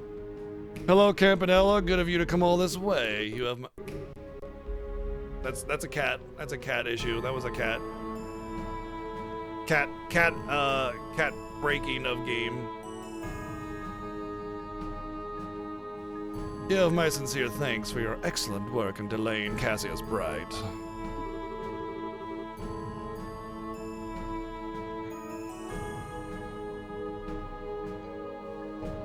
was no trouble. It was a fun bit of work, in fact. Speaking of fun, though, I must say I've taken a look at your plan. Seems like you're preparing to have quite a lot of fun. Well, well, such praise from the fool. I'm flattered. I think you'll find it to be even more enjoyable in practice. Well, Cecil, compounding your delight will be the fact that everyone participating in pursuing their own individual goals as well. Myself included, of course. Even our fine silver-haired friend here has his own plans in mind. I won't deny it. I'll kindly ask you not to imply anything about my loyalty, however. Now, it was simply a jest, nothing more. Oh, I see. There's more than meets the eye here. I do so love such games. Well, either way, your bad taste has a special kind of artistry to it, Professor. As for me, I'm going to make sure I enjoy myself. Come now, bad taste. You wound me. Regardless, you're free to watch the plan unfold to your heart's content. I just want to say it. This is like 3 of the most generic tropey bad guys in the history of tropey bad guys. And the conversation is like exactly as those conversations go in every anime.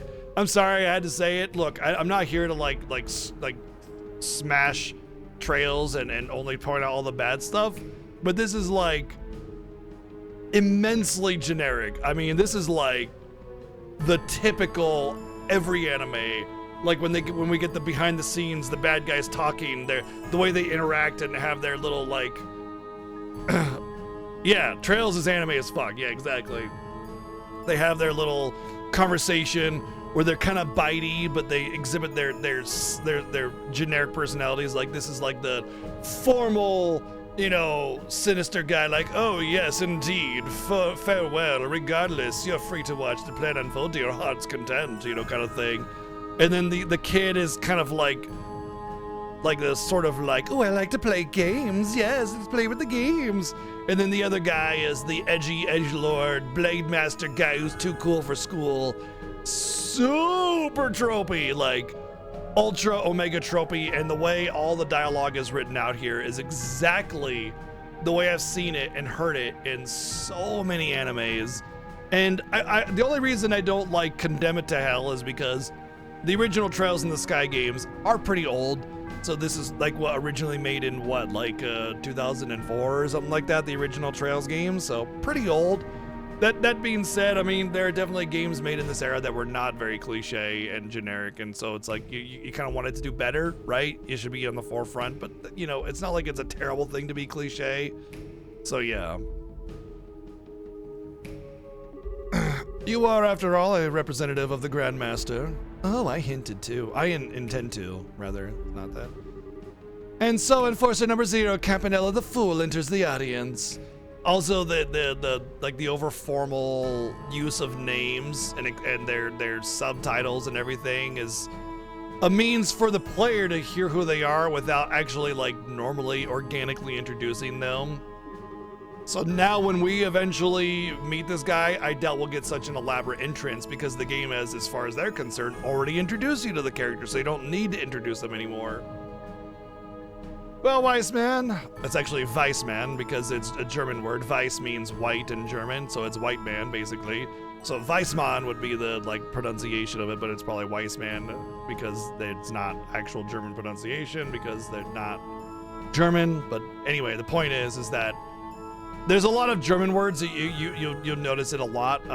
German is used often in a lot of anime and Japanese media because they have the same kind of interest in German culture and language, the same way that we have interest in Japanese culture and language. It's kind of like a neat, exotic thing to them. You'll see it a lot in anime especially. You'll see a lot of German words and German phrases. I mean, just look at Zweihander. How many RPGs have you played that have a weapon called a Zweihander? That just means two-hander, It's absolutely because of that. It's literally because of that. It's literally because of their alliance that they had during World War II. Literally. That's why they have that interest. That's how they were introduced to it, but only in a minor amount. And it's not because they like the idea of what that alliance represented. It's just the language and the culture that they've grown interested in looking at, not the bad part of it, not necessarily. Sometimes it gets that way, but I mean that's just as common as anyone else, I shall enjoy watching the Engius gospel plan unfold to the very end. Super duper tropey generic stuff going on, which, you know, I mean, I'm more interested in the actual raw plot of it anyway, so. I hate this. Don't give me units of measurement and then, like, if you're gonna give me unique units of measurement, which I appreciate, make it so I understand what that is in relation to. You know what I mean? So, like, 120 Selg from the capital. What the fuck does that mean? I don't know what a Selg is. What is a Selg? You need to you need to help me understand as a player what a Selg is before you tell me how far away something is. So it's like, yeah, you know, the capital's quite far away. It's 120 Selg. It'll take 5 days traveling by foot to get there. Okay, so a Selg is like a mile or a kilometer. But if you just say 120 Selg, I'm like, what the fuck is that? Is that miles? Is that mega miles? Is that feet? Inches? I don't fucking know! It's Joshua, I think? Karen, I'm home. Lol. Hey, Joshua, where did you go? Sky first chapter gives you info about that and some books you gotta find.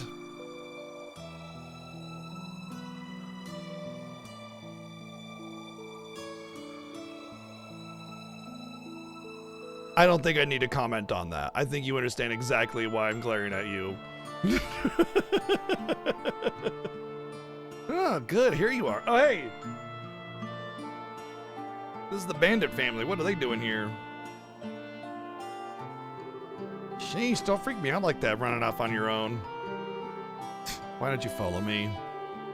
I told you, I have personal business here, and you do not need to come. Oh, thanks. Real cute with the gratitude there. And after all, I ran out here to look for you. Yeah, plus being all, hey, mind your own business. It's like asking us to follow you. Don't quite get the interest, though. Nothing but burned out shells and ruins here. Place looks old, too. We lived up in the northern marches a few years back, but never heard anything about a town in the south burning to the ground. Bit of a shock, this. What was this village called, lad? Hamel. That's what it was called, once. Hamel, never heard of it. Kyle, you ever heard of it? Doesn't ring a bell, I'm afraid. You got anything done? Hang about a second. The Imperial government might have said something about a Hamel way back when. Nah, been too long. Can't remember what it was about. Real help, bro, thanks. My business here is done. I thank you for coming out here, even though it doesn't really concern you. Well, it's no big, but mind if I ask something? You're acting way differently than when we first met. You aren't leading on us on anything, are you? That's a little ironic coming from you.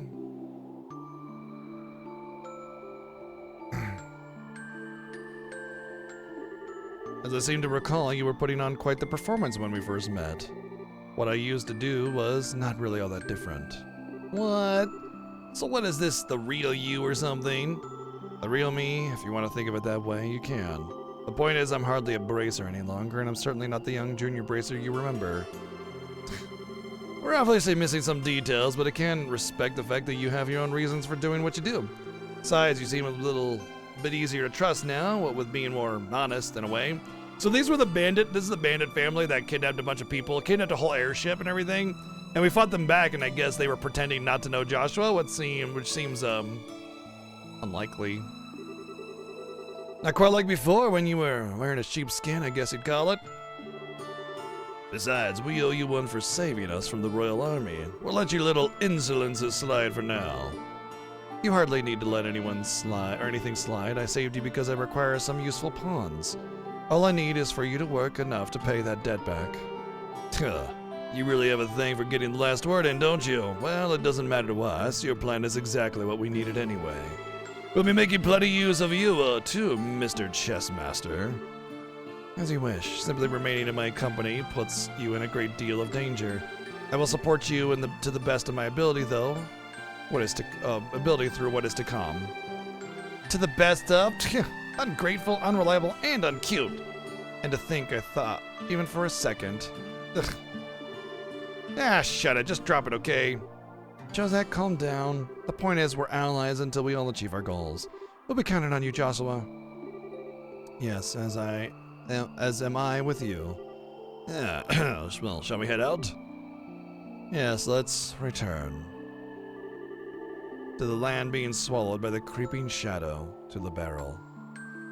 Ooh, foreboding. That was the prologue. Good fucking lord, dude. That was 4 hours.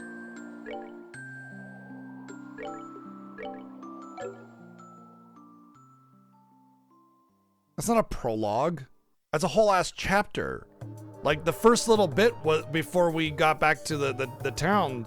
When it said the prologue, that was the prologue. This was a whole ass chapter. Do they not understand what a prologue is? Hi, Dios, that was one heck of a trip. If it's much further, I think my legs are gonna pop off. Well, you can relax now. This is the lowest floor of the sealed area. Wait, really? Ah, thank the goddess. If you told me we were only halfway down, I think it'd be floating up to meet her right about now. Really, Father Kevin, you're being a little too humble. I can tell you're extremely well trained for a priest. If you were not, I doubt you could do the job you do. Ha, kazing, read like a book. A children's book at that. Well, it's no big if you figured it out. We're close to the von Osluis family anyway. Oh, speaking of my job, the thing the mayor of Rouen had. Oh, the Chronos Rod. In accordance with our pact, it's being kept safely secured using the prescribed methods. We can hand it off to you whenever you wish. Perfect, thanks. So anyway, the thing we discussed earlier, mind showing it to me? It's down here, right? Yes, follow me. Yeah, the Ausless or whatever family. I'm sure it's a German word. A lot of Aus kind of sounds, words, and everything. Ausgezeichnet. Well, now would you look at this? I imagine even the church will have difficulty deciding what to do with it. Yes. This sort of artifact isn't so much big as it is gargantuan. Mind if I take a closer look? As you like, the Queen has given her permission. Please, if you understand any of this, share your thoughts. So this is the Ring Guardian. That was in the report, huh? It's kind of similar to the Argasm excavated in Calvard, but... I wish I could have seen it moving. And this...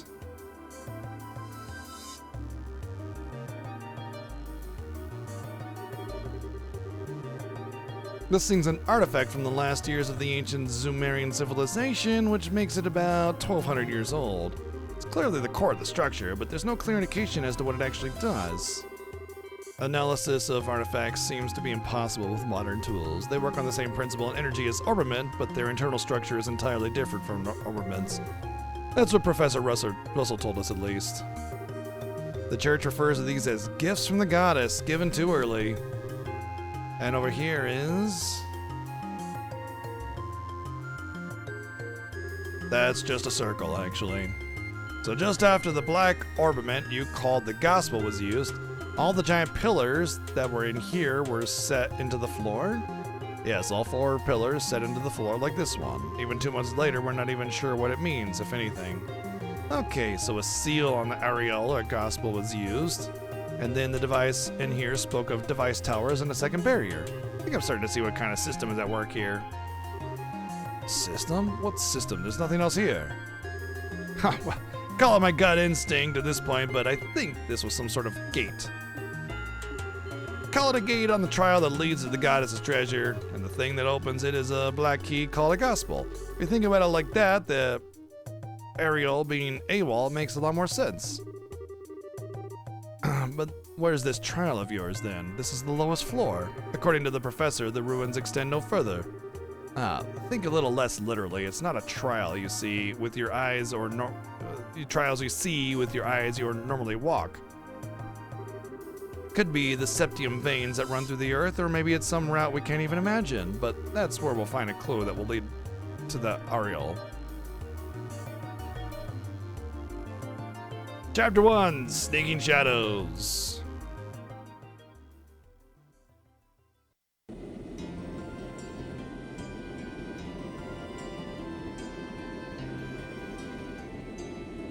Grand Cell. It's the capital again.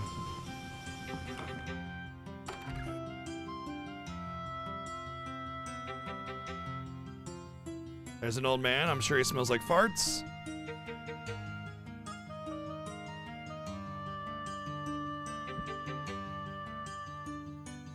I mean, Trails in the Sky first chapter took me like 60 hours, so... being on an airship for over half a day is kind of tiring, you know? I know how to stretch our legs, though. Let's go report the completion of our training and duty readiness. Estelle, hello? You're right, we should go say hi to Elnan. Hey, are you? Estelle, you got a case of the nerves, don't you? Yeah, I do. I don't know why either. I didn't feel this way at all before I went to trainings, but now, somehow thinking that I'm really going to be full bracer now is making me really, really antsy. I get it. You're trembling with excitement, I bet. Excitement, huh? You've grown way, way stronger over the past month, Estelle. And not just in, like, the wacky and stuff with the stick department. You're more knowledgeable, careful, and you make better judgments. And now you're about to start hunting down the mystery creeps who want to doom us all, or whatever. And you're going to bring Joshua back.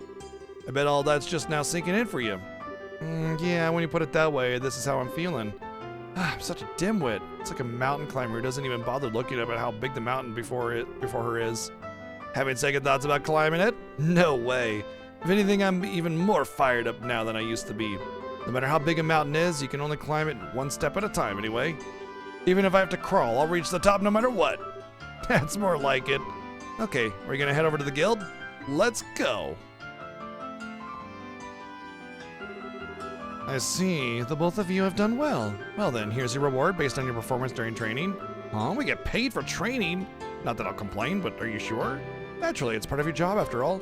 It won't be a problem as long as you put your new skills to good use for the guild. Oh, right on. I'll do my best.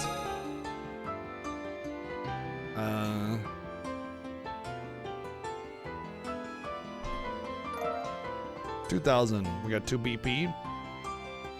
So, I guess if we get X amount of BP, then we rank up. It does seem like you two had quite a fulfilling training period. You even carry yourselves differently. It was. I learned a lot. If I ever get the chance, I'd love to go again. I'm glad to hear it. Speaking of which, Kurt and the others are mained at the training grounds, correct? Yeah, Karna and Grant are doing some expert level stuff, I think.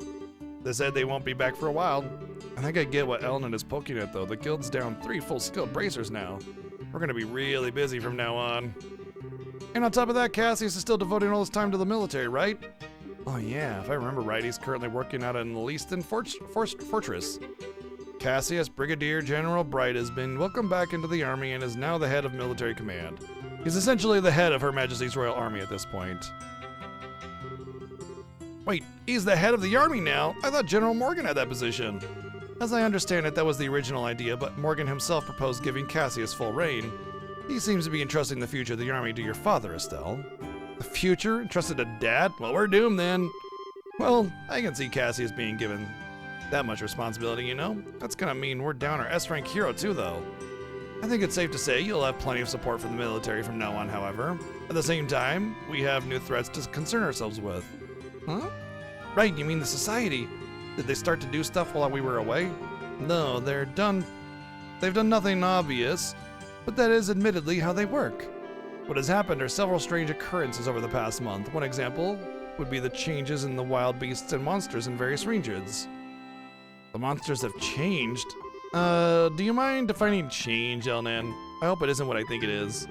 To start with, heretofore, undocumented types of monsters are showing up all over the country and across the country. Even the existing monsters have become far more vicious and powerful. That's just to account for the fact that this is the second game and you have a higher level. That's all. Travel has become significantly more dangerous. No one has been able to put forward an explanation as to why this is happening. Video game, that's why. So every beastie out there is nastier just cuz? Oh man, it's definitely the society's doing. They're trying to turn us all into monster kibble. Calm yourself, Annalise. We still don't have enough evidence to be certain of anything. We do know one thing, though. Things definitely began happening after the Queen's birthday celebration. That we know for certain. The first reports came in practically the day after. Ah, crap. Don't look so glum. We've actually been formulating a response of sorts. And I'd very much like the two of you to be able to be a part of it. A response? You two are here already. I wanted to meet you at the port. Hey, Shara and Agate too. This is a surprise. Are they gonna be joining a party? Welcome back, you two. It's good to see you. You two just got back sooner than I thought. I'm really happy to see you too, Shara. And Agate, hi, it's been a while. Yeah, I think the last time we saw each other was during the Queen's birthday sending. The old man told me about Joshua, you know. I'd heard you were pretty broken up over it, but you seem back on your feet already, yeah? Like 3 months ago. Yeah, mostly. More to the point though, why are you two together? Fucking. I mean, good question. I should get a camera. This is like seeing a king penguin. Oh, really? It isn't that rare, you two. Gotta admit, we don't work together that often, Shara. Actually, Shara and Agate are here to begin a special mission. I asked them to come here today for a specific reason. Indeed, they will be tasked with investigating the Society of Ouroboros. What? Wait, like chasing down their agents and stuff? Isn't that dangerous? I wish it was that exciting. Investigating might be a little too specific, though. We're barely even certain the Society exists at this point, you realize, despite what Cassius says. We're gonna be wandering all across Libero, keeping an eye out for anything resembling a secret society bent on world domination. This is probably not gonna be the most exciting job ever at this point. Oh, I get it. I guess groping around in the dark is the best we can do right now, huh? So I'm guessing you want us to tag along? Yes, I'd like to assign the two of you to assist Shara and Agate. The plan is to have Shara and Agate investigate different areas separately. I would like for them to have a partner, though, just in case the society really is as dangerous as we think it is. Okay, so one of us helps Shara and the other helps Agate. Exactly. Are you willing to assist? You bet we are. Damn, I want to have a full party! I was going to go looking for the society on my own anyway, so this is perfect. I want to help too! There's no way I can just sit around when there's suspicious stuff going on. Well, I mean, like, pay? You know? It's like, yeah, you want to help, but, you know, you gotta eat and pay for yourself, food and lodging and everything. What's up, Crickstone? Welcome in. Thank you. I'm glad we have the help. Well then, the one remaining hurdle would be team formation. I'd be fine with either of you, really. We all know each other, basically. You two figure out how it'll work best for you. Of course you have to push the decision on us. What do you think, Annalise? How should we do this? This might be kind of irresponsible of me, but I think it might be best if you decide, Estelle. What? You've only been a full bracer for a little while, right? You probably haven't found your style as a bracer yet, so how about using this as a chance to see what kind of bracer you want to be? Well, look at you, Annalise. When did you learn to talk like a professional? Leave it to me. Either way, girl's got a point. Shara and I are the same rank, but the ways we fight are different. I barely use arts except for support once in a while. I focus more on cutting things down with my sword. And I emphasize speed, the range of my whip, and orbital arts. You can't really go wrong with either of us, I think. Keep in mind that being a bracer involves much more than just fighting, though. Think hard and choose the partner you think matches you best. Well, then I'll choose Shara. I don't even give a shit about their playstyle. I just want to share in my party. Like, duh. This is like the biggest duh moment ever. Like, is anybody going to choose Agate? Anybody choose Agate?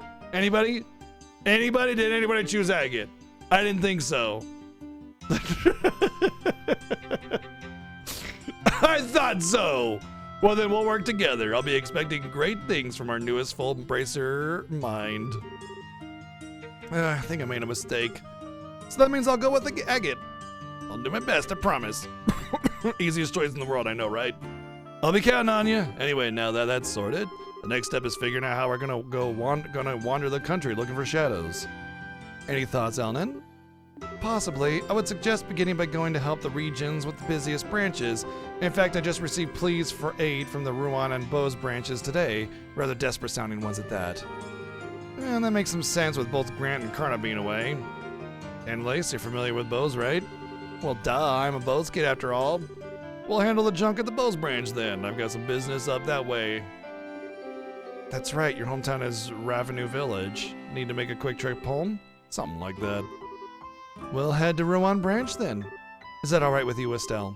Of course. Man, I wonder how everyone in Ruan is doing. I'll contact the branches ahead of your arrival. Be careful, everyone. Right then, we'll head out ahead of you two. Yo, Estelle. What? There'll be times when you gotta put your foot down, be stubborn and push yourself, but remember, you're a woman too. You can rely on others and admit your weakness. I'm sorry, excuse me? Fucking excuse me? Did you just suggest that being a woman is a weakness? Get this fucker out of here. He basically just said, you're a woman too, so don't fucking feel bad about relying on others because you're a little bitch, weak-ass woman. The fuck out of here with that shit. What? What in the hell? Are you making fun of me because I'm a girl? No, that ain't. Damn it, I'm bad at this. Look, men are big, dumb oafs who are too freaking stubborn to ask for help for their own good 95% of the time. Me, your old man, Joshua, we're all like that. Society kind of expects it, you know? We're all stubborn idiots, for better or for worse. You can't change it no matter what you do. My point is, there's no reason for a woman to get stuck thinking like that. Don't forget to ask others for help when you need it. You got a lot of friends out there. Make use of them. Okay, I kind of see where he's coming from. He kind of said it really poorly at first, but then he's like, no, it's actually because if a man does it, it would look like a sign of weakness because men are dumb, big, stubborn idiots. But women could just do it freely because society doesn't criticize them for that. I get what he's trying to say. He just said it really poorly. And I think it was intentionally written that way to make it seem like Agate said something really stupid, but he's like, no, it's not what I meant. I'll remember that, thanks. Oh, showing your soft side for once, Agate. I'll give an A for effort at least. Yeah. Well, hold the presses. I need to get my jaw off the floor. Even Agate can be nice to girls, sorta. Aidios does grant miracles. The heck's that supposed to mean? It's a joke, really. Guess this means goodbye for now, Estelle. Thanks for going with me on my training. Shara asked you to come along with me, right? Yeah. I've been found out like a pie thief in the night. Shara said having someone who didn't know Joshua too well around would help you sort out your feelings. So yeah, she asked me. I thought so. Don't tell her everything. Hey, what's wrong with being upfront at this point, right? But the real truth is, it wasn't just that. I did want to I did want to train myself too. And I really do think I learned a lot by training with you, Estelle. So I've got to say it too. Thank you. And, okay, deep breaths. I know you might think I'm weird for saying this, but I love you. I mean, I like to think we're already friends, but, well, I'd like it if you and me, Estelle, if we became something more. I actually called it.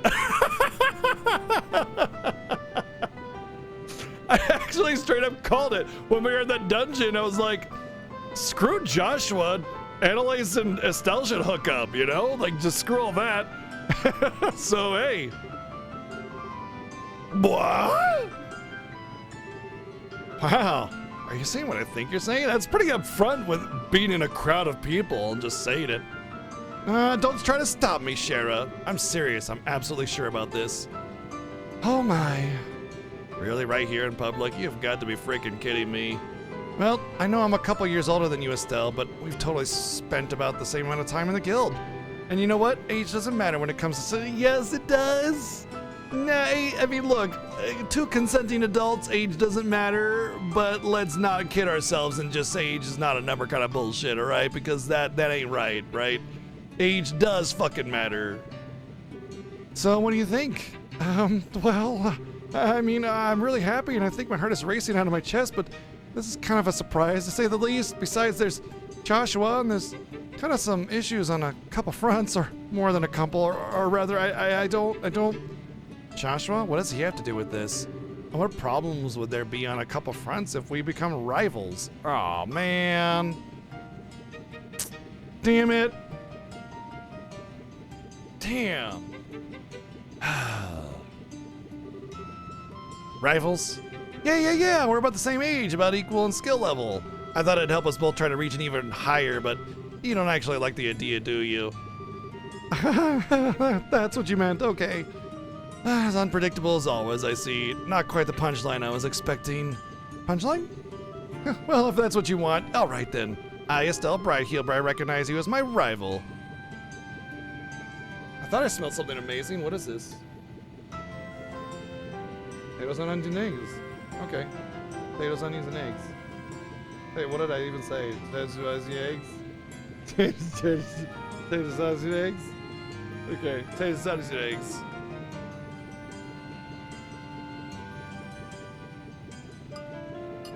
Good.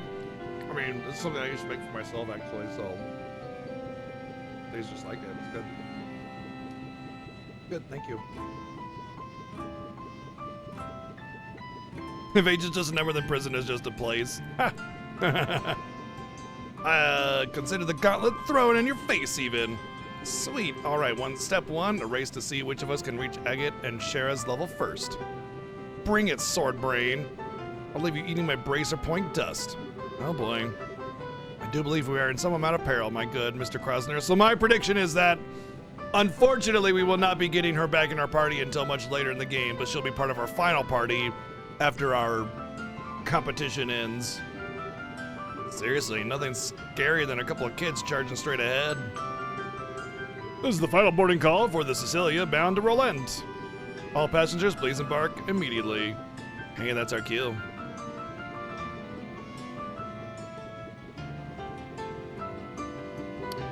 Just my wife's leftover. She made herself something, and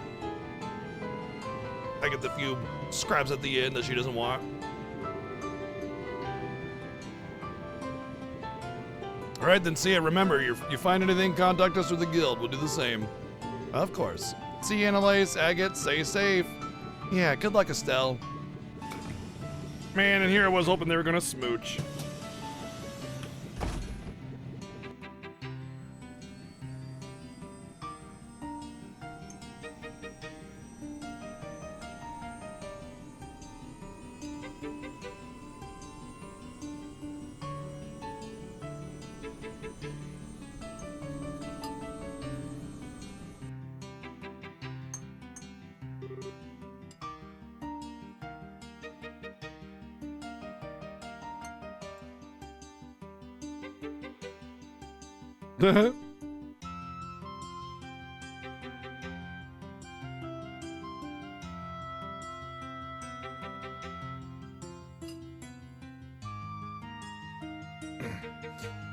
Okay then, should we finish our check-in and wait for the next Rowan-bound flight? Yes, the ship bound for Rowan should be arriving soon. We could also do some shopping here in the capital, though it's your first time back in a month after all. No, it's fine, I can get what I need in Rowan. Let's finish checking in. Alright. Tickets should be available in the lobby in the Landing Port Company building. Let's go.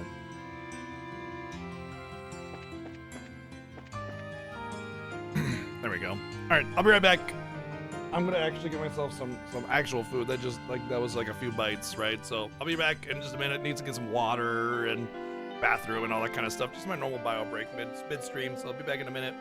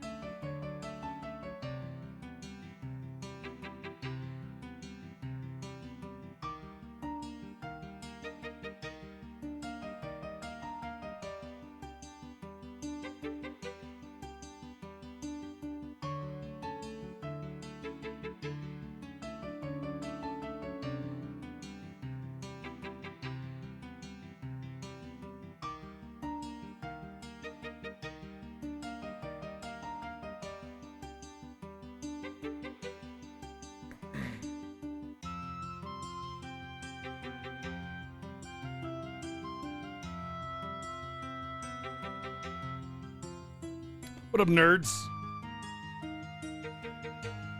Bunch of fucking nerds.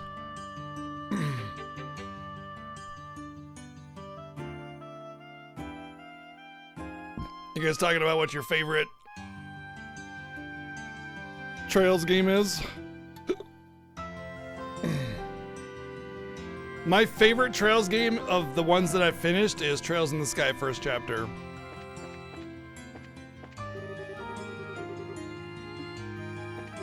Keep in mind, I've only finished that one.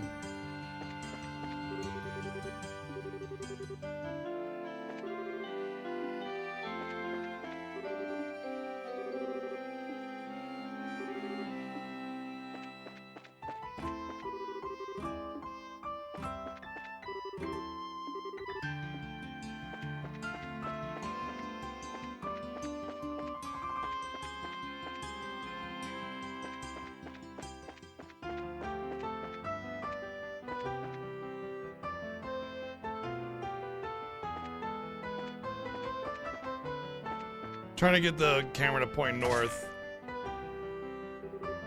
Huh? That's...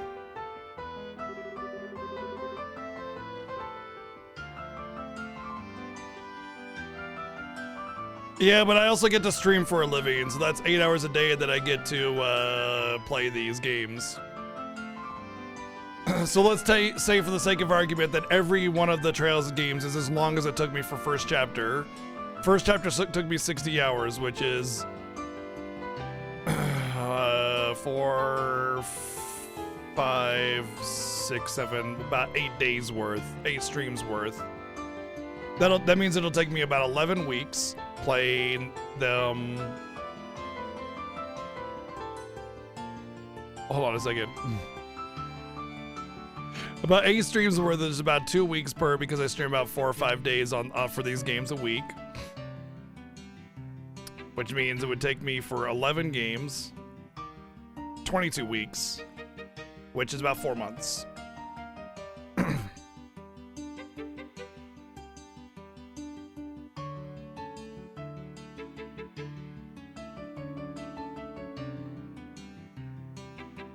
I think this is why I cannot stand the pompous imperial nobility. And I thought there were limits to how unpleasant a single person could be. Oh, you took the words right out from my mouth. Tell me, why does the Republic even care about the engine provision deal? I do not think Libero's internal politics were your plaything.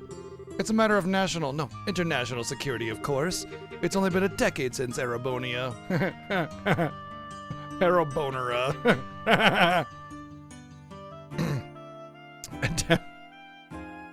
Am I going for 100% achievements? No. No. I'll play it to my heart's content. If that means doing a lot of side quests, great. If that means no side quests, then great. It's whatever I feel like doing. It's only been a decade since Erebonia attempted to annex this innocent little country. It is absolutely unacceptable for a half-barbaric nation like yours to lay their hands on such cutting-edge technology. The Republic is a long-standing friend of Libero. We won't stand back and allow something like that will threaten its interests. Long-standing friends? Some friends you are. You didn't send them so much as a soldier in the war. You're just pretending to be allies when it suits you, while standing back and doing nothing when it doesn't. Why don't you just... My Lord Ambassador Crane, like Ninja Turtles? May I suggest we leave the matter here? We do not wish to bother the other customers. But Mueller, Ambassador Cocaine, may I ask that you back down as well? This is a debate that can be handled just as well through the embassies. Very well. I can't say I like hearing that from a member of the Imperial military, but far better than hearing it from the pompous and gluttonous member of the nobility, I suppose. What did you just... Well,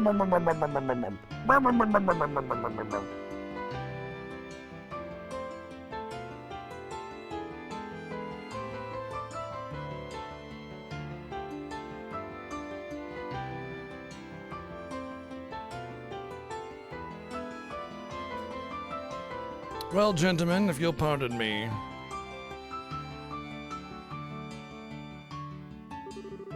That insufferable she-wolf. You know how do you refer to a female wolf versus a male wolf? Wolf. Just call them a wolf. Like, that one's a wolf, that one's a wolf. They're all wolves.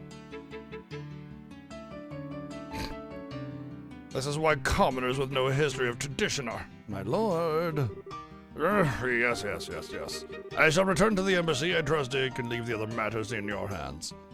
As you will, my lord. Hiya. Still, yes, it's been some time since the martial arts competition, I believe. I'm glad you remember. This was one heck of an argument just now, though.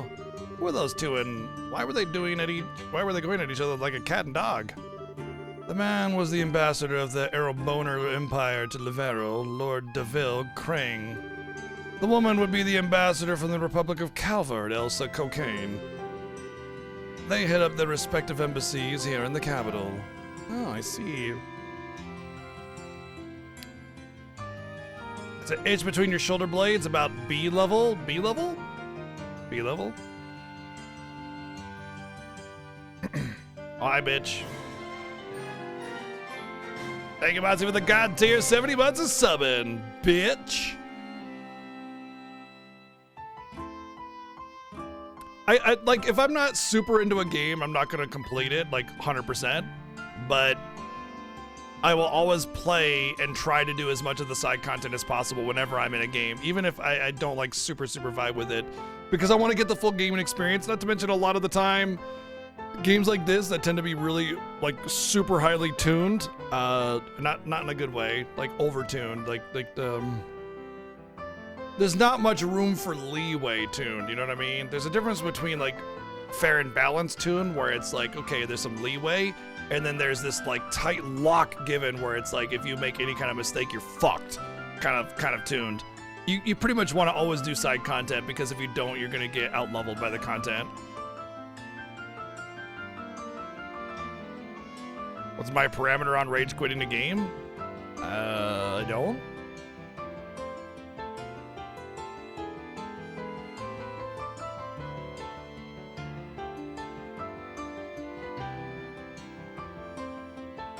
I don't know what DNF means. So those are the great ambassadors, huh? How do a pair of whiny children like those manage diplomatic negotiations, I wonder?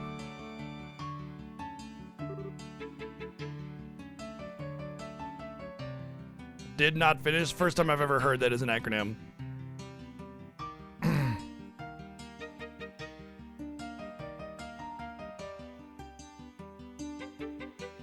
I mean, there are certainly games I've not finished, played on my own time and not finished because I just get busy or something, or I forget about them. See, yeah. Don't use acronyms if the other party doesn't know what you're talking about. That's bad communication. But anyway, it's kind of a pet peeve of mine. Anyway, there are certain games I have quit on stream, 3 to be exact, aside from like special circumstances where they were like events or, you know, like some other arbitrary reason that had nothing to do with quitting the game. One was Sekiro. Despite being extremely excited for the game, couldn't wait for Samurai Souls. And basically the game just was not enjoyable to me. I hated every inch of it, so I quit playing it because I hated it. It made me upset. So basically, like the threshold for where I don't finish a game is if it upsets me to play it, there's no reason to finish it anymore. You know, the only caveat is viewer choice. There have been a lot of games on viewer choice that upset me, and I just, you know, and buckle down and finish it. But like if I were to just say I hate this, I would probably just like watch a story synopsis and then go to the next game or something like that. But unlikely. I expect to maybe be a little bit bored because of the generic method of storytelling.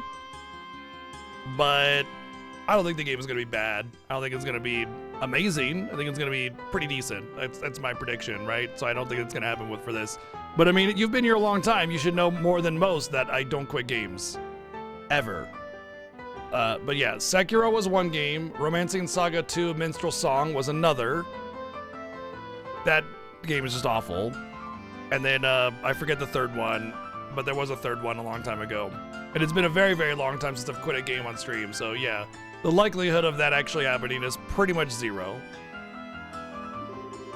I wish I could disagree, honestly. To say that the Empire and the Republic have always been on bad terms would be an understatement. Gee, an Empire and a Republic getting on bad terms with one another? That doesn't seem like they're completely opposite belief structures or anything. Well, no. I'm talking about like a game that I actually quit, not a game that I couldn't finish, you know? And I'm not talking about like Pogo Stuck either, which was another reason why I stopped playing that game, you know what I mean? I'm talking about a game that I like actively said, I'm not going to finish this, fuck this.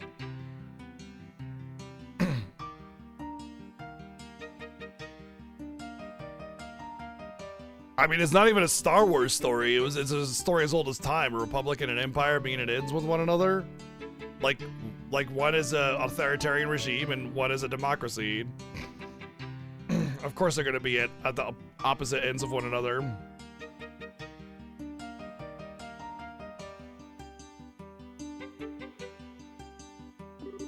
And on top of that, those two are like oil and water on a personal level. Well, the fact that they break into an argument every time they meet shows how similar they are in some ways. Guess I can see that. Though maybe it's because I walked into the middle of a conversation, but I couldn't understand like half of it. Something about engine provision and liberals. It's no surprise that the town that you come from is called Liberal, like liberty.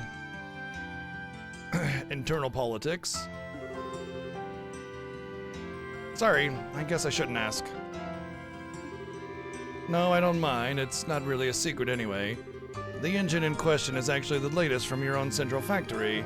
Once the design is finalized, sample units are to be provided by your airship company to the Empire and Republic both, but we bumped into Ambassador Cocaine when we came to finalize the details of the deal. Liberal's a monarchy? Ugh.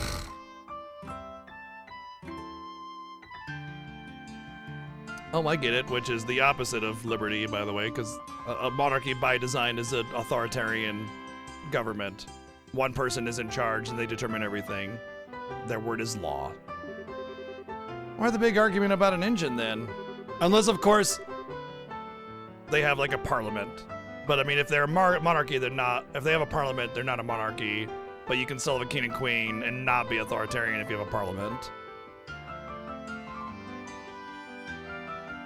The capabilities of an orbital engine directly determine how powerful the ship is in question is. Since such an engine can be installed in a military ship, I can see why they'd argue.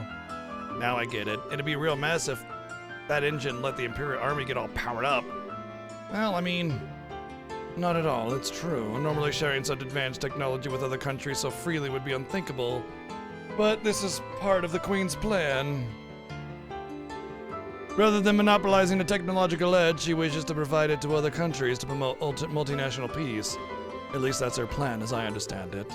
I get it. She did mention something like that a while ago. Now that I think about it, it's pretty incredible that the Queen is willing to try something like that.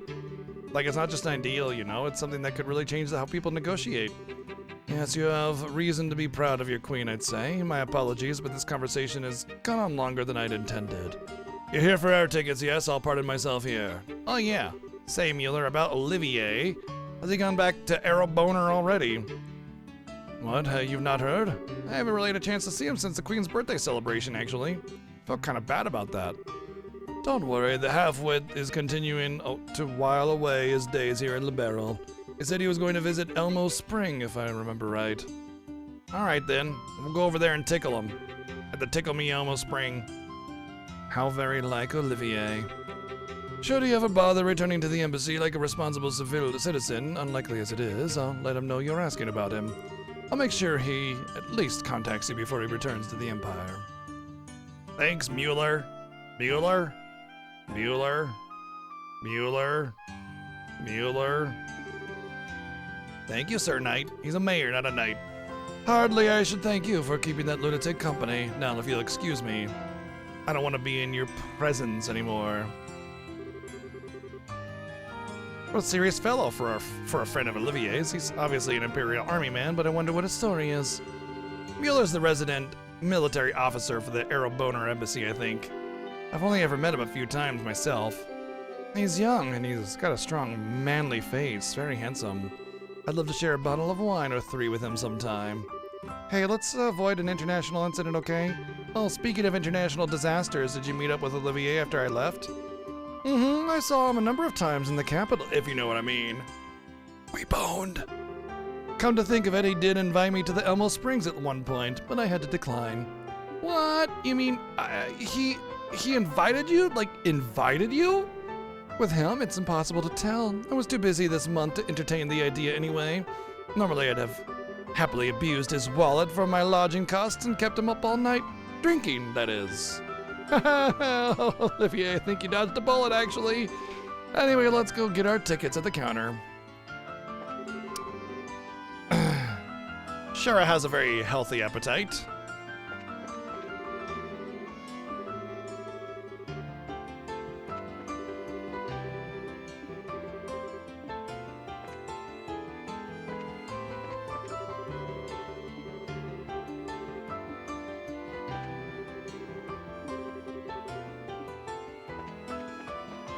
I want to see what kind of shit I can make. Oh.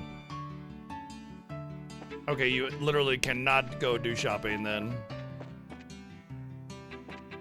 Makes me wonder if I can glitch past that area and go into her and buy higher level stuff. I would totally do some grinding if I could.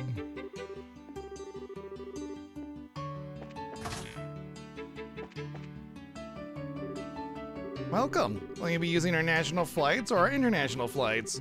2 tickets bound for Rouen, please. Understood. Oh, pardon me. You are with the Bracer Guild, yes? Are you Estelle and Sherazard? Yeah? I have already received payment from Elnin with the Capital Branch. Here are your tickets. Didn't even ask for ID. They just made the assumption, hey, are you these 2 people? We're just like, sure. Yeah, we are. Oh, here you go. I have 2 tickets. Okay. Every time a game sets you next to a high-level area that you're not allowed to go into, my first thought is, I wonder if I could glitch past that area and into the high-level area, get super powered up with all the gear and XP that you can get there, and like just walk through the game. I see, so Elnan did. Very nice, Elnan. Thoughtful as always.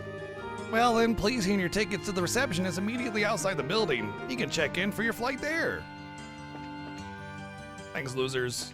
Smell you later.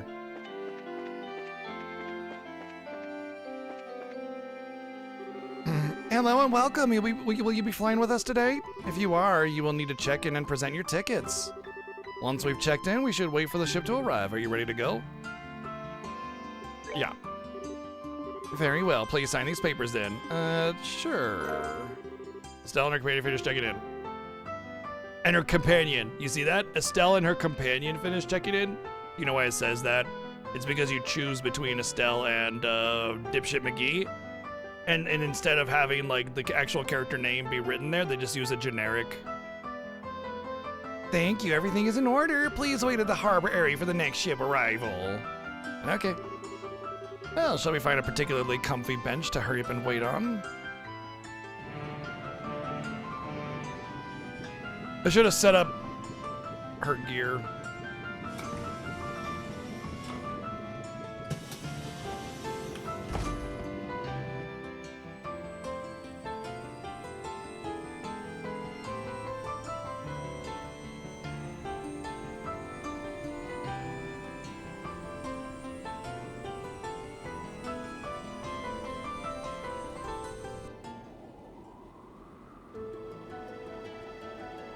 Oh my god. I don't know if you saw it in the top left, but because this game was originally made for a resolution that's bigger or that's smaller than this, when they originally made this scene, it was fine. You would just see the white clouds, done deal. But because this is on a wider scene, a wider resolution now, because of this version of the game is not on PSP, right? It's originally whatever PSP resolution is.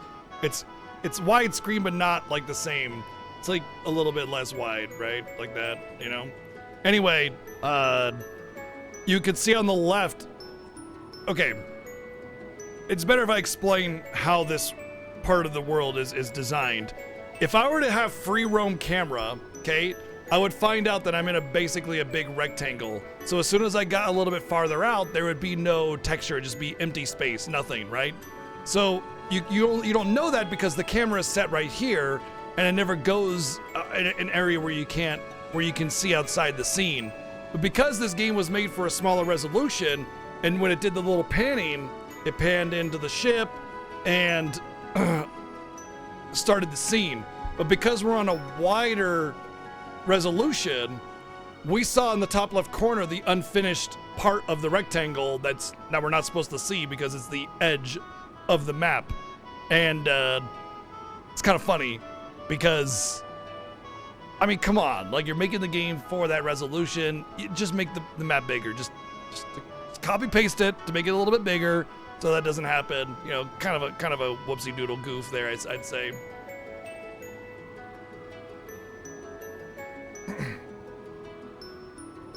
Ah, what a nice day. The tourists gotta be flooding the streets in Rowan if the weather's like this here. No doubt. Unfortunately, Rowan's pretty busy getting excited over something other than tourism. Other than tourism? What do you mean? The mayoral elections. They're only now gearing up to hold the special election for a new mayor after the last one was arrested. What was I saying? Oh, you can see the edge of the map from the panning because the resolution is different in this part of the game. They didn't fill it in. I understand there are two major candidates slugging it out for the seat. So it's like an actual fight of an election? Neat. Yeah, they fisticuffs. Thinking about it, I guess it is about time, huh? They can't just let the mayor's office sit empty. Speaking of the old mayor, weren't you and Joshua involved in bringing him to justice? Yeah. We got involved in an investigation which led us straight to his doorstep. The one who really arrested him was Lieutenant Schwartz of the Royal Guard. Schwartz just means black. We had Weissman, which is white man, and now we have Lieutenant Schwartz, which is just Lieutenant Black. They're just colors. What are we gonna have? Rot, blue, and grün. Gelb.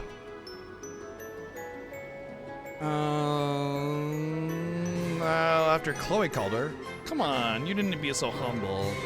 You were crucial in his arrest. I heard you made your teacher proud, honey. But I see, so that's how you met the princess. I had been curious about the details of that. Hey, Jeff, thank you for the sub gift to Rune. Yeah, no more ads, yes. What is Schwarzer? It could just be a form of black, like, you know, more black, less black. I don't know, past tense, former, you know, past tense or present tense or future tense. I'm not sure. Could be any one of those. It could just be a play on the word. Who knows? I'm not German, so while I speak a lot of German, I don't have fluency. I guess Zyfreak would know. Just means blacker. That's what I was gonna like guess if I had to say for sure, but yeah. Hey, Dragon coming in with the 5 sub gifts. Thank you very much. Wow, going on a sub gift frenzy. Thank you very much. Of all the languages that English is close to, German is probably the biggest one, honestly. So that's how you met the prince? Okay, yeah. Yeah, Joshua and I helped out with the Janus School Festival. You know, I haven't seen Chloe since the birthday festival. Or Olivier, I guess, for better or for worse. And not just them, Tita, too, and Zin. Zin returned to Calvert after the birthday celebration. I believe a request came in from the Calvert National Guild office. He did say to give you his best. I see, if it's work, I guess. He helped me out a lot. I wish I could have said goodbye at least. You'll meet him someday again, I'm sure. Oh, as for Tita and Professor Russell, Cassius and I explained the situation to them after you left. Oh, I see. Thanks, Shara. It was adorable. Tita's such a nice, earnest girl. We told her everything, and then her eyes filled with tears as though she was just barely holding it in. She said, Estelle's working so hard, I can't just sit here and cry. She taught me that. Oh, Tita. Come on, Sherry. You're gonna make me cry here. Sorry. Really, though, you met some amazing people over the course of your travels. Some really amazing friends. I hope you realize just how precious that is. Yeah, I do. Say, Shara, when we get to Rouen, do you think we could find time to go see everyone? Of course, we'll make time for it. Speaking of time, we've still got some before we arrive. I think I'll lounge these terribly creaky, so ancient bones of mine in a seat. Do you have any plans? I think I'll just look around the ship a bit. You can go on ahead. Shara's like 25 or something. Like it's not even like you can't even make that joke with Shara. She's like basically fucking fresh out of being a child. All right then, just don't get carried away that you don't get off at Rouen Estelle. Like it's typical anime where anybody like 25 and over is basically ancient. Yeah, 22? Yeah, she's basically a college party girl at this point. There's no ancient bones of hers. I hate that about anime. It's so fucking dumb. They treat like anybody in their 20s as like ancient, you know, elderly folk, and anybody other than that is just like bright-eyed, bushy-tailed hero to be, you know?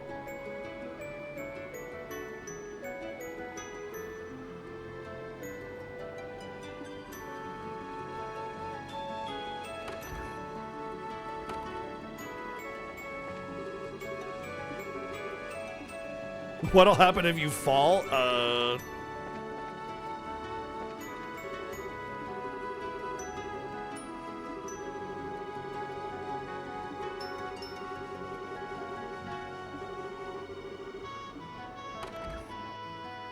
Yep, living fossil over here.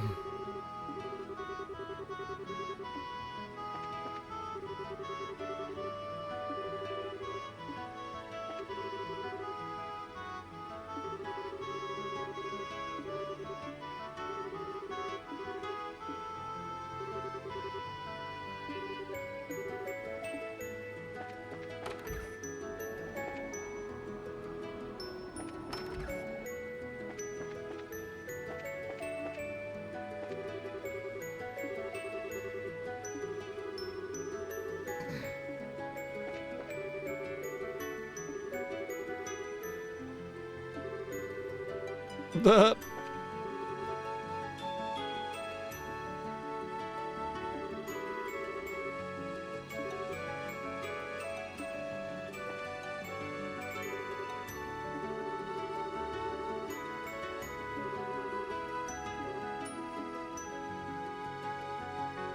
Who the hell's Lloyd?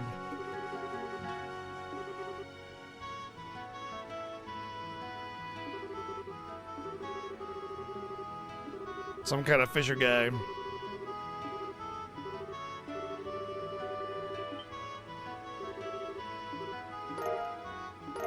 Ah. I remember in the last game they gave you fishing access like way later in the game, so it was pointless to fish. I guess I'll try fishing whenever I have a chance then.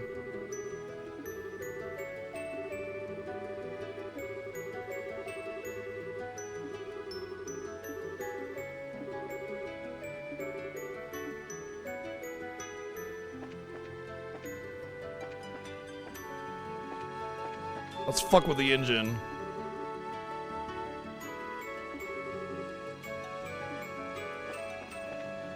Steal all the food.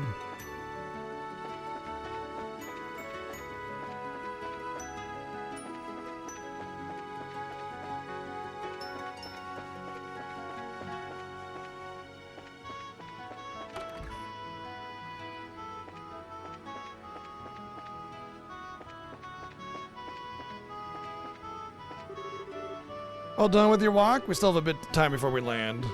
I'm gonna walk around a bit more then. Oh, okay, I gotta walk around until they broadcast that we're getting close to Rouen. Maybe I gotta go talk to the captain then.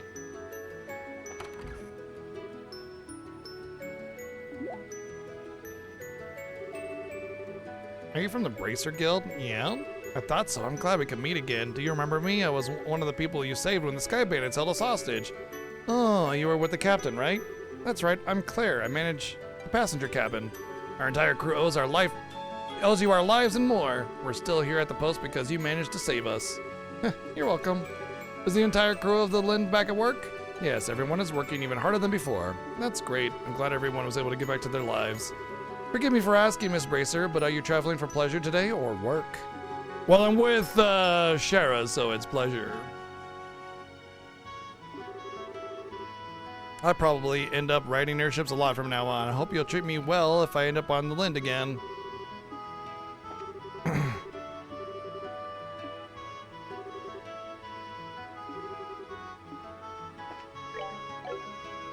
That reminds me, I should probably...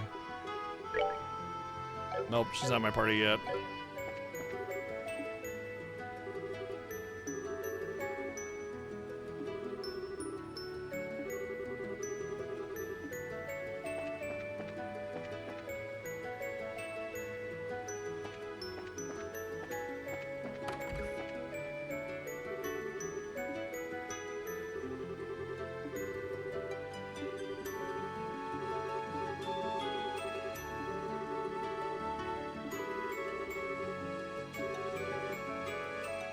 If you wanted to thank me, give me something.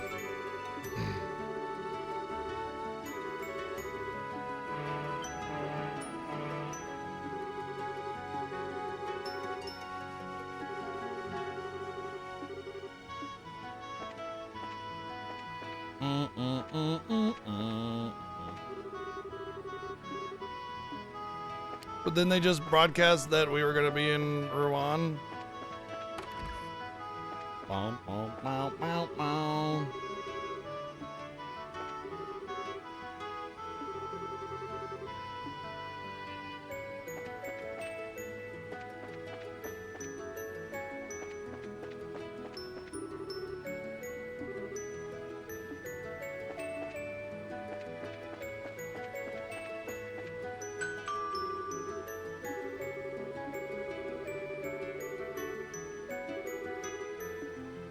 Better get to my seat. No anime sequence for us landing and going, wow, city of Rouen. He's got an anime intro and that's it. What a shame.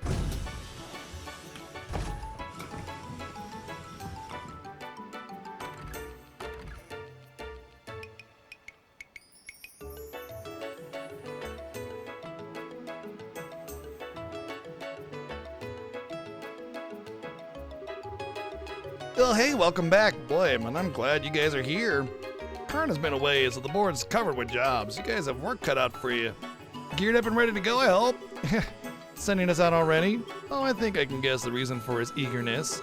So, Taskmaster, I take it you have some urgent jobs for us? Surprisingly not, actually. We are snowed under with work in general, but none of it is particularly urgent. I mean, the election's being held under the eyes of the military anyway. The town's so busy boiling over from the election that the tourists haven't stayed away a bit. The election's gotten that hot? Who's running? We haven't heard. Mr. Norman, who is the proponent of the tourism industry, and Mr. Portos, who wants to try and revive the harbors and shipping business. Remember, this is a big deal. The mayor of Rouen is going to also govern the entire region. People in Minoria and elsewhere are voting too. It's been a real media crisis. This election is basically going to decide the future of Rouen. It's exciting. I get it now. That is big. Well, given that I'm underage and not a citizen of Rouen, I guess I can't vote. Gotta admit though, since I basically helped cause this, I'm sort of curious to see where it goes. Well, then read the coverage from the Liberal News. Their investigating articles are excellent. Investigation, oh wait, that reminds me. There is actually a job I'd like for you to focus on. It isn't urgent, but it's something that needs looking into. Oh, what's up? Oh, well, how do I put this? It's hard to explain, maybe I shouldn't have. Gene, unsure. Hold the presses, I think we're witnessing a miracle. Usually you'll happily pile the work on a bracer till they sink into the ground from the weight of it all. Sure, I'm not that bad, come on. Well, alright, here it is. I want you to investigate ghost sightings. See, I knew you were gonna look at me like that.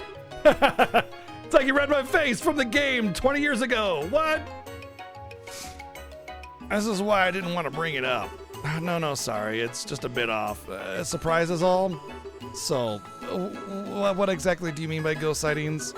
Okay, so it began about 2 weeks ago. We've been receiving reports that people have been seeing a white shadow at night. And not just in the city of Rouen, mind you, reports that come from all across the province. They say a white shadow at night. Wait, do you mean... Oh, that means you called it a ghost then. It was just a prank or something, you wouldn't be hearing about it province-wide. Exactly, I had dismissed one sighting, but with all the reports we've gotten, while you were traveling around working on other jobs, do you think you could follow up on a few of the reports? Well, you see, it'd be irresponsible for us to take on such a job with so much else going on. Yeah, that's it. Estelle, are you... What? No, not at all. No, you think Estelle, the coat breaker, hero of Liberl, would be afraid of ghosts? No way, no how. No. Sorry, I am afraid of ghosts a little. Another typical trope of, you know, the normally brave and energetic girl is that she's afraid of ghosts, and so it's like the one thing that gets under her skin kind of thing, and it's always the same thing. It's always ghosts. It's just another trope that's just being slapped on again, and it's not even like used in an original way. It's just the same trope in the same way every time. More than a little from the looks of it. Well, don't worry, nobody's been hurting or anything, and it isn't urgent. We'll just pretend this conversation didn't... Jean, wait.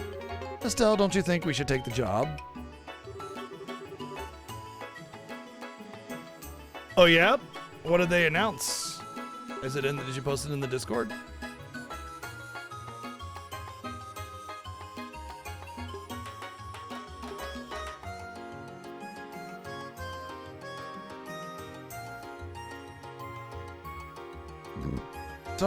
Don't you worry, your big sister will make it all better. Besides, investigating this could prove useful to our actual mission. Nobunaga Ambition Games, Romance of the Three Kingdoms, Wall of Fire, and Uncharted Water. I don't know about fire games, but I do want to burn some of them. I know a lot of people really like the Romance of the Three Kingdom games because of the, the whole Chinese lore, story, hero thingies that occur in those games. Like Dynasty Warriors and everything. Remember, Estelle, our true purpose is investigating the movements of the society throughout the barrel. And that involves keeping an eye out for anything even remotely suspicious. Sounds a little bit like a ghost hunt to me, wouldn't you agree? Yeah, when you put it like that, it makes sense. Sorry, Shara, I was being childish.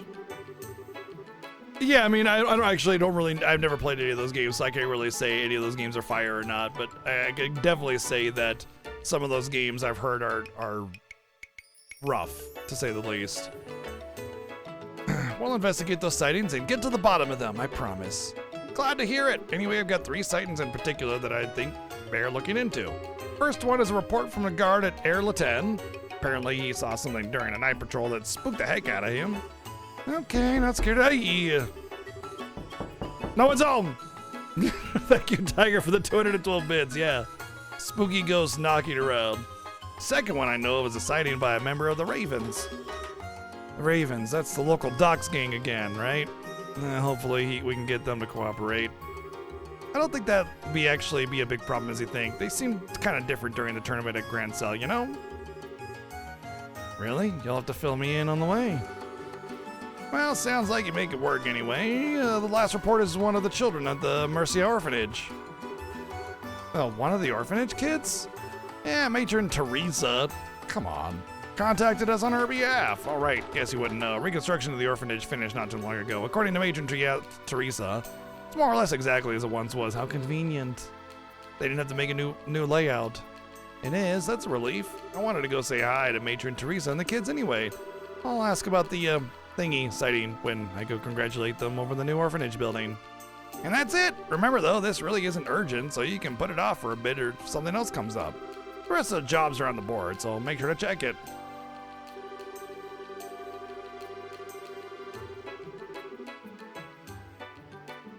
Yeah, that's what Zund was saying. Nintendo just announced a new drop for Nintendo Online SNES, and we're talking about what those games are.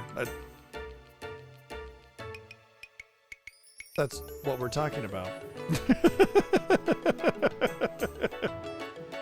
Tracer quests, which you can choose to accept or ignore, are posted on the board in each guild house. If you approach the board and press the confirm prompt, when the blank thing appears, you can see the full list. Select a job to see the details on it, such as the objective and potential reward. These details will automatically be recorded in your notebook. Once you heard what all three witnesses have to say, come on back here. We can go over the testimonies and take a stab at figuring out what this mess is about. Understood. The Ravens hang out right here in the city in the warehouse district. We might check on them first. Well then, let's stop by the warehouse district before we leave town. That's across the bridge, I believe.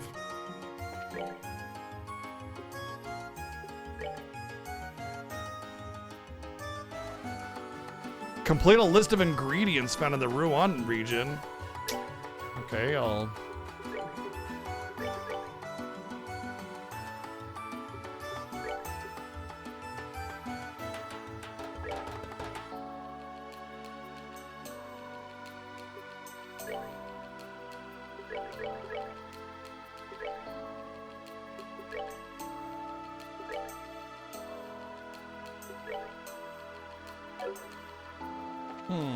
Okay.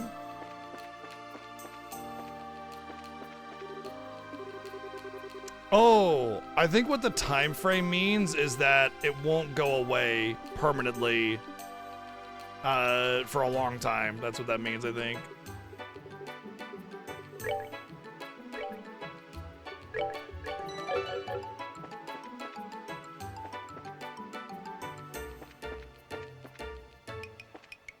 Yeah, this is the port town from before.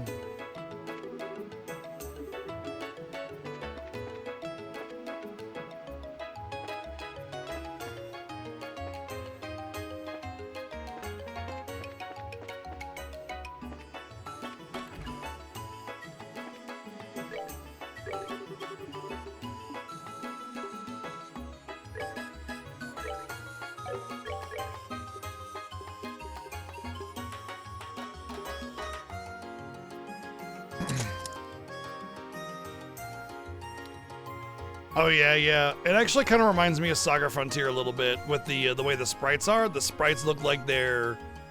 So the way the sprites are in Saga Frontier is that they took a CG model of the character and then screen printed all the angles and used those images as the sprite for their animations. And that's kind of what it reminds me of.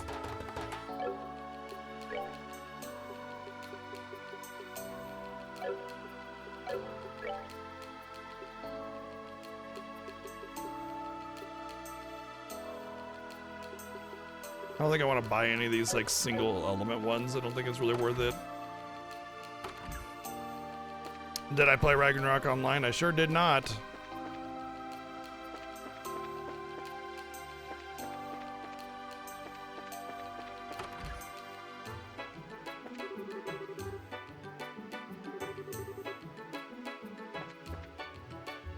Yeah, I mean, I'm fine with that when it comes to like MMOs. It's whatever. I mean, I played Tibia. I want to talk about grindy.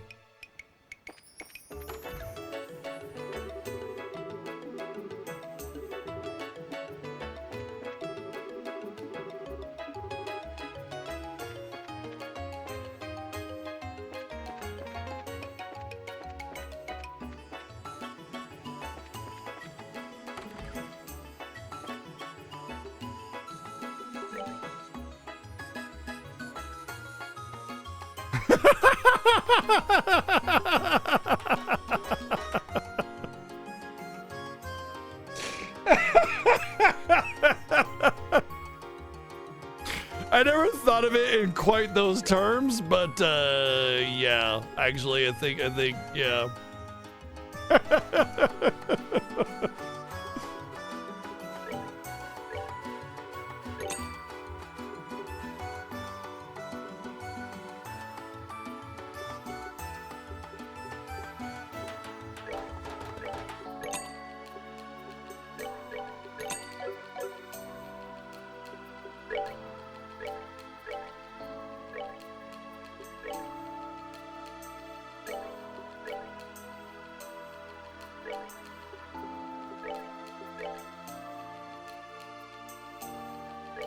I wonder if I got my orbaments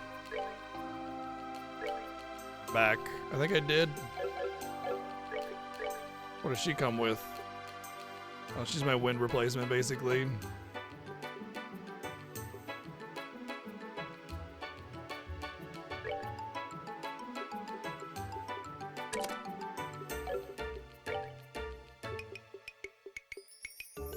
I think agility might be...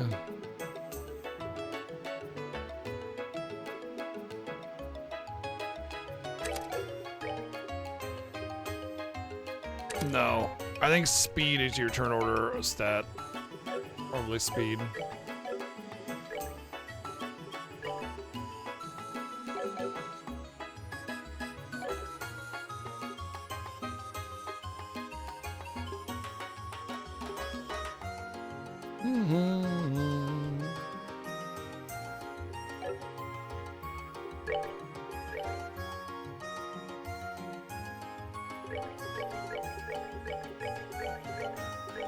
So I think ATS is your arts stat.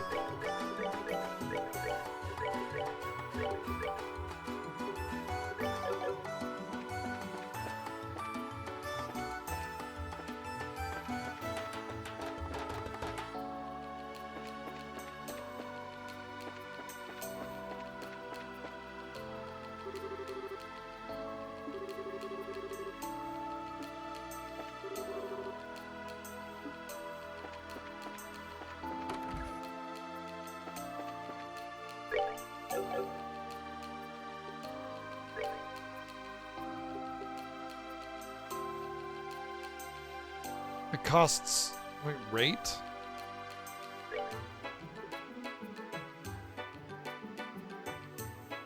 Why does it cost Sepith to rest?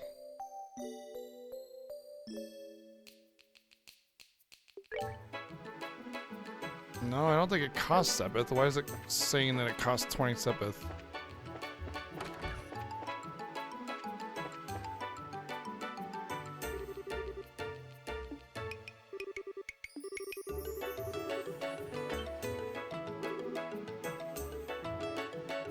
Oh, okay, yeah. In that case, I understand it because the menu options is the same thing.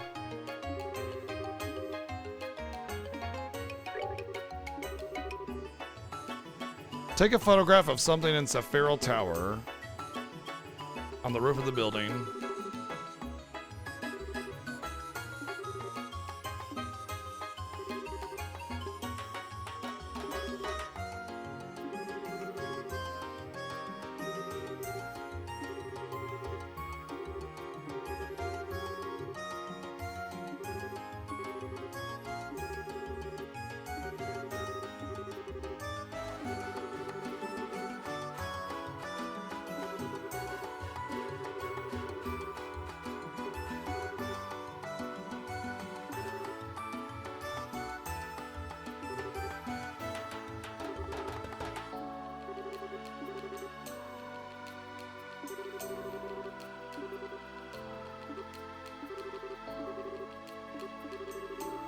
Oh, so we've been in the towers before in the previous games and they were pretty much inert.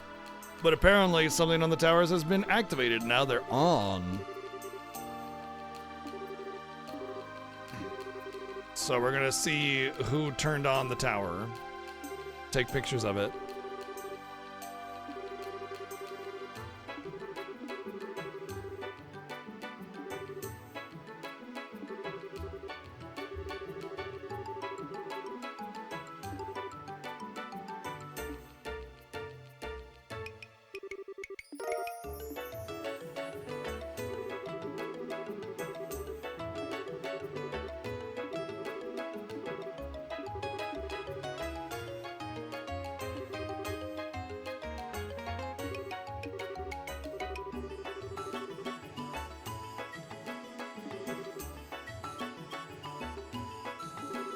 Wouldn't it be better to take him with us to take a picture for himself? I don't know, a photo lacks depth and everything. There's only so much you can glean from it.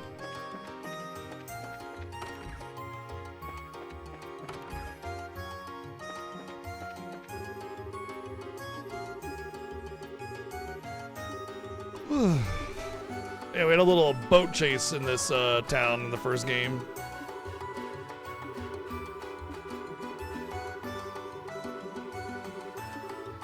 I think it was the mayor, the previous mayor, that was trying to run away, which we caught doing bad illegal stuff. Politicians being bad? What? That's never happening, so why would that be a story plot point? Very unusual.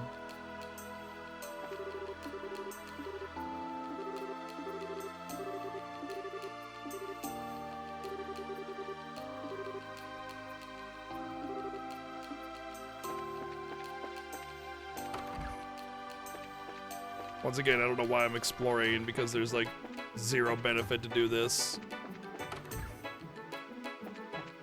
I understand like the desire to explore, to kind of see the world building, the characters and the NPCs, you know, talking about different things, but it's just, there's really nothing of value.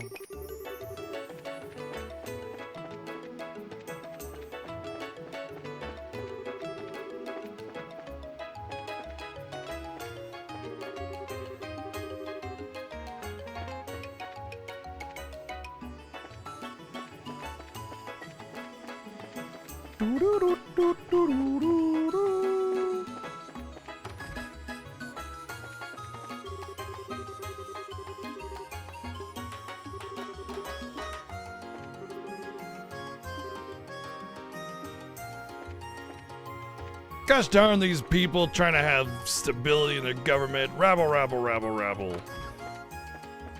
I'm mad.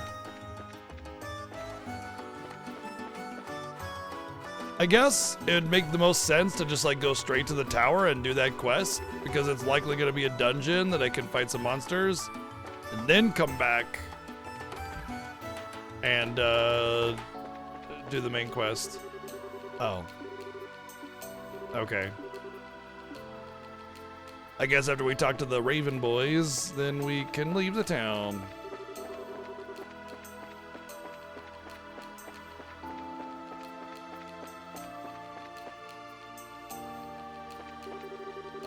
Do the other games have it? I know like the Trails in the Sky, the first 3 games are almost probably all gonna have it. But I imagine it's just the Trails in the Sky and then not the other ones.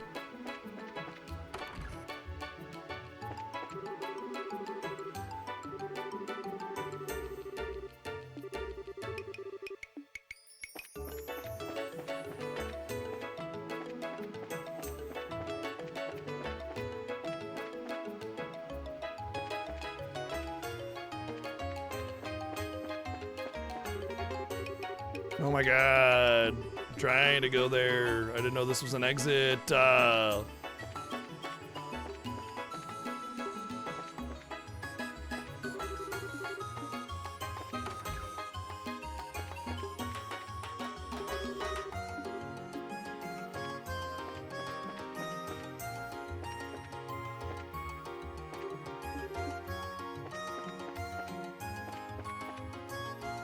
I really can't believe that boy. Just how long is he gonna be upstairs vacuuming his room?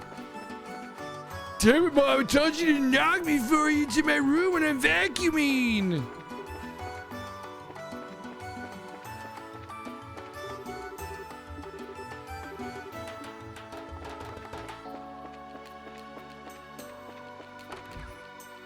That was what was going on with that home back there.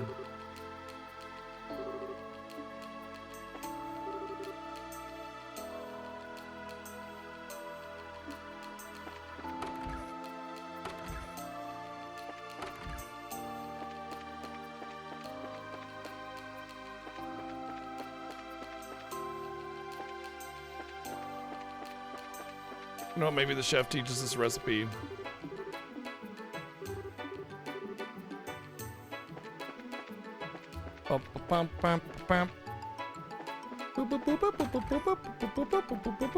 I have heard that the oh yeah, this we've been here before, yeah. I've heard that the later games have voice acting. Is that true? Like Trails of Cold Steel and all have voice acting. That's gonna be huge for just like enjoyability. Honestly, I think the worst part about this game is that there's way too much dialogue without voice acting, and it's taxing to play it, you know. So I'm hoping that we get through those so we can get that sweet, sweet voice acting.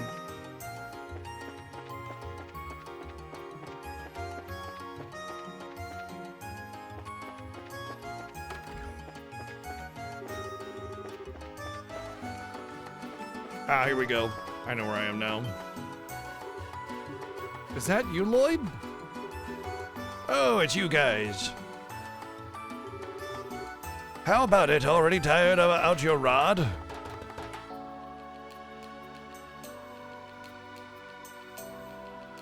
You talk about reading up to 10 minutes. Anything main story, I read out loud. And I try to at least give a little bit of flair. I know I'm not the best voice actor or anything like that. But I try to at least give a little bit of effort into the acting of the characters just to kind of make them differentiated at least. Because if they're differentiated, then you know who's talking without really paying attention too much. No, not yet. I had some places I needed to go. Yeah, I see. Well, then want to check out a spot nearby? I know a really great location. Really? Yes, please. Weren't we going to ask those Raven kids about the ghosts? Of course we are, but we can make a short stop, right? Please. Guess there's no stopping you. Very well, let's go. No worries, it won't take that much time. Let me show you. Follow me. Yeah. See how this industrial waste and pollution really evolves the fishes into something really unique. It gives it a special tang when you cook it up too.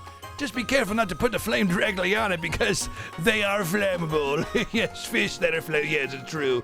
Mostly just because of all the oils that they consume from all the pollution.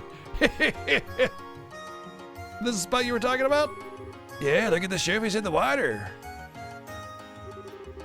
There's a ripple in the water, right? That's a sign that you can pull up fish here. You should be able to find them in most bodies of water, so be sure to keep an eye out on your travel. Okay, so basically pay attention to the surface of the water. Got it. Enough about how to find fishing spots. Next, let me give you this. Don't be bait. Damn it. This is bait for fishing, but it's not sold in stores, so you have to find it on your own. They drop our monsters, though, so embrace it like you shouldn't have any trouble. That's good to hear. And that's about it. We'll just have to find out the rest by trying stuff. Okay, got it. Thanks for all your help. No, my pleasure. It's all part of being a member of the Fisherman's Guild. Yep, catch you later. Yeah, catch you later. Oh, come on. Jeez, I'm really fishing for compliments on that one, aren't I? Got you with the double. Oh, that's just a little fisherman humor. Don't worry about that. Woo. Soon, mods will be doing a first chapter at some point. I'm not sure they're doing all 3 games. Oh, there's like a modded voice acting thing? Well, he is part of the Fishers Guild. Maybe he is a masturbator. Come on, man. I can't see out of my right eye. Like something's preventing me from seeing. Like eye boogers or something, you know? This is my right eye. It's just like reversed for you. Yeah. Or something like that. I don't know. Huh? There we go.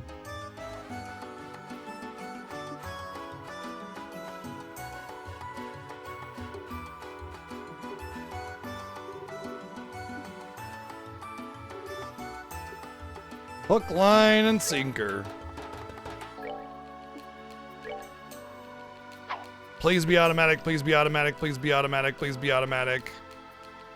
Breath of Fire 1 fishing is the best fishing in any video game ever. Okay. It doesn't even tell you how to fish. It doesn't even tell you to press the button when the thing comes up. So it gives you all this fishing shit with a million words on the screen. It doesn't even teach you how to fish. Come on. I mean, this game has like a script to rival like War and Peace, and it doesn't even take the 5 fucking words it needs to teach you actually how to fish.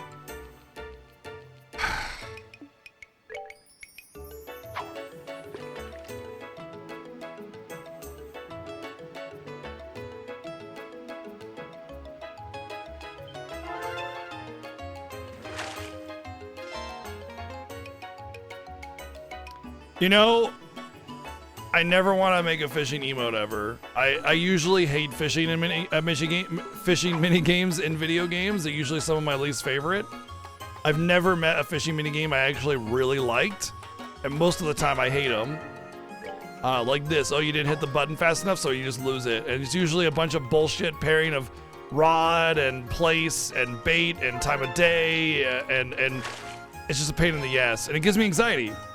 It gives me anxiety because I'm sitting here like just waiting for the thing. Oh, I gotta punch it. You know, it just I hate it. I hate it. This one is okay. It's fine. But yeah, I'm not thrilled with the idea of a fishing minigame.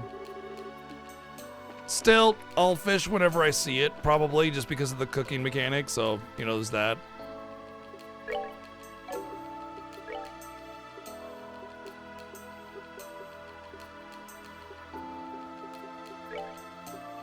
Or I can't even cook anyway.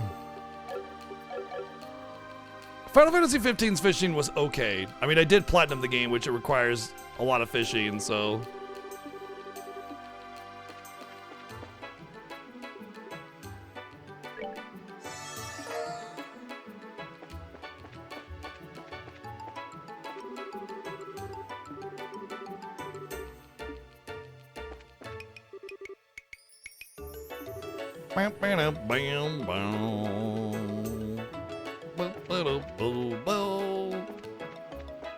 But yeah, like, what was it? Stardew Valley and Final Fantasy 15 are two games where the fishing minigame I don't mind.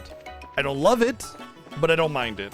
And I think that's like about the nicest thing I've ever said about a fishing minigame. So that says quite a bit about FF15 and Stardew Valley.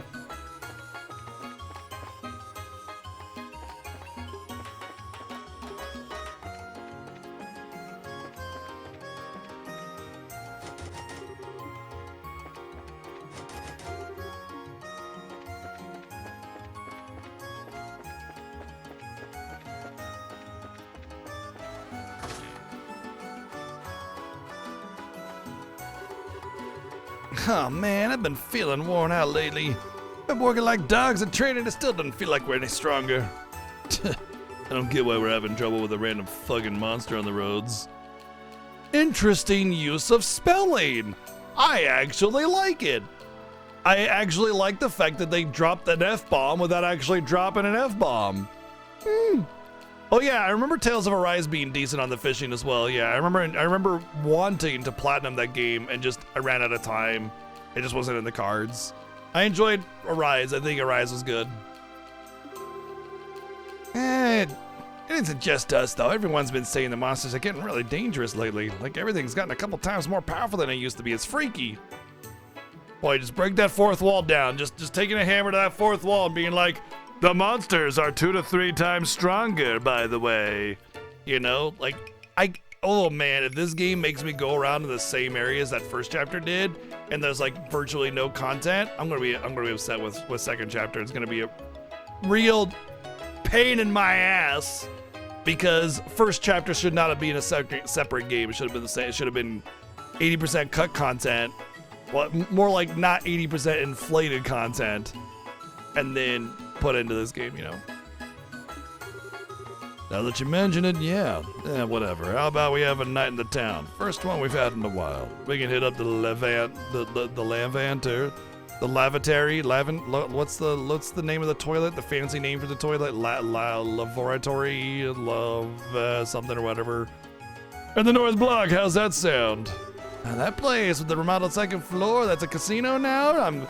Oh yes, that one place, that's very specific thing that's giving exposition to the player, forced in a place that doesn't make sense. Yeah, let's go there. Sounds great, especially since I hear the dealers are hot chicks. Oh, well, yeah, let's go. What are we waiting for? Maybe I can show them my strength at poker, if you know what I mean. Dude, showing them your junk in the middle of the room is not gonna impress them. Ladies don't want to see your junk, they don't care. Lavatory, yeah. Now that's a plan. Karen is out of town, so if we want to cut loose a bit, now's the time. And here I thought just possibly thinking better of you guys. Oh, it is. That's the newbie bracer chick, Estelle. Hey guys, been a while. We last met at the tournament, I think. So we met them at the tournament, but we originally met them here. They were causing trouble because the mayor was paying them, well, more like blackmailing them to do bad stuff. And we basically freed them from the mayor's grip, but they kind of were used to doing bad stuff, so they kept kind of doing bad stuff, but we sort of broke even on it. Oh man, we watched you from the stands after our fight all the way to the finals. You were incredible. I've fallen in love with you all over again. Thanks. More importantly, what was that I heard about Karna's gone, let's cut loose, and something about poker? Do you realize that what a gate would do to you guys if you heard that? It's just a joke, really. Please don't tell him, please. I'm scared of him. Yeah, anyway, who's the lovely lady with you? This is Shara. She's a bracer like me.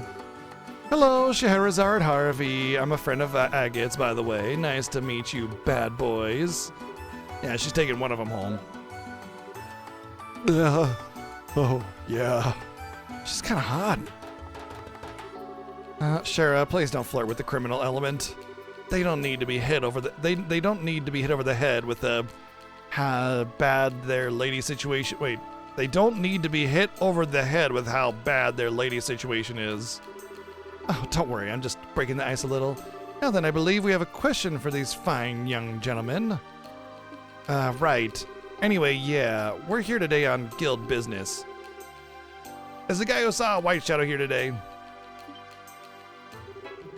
White shadow? You mean, Yeah, they must mean that. I mean, you know what I'm talking about? Could you tell us if it isn't too much trouble? Well, what do you guys think? Hell yeah, this is gonna be sweet. What are they mumbling about?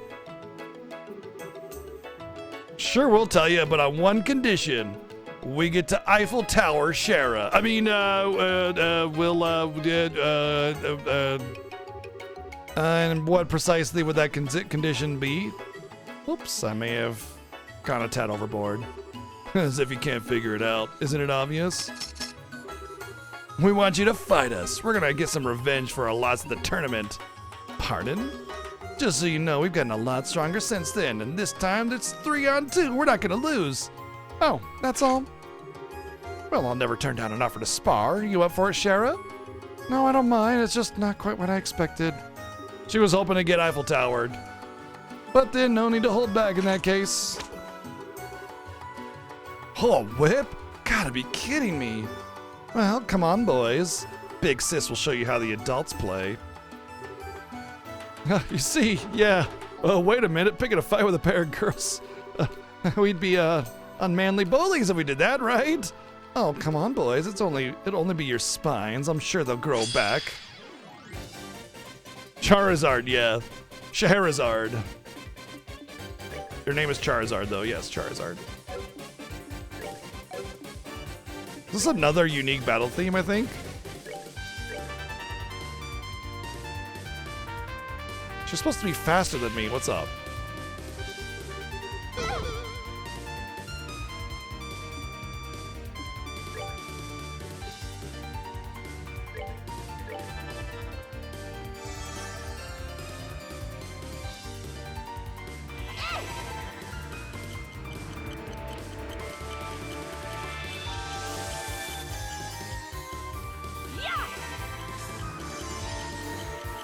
I like how the speed up spell is like one of the slowest animations in the game.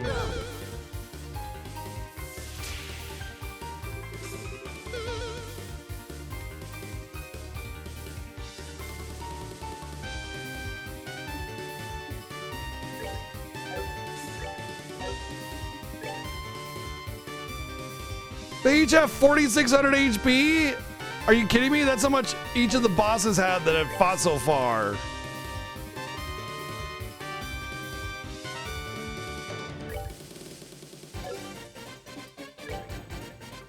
They made her hit for very little damage. Well, defense is a little lower.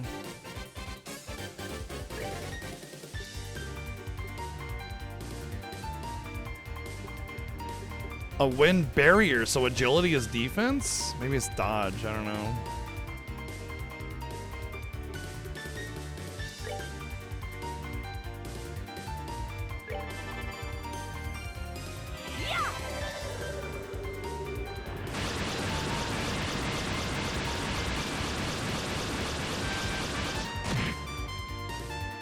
That was good damage. I'm glad I brought Shara with me.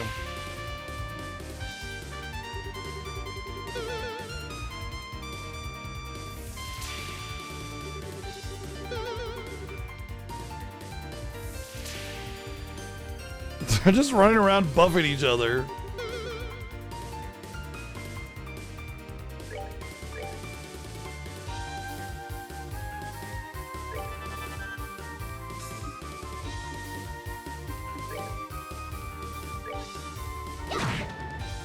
Oh, I may have knocked him out of the thing. I still got him.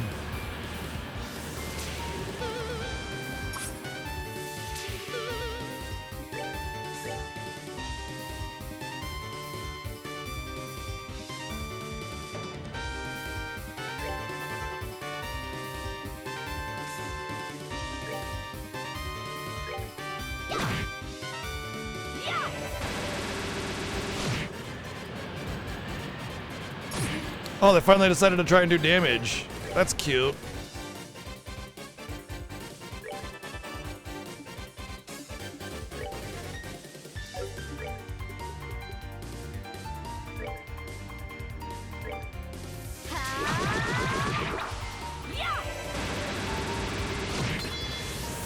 Honestly, I feel like arts are like a million times better than craft. Because with arts, they always hit. They just hit. Also, how is she casting this thing at 18 EP, but like not losing EP?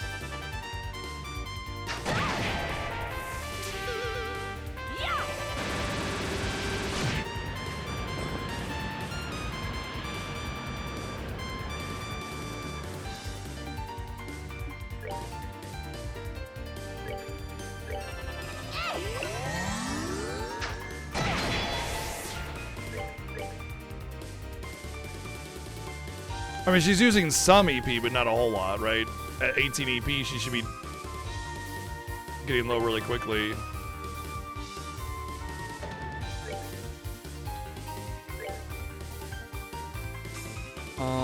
Wait, what? I thought Latier was like field, period. But it's basically single target. That's terrible.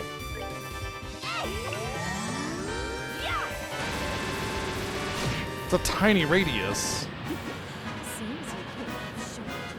Oh boy, 24 experience when I need 800.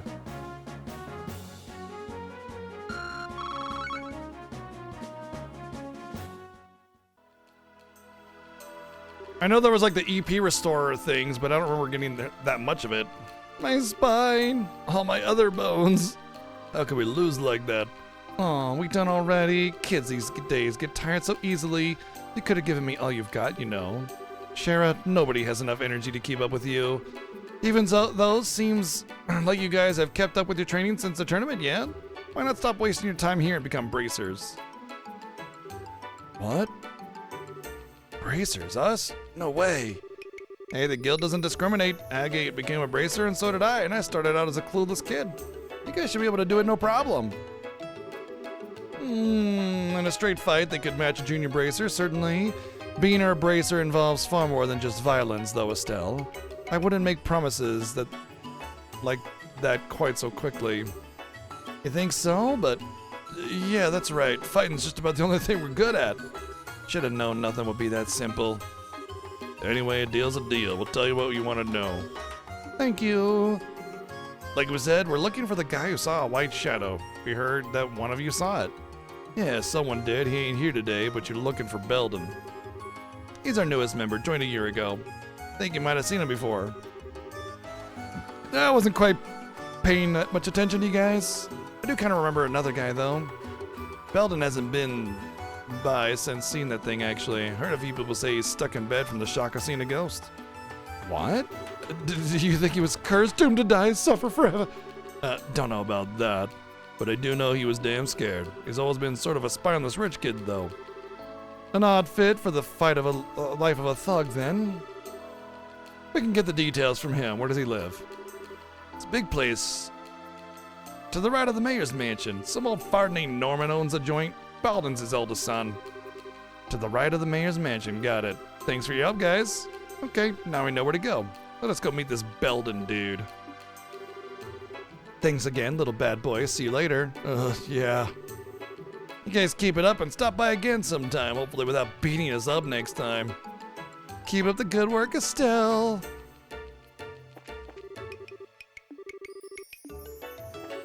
Creep factor 5,000.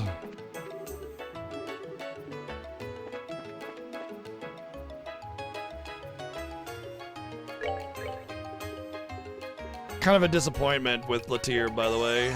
Really hoping for more of a actual AoE heal, and it's more of like a fart, you know?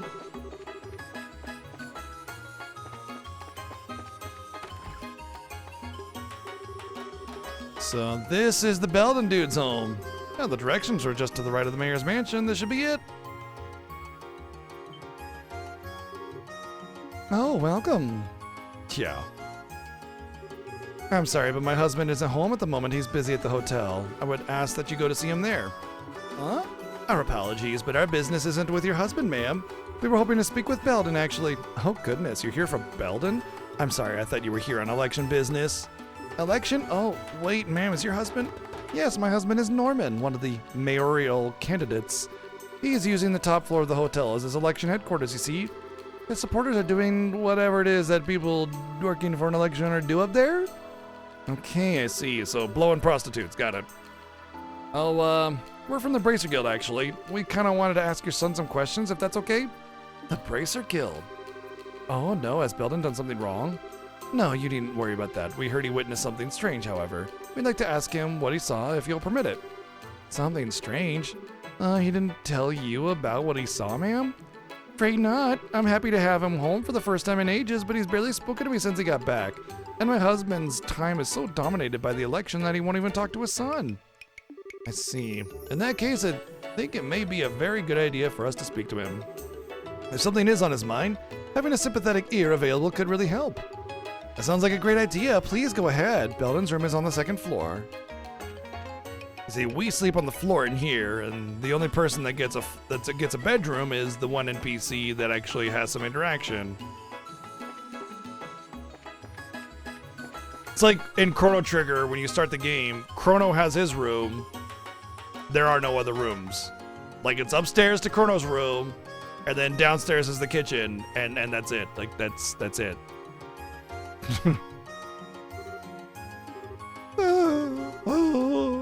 Excuse me, can we talk to you for a sec? What the hell am I doing? Come running back home just 'cause Dad ain't here? I'm pathetic. Yeah, you are. For crying out. Hello? Look at people when they're trying to talk to you. Yeah? Girls! And he finally notices us. So I guess you're Belden. Yeah, that's right. Honestly, I don't really want to take... I wouldn't want to take shifts in a bed. I don't want to sleep in a bed that somebody else has slept in without washing the sheets. Unless, of course, it's like, you know, my significant other or something like that. Like, even people I'm really close to, I would feel uncomfortable sleeping in a bed that they've slept in. Wait, you're the Bracer from the tournament, aren't you? Yep, I'm Estelle Bright. This is my superior, Scheherazade Harvey. A pleasure. Right. So what do you guys need? Well, we heard you saw a white shadow recently. We were wondering if you don't mind telling us about it. Oh, that. I'd rather not talk about it, to be honest. Anytime I remember too much about it, I just get scared all over again. Was it really that scary? Now, don't say that. How about you tell me? But if you tell me, I might do something nice for you. Just like go around everybody you just want information in with, you just suggest that there might be something sexual in it for them. Like, I mean, I guess it's gonna work on every guy in existence, but goddamn. Whoa. Boobies, okay. Sure, I've told you before that sex appeal is not a guild-approved weapon. Yes. Now then, really, do you feel like talking? Well, I guess it couldn't hurt. I was living in the warehouse where the crew hangs out until about a week ago. I usually only come back here for food, see? Slept over there, you know, so I could chill with my bros. You gotta be kidding. He's like, yeah, dog, we totally hang out and stuff. Word to your mother. You know? It's like the... That's like the impression I get from this guy. How in the name of the goddess could you not want to live in a big comfy house like this? He's just young is all. Please continue. Like I said, it was a week ago. The crew was all boozed up and asleep and woke up for some reason. Thought I'd go outside, feel the night air, you know, and then I saw it. You mean the white shadow? Yeah, a white shadow floating up in the air. It had some kind of old-fashioned get-up, cape and all. And it was dancing in the air. That's rather specific. You're certain the alcohol and exhaustion weren't clouding your senses? Nah, no way. It scared me right out of being drunk and I tried to scream but couldn't even do that. After the thing flew off to the northeast, I ran into the warehouse yelling and woke everyone up. That just got me a punch from Rocco though. I'd imagine yes. Do you remember exactly when during the night this happened? Guess around 2 in the morning? Now I remember the whole thing. Came home to try and forget all that. Now I get why you ran home. You just didn't want to sleep in some place where you'd seen something scary. So you learned how nice it is to have a home to come back to, yes? As an expert RPG community, I have a question. What makes the Trails of Sky series appealing? I don't know. We're trying to figure that out. I would say that most people I talk to say that the world building is really elaborate. But, like, to me, there's a difference between elaborate world building and, like, a lot of words on the screen. You know what I mean? Like, there's one thing to have just a lot of things that are kind of generic and repetitive from, you know, like, derivative of other types of world building. And there's another to, like, build a world. And so far, I haven't really felt much of the world building, but this is only the second game, so... The first chapter is basically a 60-hour prologue. You're not really going to get much out of it, so I can't really answer that question. I can't really field it. But, I mean, other fans in the channel might be able to tell you. You know, like, I know I'm really hard on this game series, and I kind of want to elaborate a little bit. I'm not trying to overly criticize the game franchise. It's just that first chapter was a bit of a disappointment. But I know that it's basically just a big, fat, long prologue. And so I constantly mention that because it's like the only thing I know. That's why we're continuing to play the series, because I want to see what makes these RPGs so well loved. Well, typically, I wouldn't say they're well loved necessarily, but the fans of the franchise are very passionate about them, would be the better way. Because like the game sales on these is pretty mediocre to low, you know, like what, like 500,000 to 800,000 kind of thing, which is, you know, like less than Octopath kind of thing. Actually, it's like less than Tales of.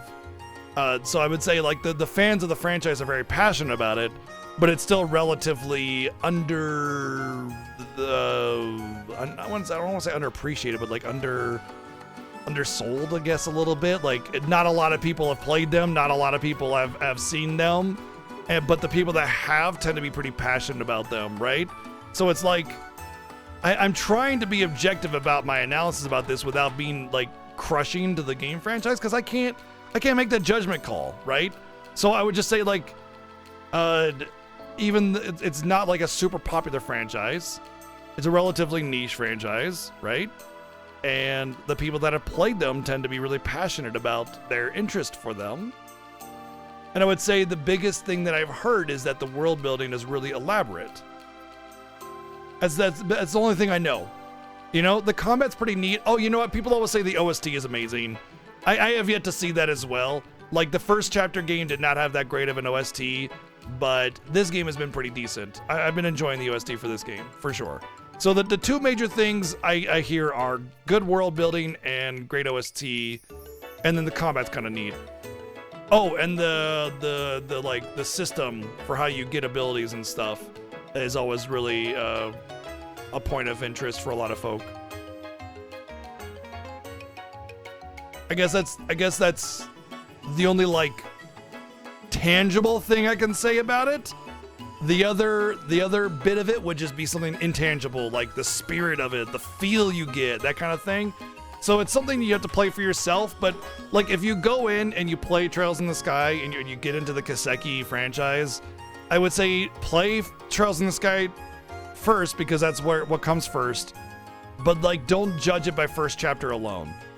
If you end up loving first chapter, you're more than likely going to love the rest of them. But first chapter is definitely a low point, like by everybody's measurement. Everybody says first chapter is kind of like, it's like playing 2.0 Final Fantasy 14, you know, like A Realm Reborn, right? You're just like, it can be a slog, but you get past that and you get Heaven's Ward. And that's kind of like Trails in the Sky is getting through A Realm Reborn, you know? Some people might really like it, but generally speaking, it's more of an intro to the game and it doesn't really have that deep storytelling that you're hoping for until afterwards. It's a bit of an investment, but you're going to want to play it first if you want to be able to enjoy the rest of it. And who knows? Maybe you enjoy it. Wishlist the games, get the first one, play it, see for yourself. It'd just be Trails in the Sky, right? Not Trails in the Sky. It might be labeled under Trails in the Sky FC.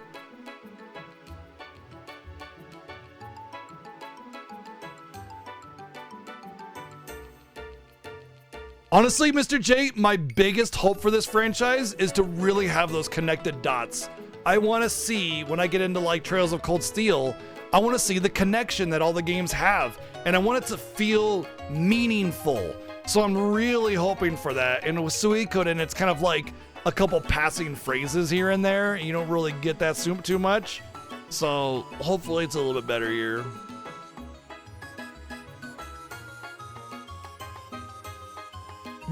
But interestingly, you say like the comparison between Suikoden 1 and 2, which, I mean, if I understand your meaning correctly, Pagari, it's that Suikoden 1 is like simple, basic, not really a whole lot there, but Suikoden 2 really kicks it up a notch. If you play Suikoden 1 casually, you can beat it in like 15 hours, but Suikoden 2 is like a full-on RPG with a lot more depth to it. Suikoden 2 was quite a bit better than 1. Even if the villain sucked, but that's just, you know, one aspect of it.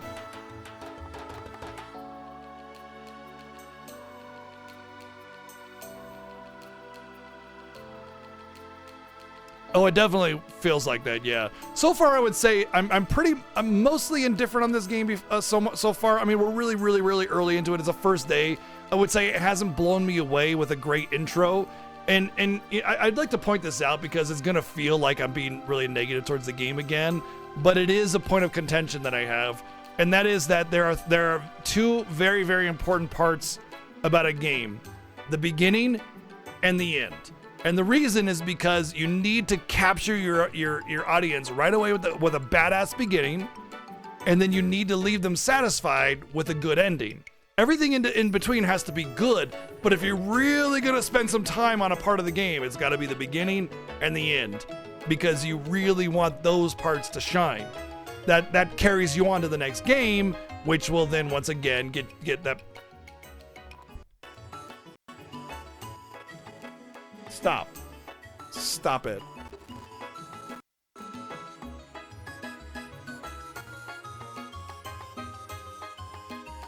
Get the audience hooked again, you know?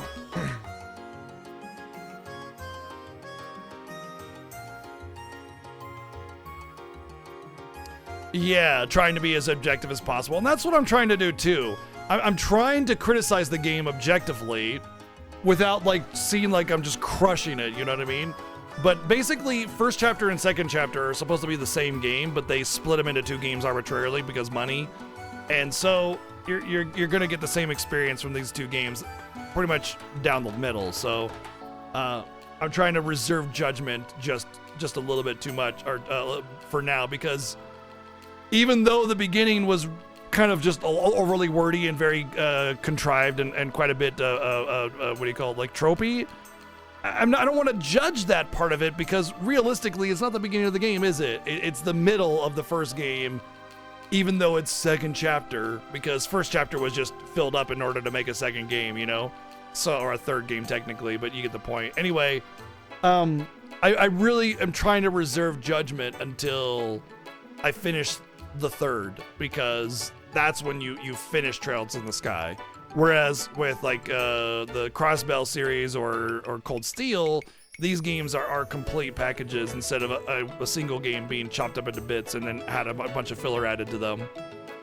So for now, I'm just kind of leaning back and enjoying the world building, and the game is still enjoyable. It's still a very decent it's still a decent experience. I'm just not blown away by it, right? Like that's the difference, is enjoying it, vibing, chilling. You're going through it, right? Good combat.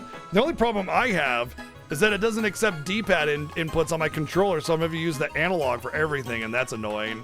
So menus feel really clunky, but it's mostly just because of lack of D-pad input.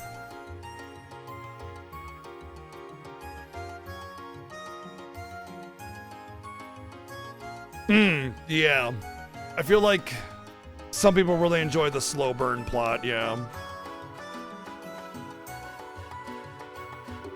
Call me crazy, but this might be a good opportunity to leave the Ravens behind. Oh, yeah, no, I'm not cut out for it. But, well, I just can't face my dad. He's busy with the election and not home much, and that's why I came back. But once the election's over, I'll have to face him one way or another. And if he manages to win, my life will get even more restrictive. So basically, you're just running away from what you don't like.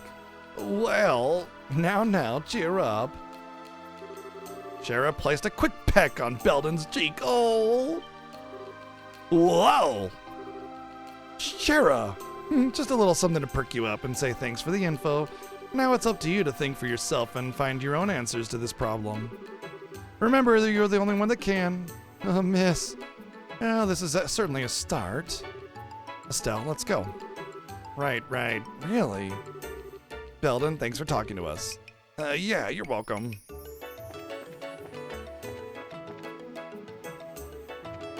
I prefer my plot to kind of like move along with the progress of the game.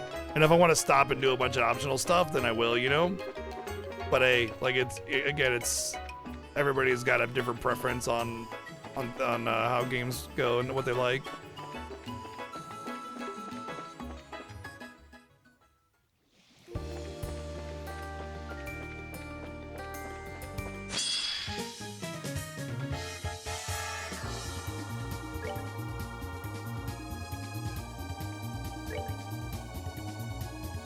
Oh, she got range. She got range.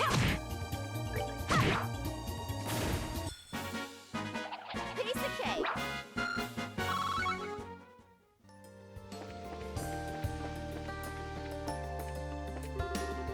What I like about this game the most, I think, is that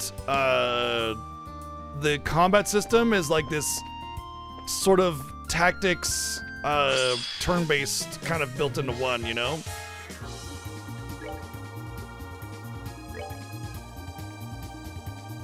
Like, it's got a grid system and an area of effect system. I really love that. It gives me like a bit of Grandia vibes in that regard. Grandia is very similar in that aspect where you had a field just like this, and then a lot of abilities had different like AoE ranges and area of effects and everything, allowing you to kind of have a bit of a strategic aspect to the game.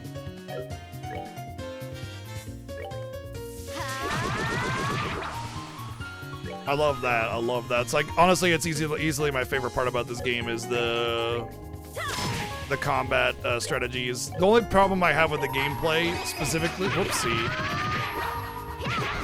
is that the tuning is a little bit too strict on the balancing.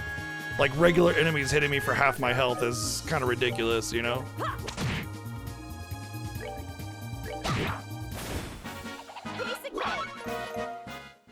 Every boss battle has been like a really tight ordeal where it's like if you were to make a mistake, it would just be all over.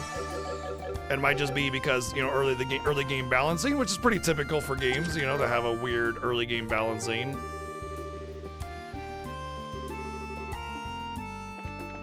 But that being said, the gameplay mechanics at its core are very strong.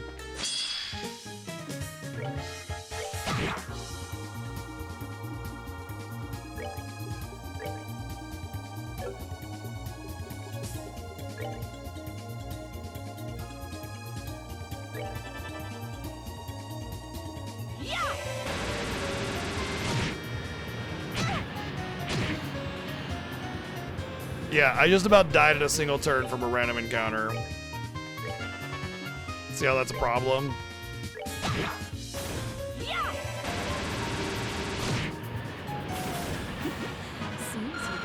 And I'm getting very little experience, so grinding is basically not possible.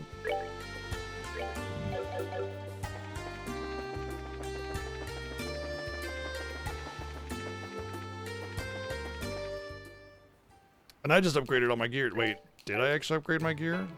I know I bought it, but did I equip it? I did.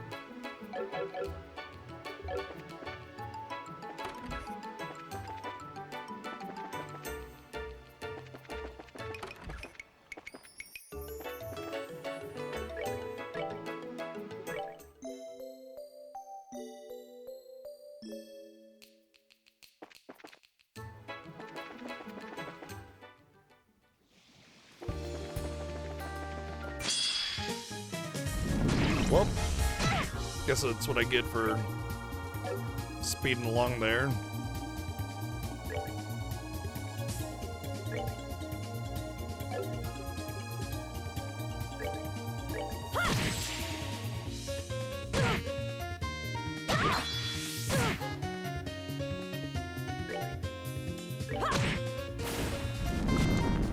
That's no surprise. I would say the previous Xenoblade games are probably doing a lot of heavy lifting on that, because originally Xenoblade Chronicles X sold like what, like not very much. You know what I mean? So like the reputation that Xenoblade has built up with the first 3 actual main title games and the definitive edition of 1 is doing a lot of heavy lifting on getting people interested in playing Xenoblade Chronicles X. We'll see if people actually, you know, enjoy it.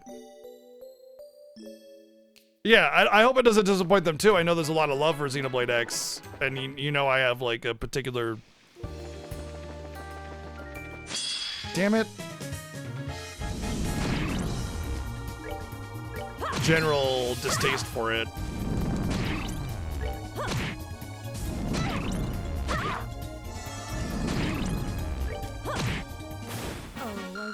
Already.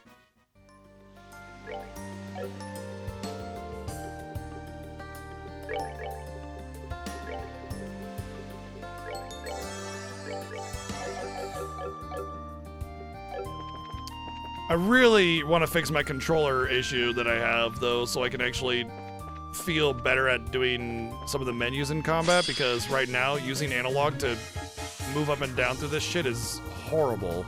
It's very slow and a lot of effort to just, like, navigate menus.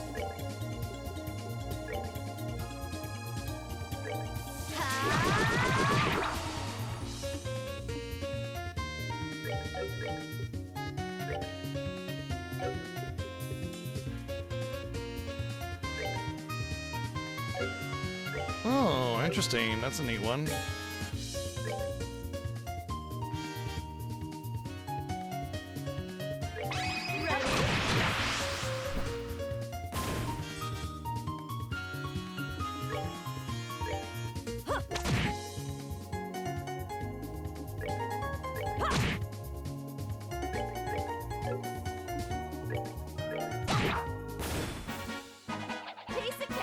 Yeah, I mean, you feel the way you feel about the Trails in the Sky franchise is the way I feel about Xenoblade, probably. Damn fine video games. I think this is either a random monster or it's one of the specials that I have to fight for the quest. Wait, you played 1 and 2 though, didn't you? So you know exactly, well, you have at least a decent idea of what 3 will be like for you.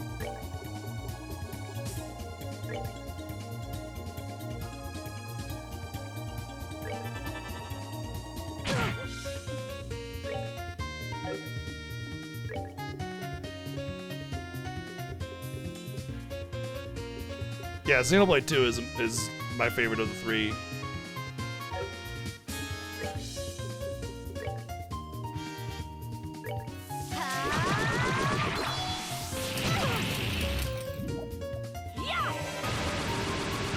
Cool, cool, cool. I set that AoE up and then got one hit. Oh, this is going terribly.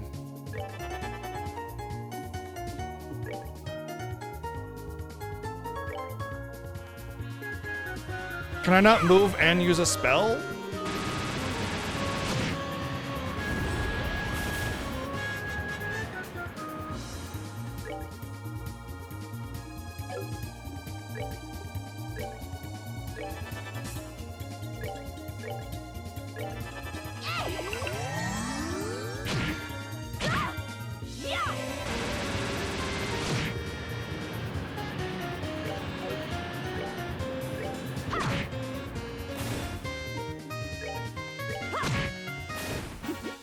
Seems you came up short.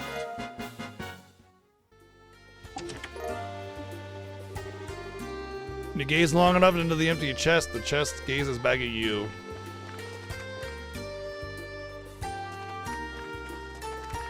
Shh, don't emotionally spoil him, Matzi. Just let him enjoy the journey.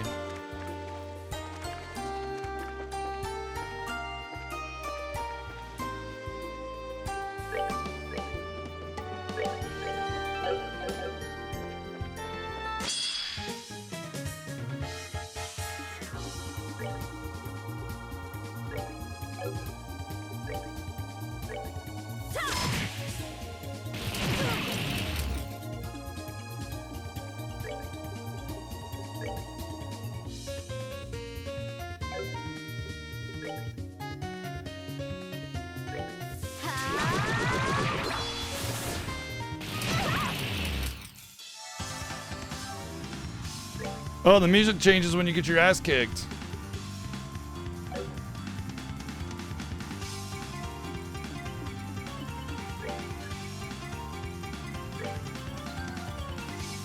So why can't I move and cast a spell? Why can't I go, hey, I want to move together and then cast that? But you can move and attack, you can move in special skill, but you can't move and spell?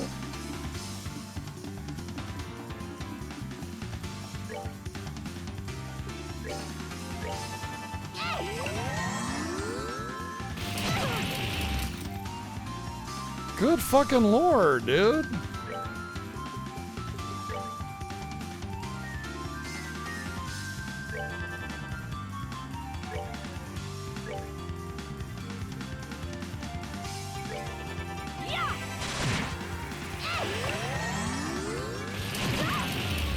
That is just like a ridiculous amount of damage.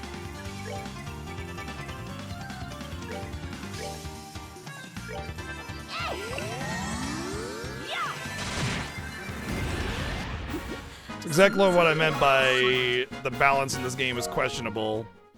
Just like regular encounters just kick your ass.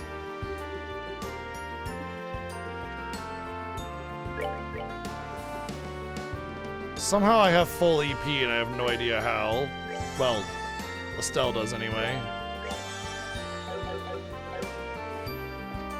It's like I've barely left the town and I had to keep going back to get restorations, you know, because the game's balance is just so oppressive. It's not like I have a whole lot of tools at my disposal to manage this, you know? Oh, are we done already?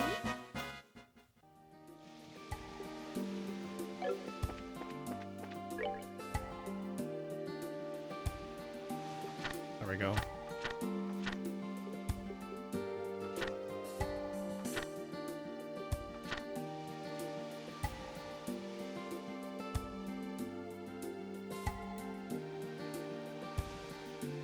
Second floor of the White Magnolia. I should go back and check that out, actually.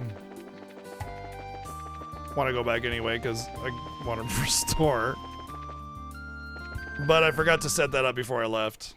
I wanted to set that up first. Wonder. Oh, wow. Pressing start shows you a pop-up of where the exits are and what they go to.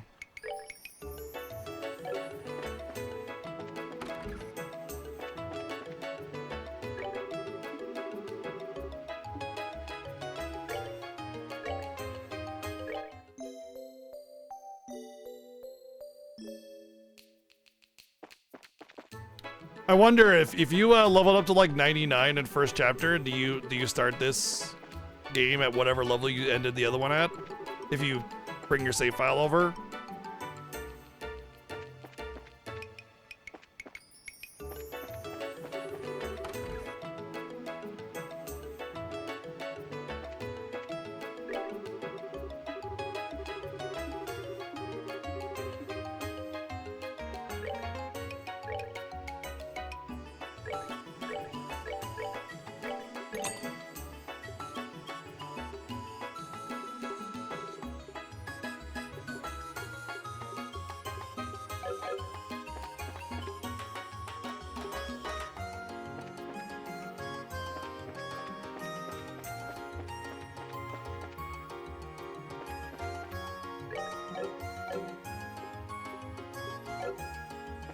I wonder if there's an actual town map. I don't think it's a hotkey for the map, so I gotta use my mouse. Nope.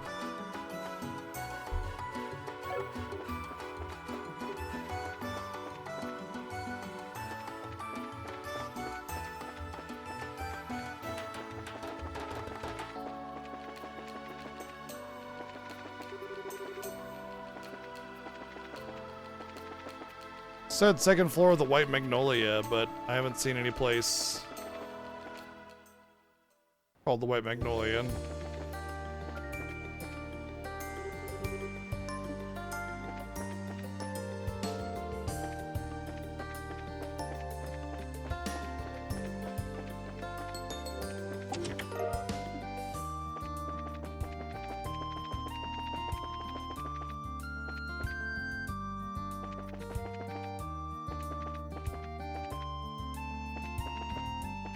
Duck.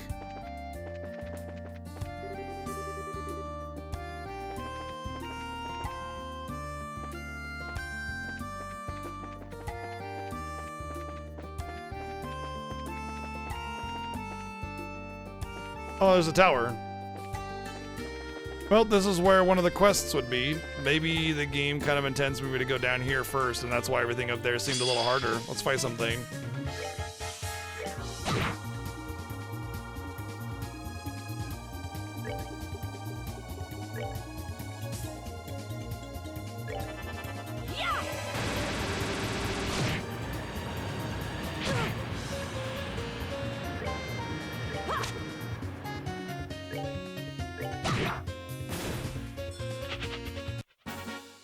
We're good to go. Okay. Definitely seems more manageable.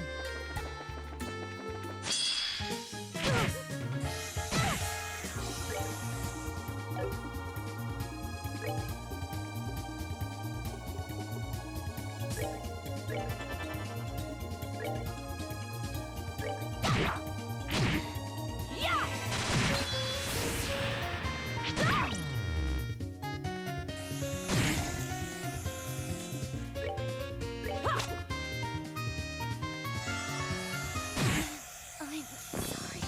What the fuck? 1500.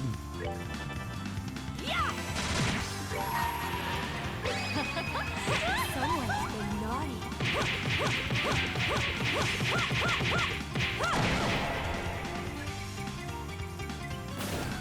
Oh, are we done already?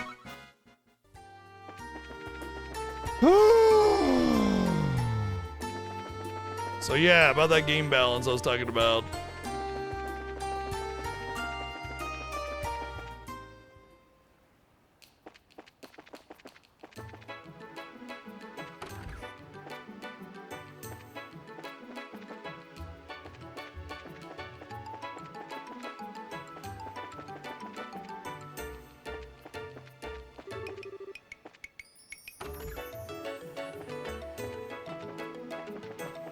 Wait, Aqua Rosa? Was that it?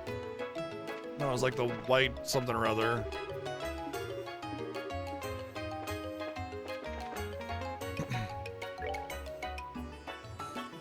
White Magnolia.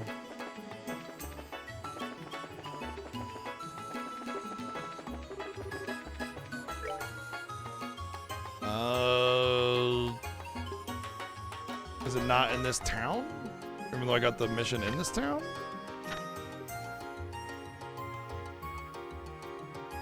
No, Ruan region.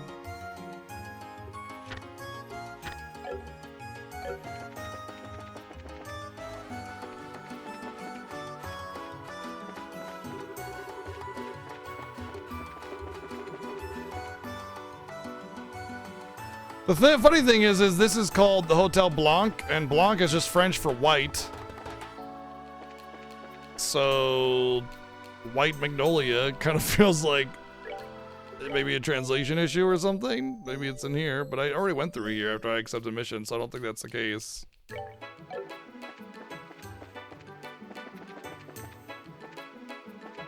Besides, there's only one second floor room and the mayor candidate is in there. There's no area map, which is very frustrating.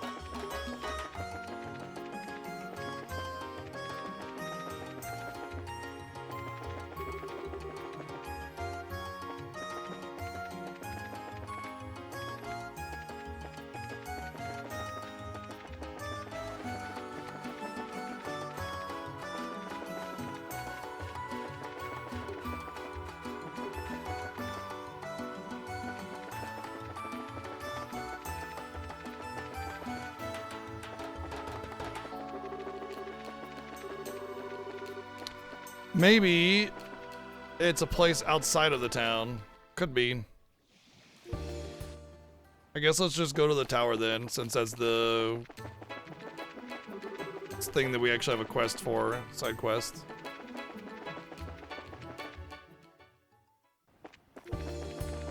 Or at least as far of it as we can think we can go.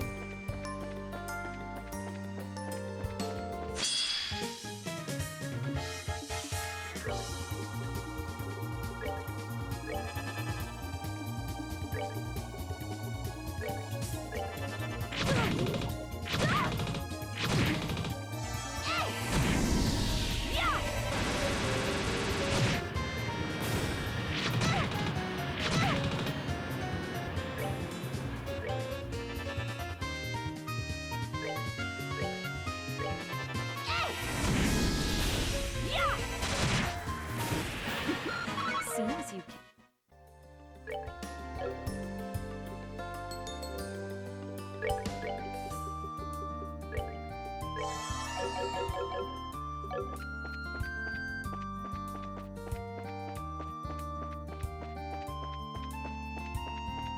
Bird.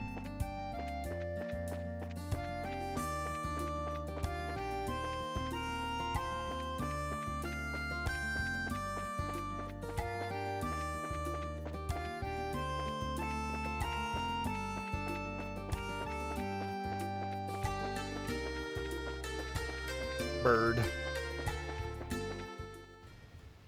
Isn't this like the resort or something? No. Air letting. They ain't letting no air through.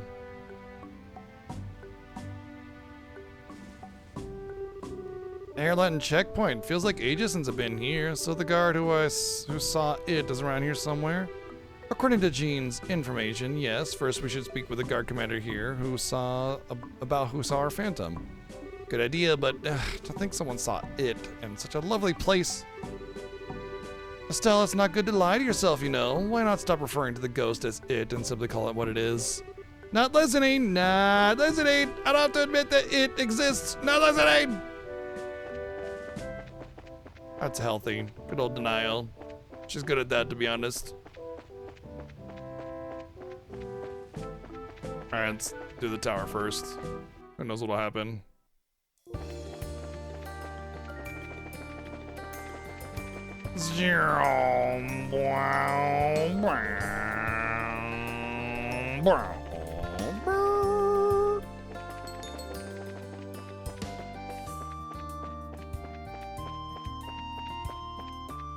Damn, not many treasures, huh?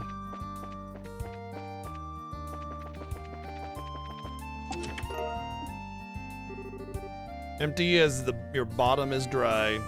Not if I've been farting all day and I got swamp ass, so yeah.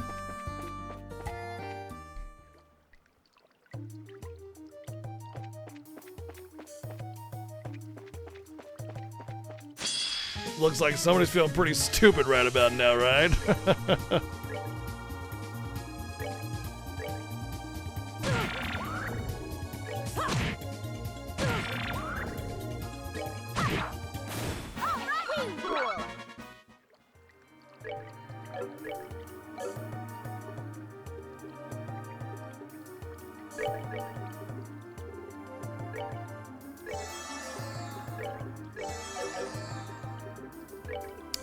Or figure out what causes turn order and like really put a lot of that into it.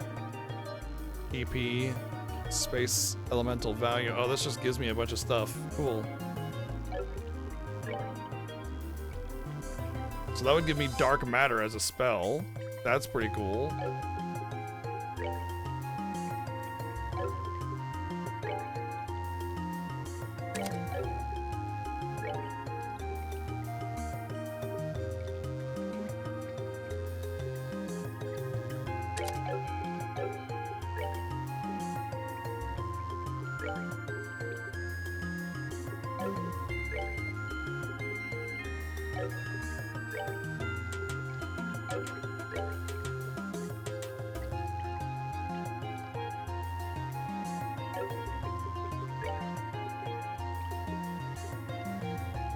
Oh.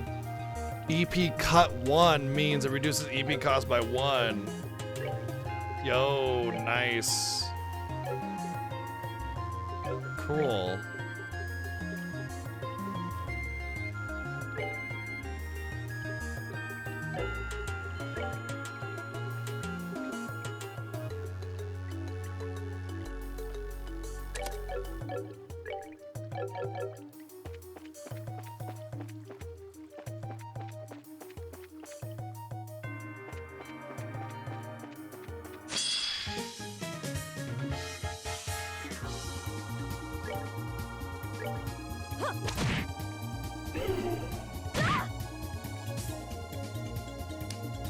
Alright, reflects melee attacks.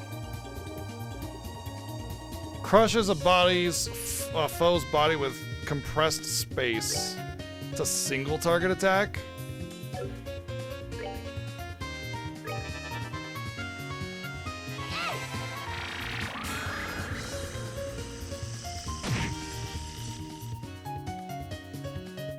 That was 36 EP?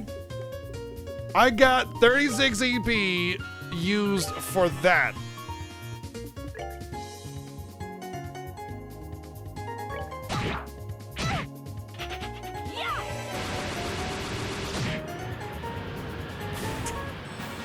That was AoE and it did 900. It did almost twice as much damage. I wonder if that thing that ran away was like a metal slime kind of thing. I don't know if this game has metal slime type enemies or not. I think it's funny that we went to this dungeon like just a couple months ago and there's like just new treasures, like as if we never came here.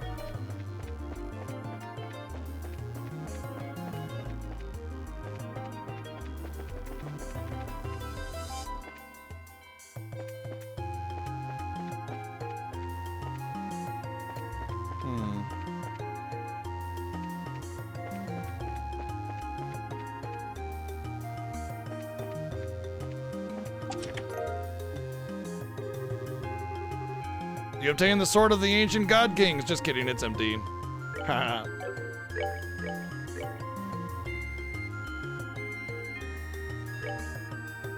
A whole 6 attack power more at 340 attack power. When you get 6 attack power, you know you hit it big.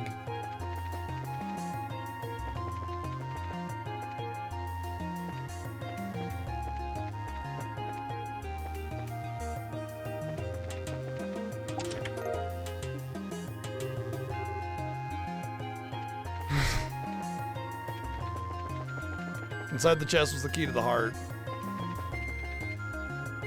Would have thought that it was there all along.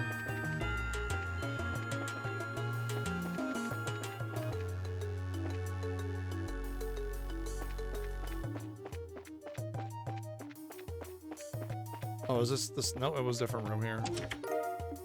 It's the other side of this. Damn it.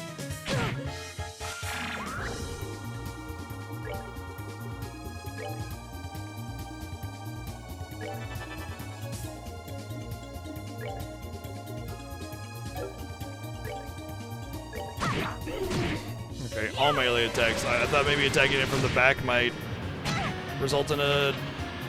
Damn it, dude. Like, I fucking can't get XP if every fucking enemy just runs away at the slightest bit of danger. It's like you waste all your resources trying to do damage to it and then it just pieces out. You're already getting garbage resources. And then it takes away even more with the, you know, scaredy enemies. You begin to suspect that this treasure chest is a portal to the meat dimension. I mean, does that mean everything's made out of meat, or there's just a lot of meat for everybody to enjoy? What's up, Bonsai? Well, we're getting our way through it.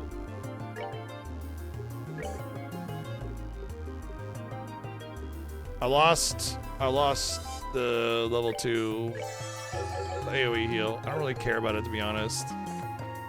Although dark matter's kind of garbage, but still.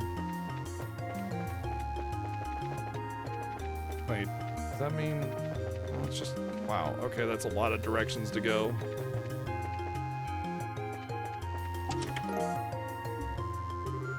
As you approach the chest, the chest bursts open on its own, unsurprised. Unfortunately, there's nothing inside. Okay, that's fine.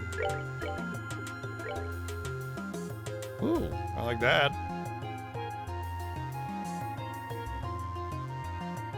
School uniform popular for its large buttons? I mean, it doesn't matter. That was a lot of secondary stats that are very good for turn order and stuff like that, so evasion, whatever. Hello, hello. Ah, dicks!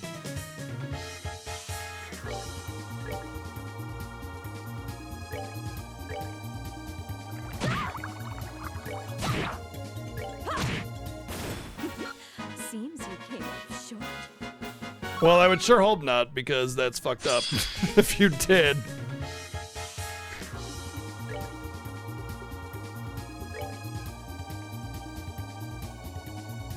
My default assumption is that, you know, nobody's gonna spoil anything, so if like, you did, it'd just be like, what the fuck, you know?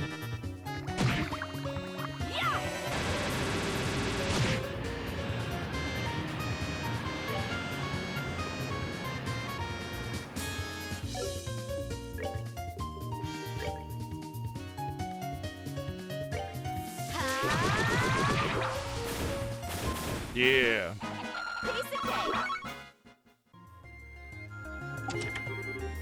Shit, I didn't heal. God damn it.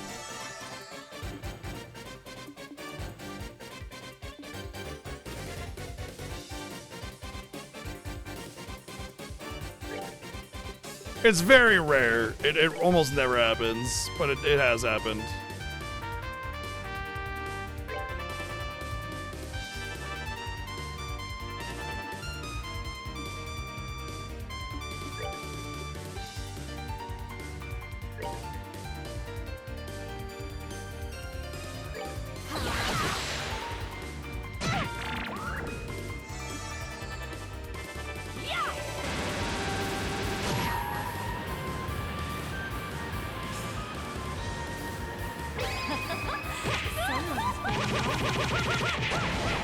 That wasn't very much.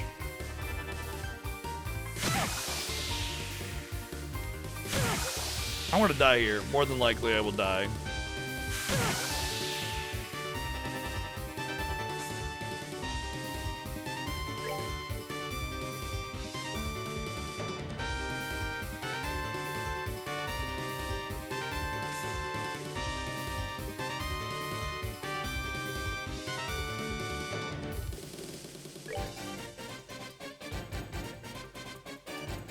We're good to go.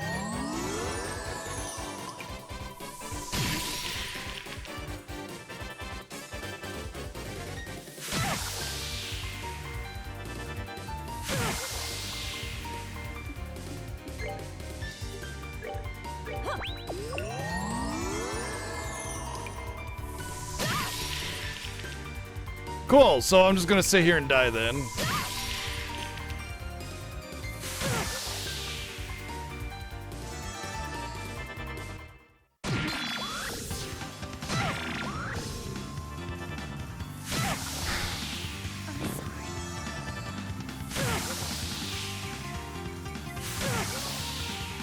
Can't be.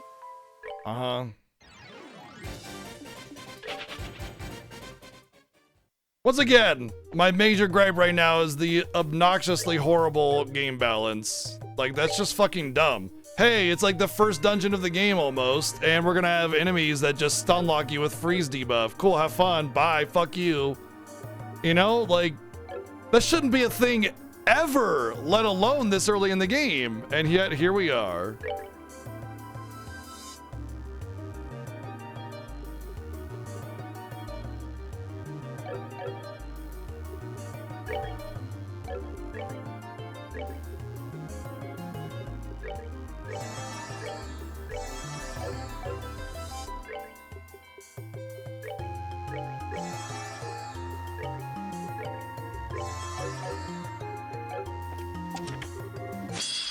Let's try this again, maybe.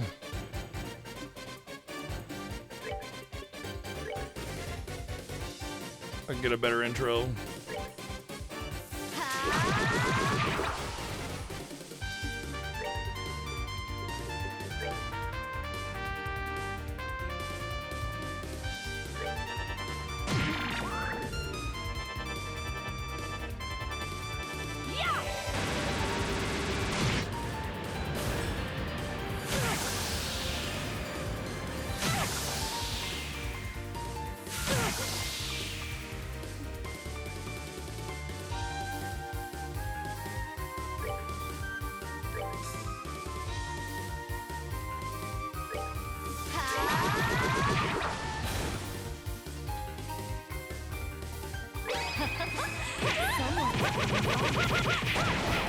Well, I couldn't kill that thing with that special. Oh, the diamond dust didn't trigger the freeze, so there's that, I guess.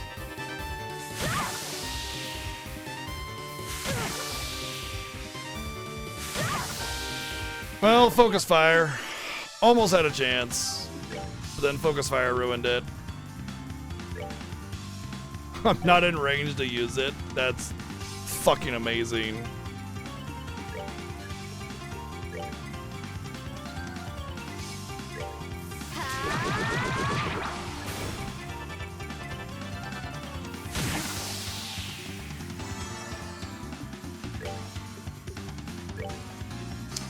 Still not in range. I moved forward on purpose in that last action.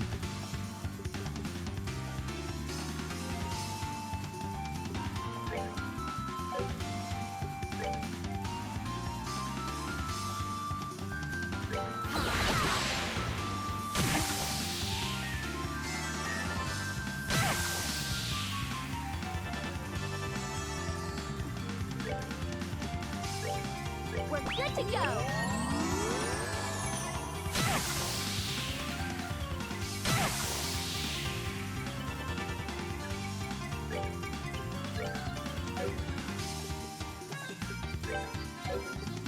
So stupid.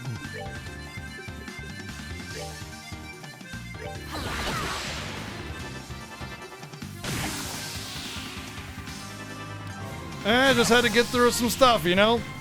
Kamen Rider, thank you for the 70 months. Sorry.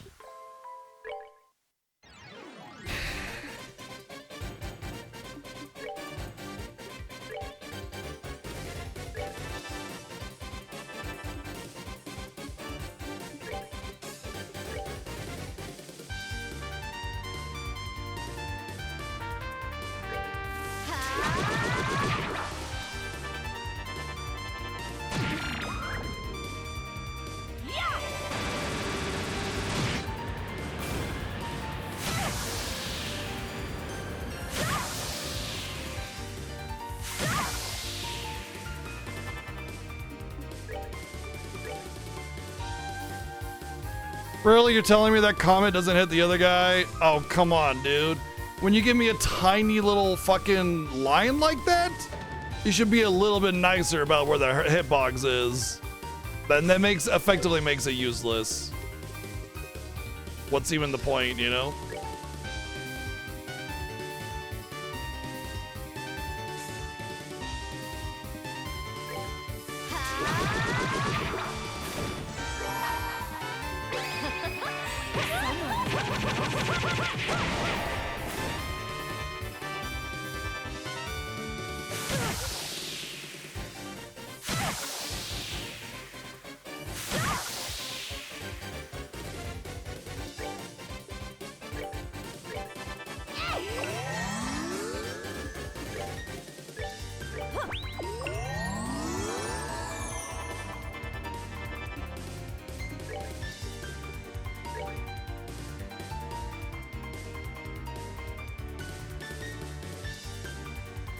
I really want to use a fucking D-pad! God damn! I just want to get that one tile to see where the area of effect is, but the analog makes it impossible! My fucking god, dude. I miss using a D-pad so bad for menus.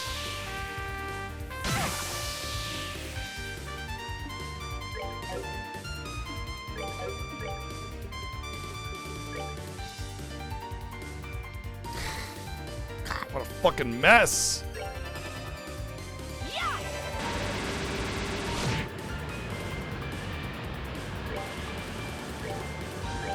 I'll have to go into the Steam settings and see if there's an option for Steam control settings that actually utilize the D-pad, because this is super obnoxious. I would say if I had to like deal with this the whole time and I wasn't streaming it, I probably just wouldn't play the game if it didn't have D-pad support, you know what I mean? Like, it's that frustrating.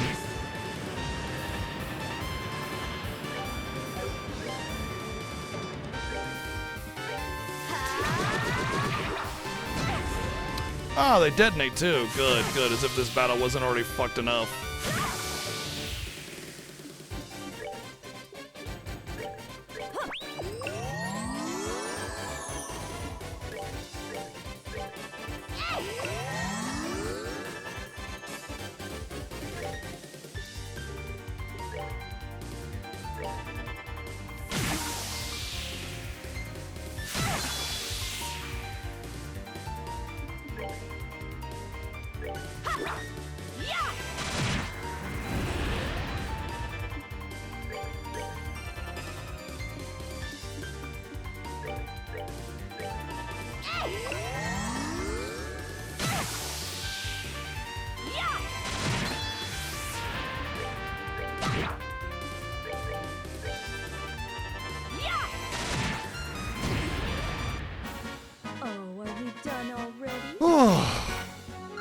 Does not feel like a reasonable reward. A lot of that stuff. Sapphire Talisman.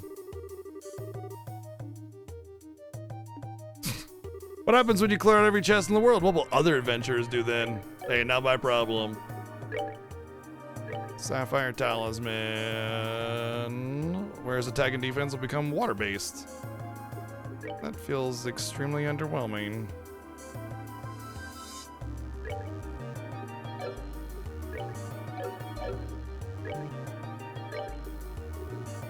I suppose if I knew beforehand going into a boss that they were weak to water, then that would be great.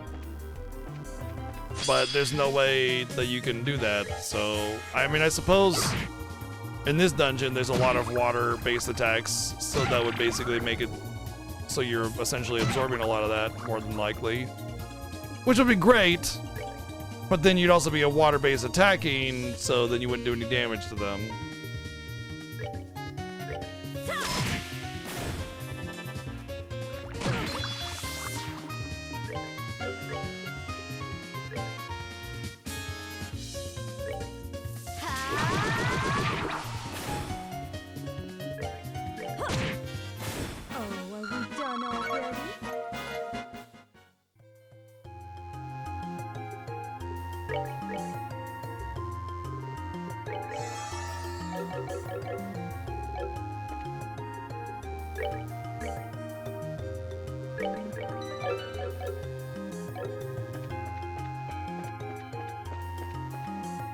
Oh, that's dead end.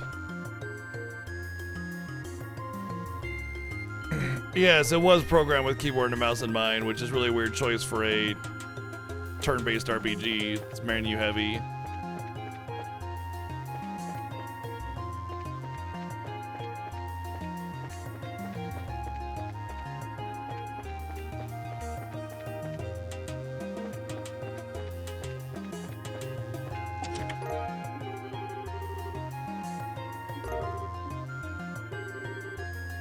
The chest is empty. You vaguely remember digging through it and pillaging everything in it. You can't remember when. It just happened.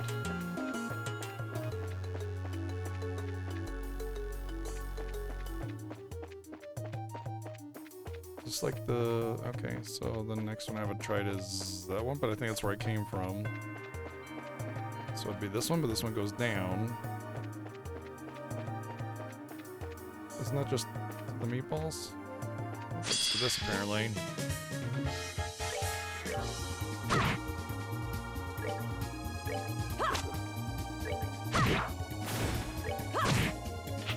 We're good to go. I hate that all these enemies run away if there's any kind of damage done to them. This treasure chest is on strike until further notice. I love the chest stuff. Messages. Those are all great. I guess the only thing I can think of is this one. Nope. Maybe the other side was the right way to go. That's a dead end.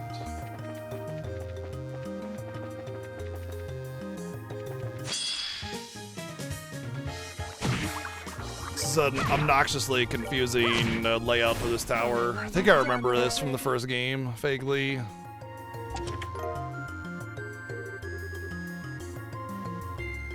Hey,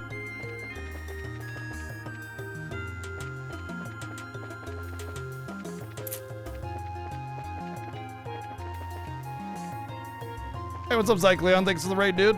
How's it going? Welcome in. Hope you're having a good one. What are you up to today? What's going on? This is our first playthrough of Trails in the Sky second chapter. I'm currently lost in a very confusing dungeon layout. I think I just found my way, actually. Not that you can tell because every passage looks the exact same.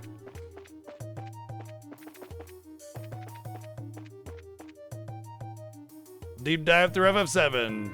Oh, nice, cool, awesome. I did a lore playthrough of Final Fantasy VII just a couple of years ago, where basically we kind of deep dive all the lore, story, characters, etc. Kind of go into detail about everything.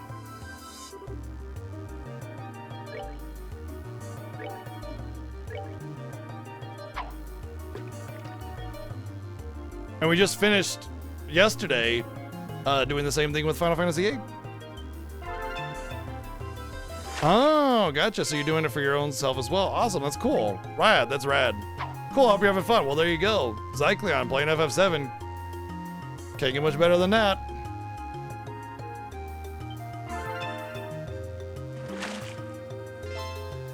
Crab. Crab people. Crab people. Looks like crab. Tastes like people.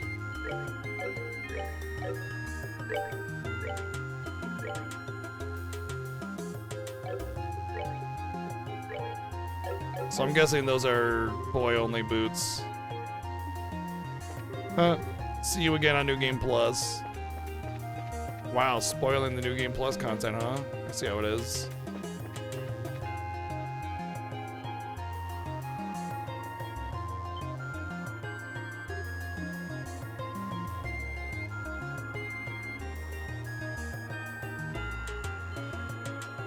Yep. Oh, I know the feeling, dude. These games like these have a lot of voice acting, and my throat is dry. Thankfully, this is a side quest, so I don't voice side quests unless I feel like it's pertinent, you know?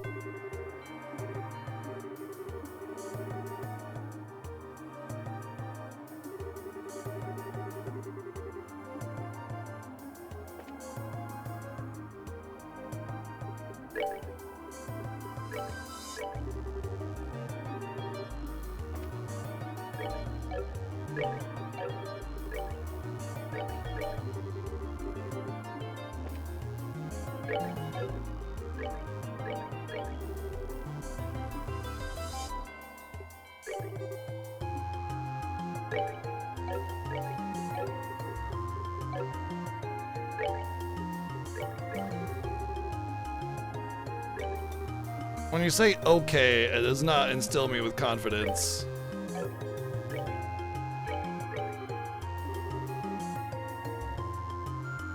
Okay, then okay is the best.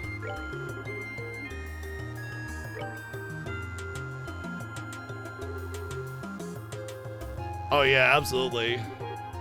Yeah, it starts to ramp up.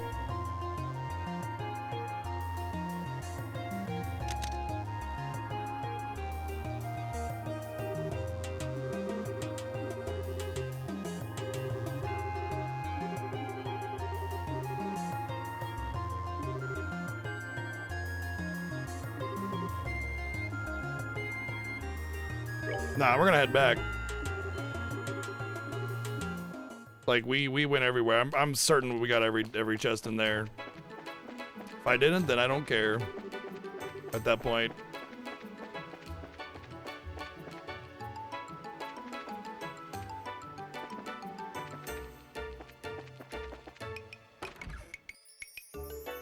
Theater Rhythm is addictive and fun, absolutely. What? Oh, I gotta turn in the dumb picture. Damn it. What's up, nerd? Got your dumb picture.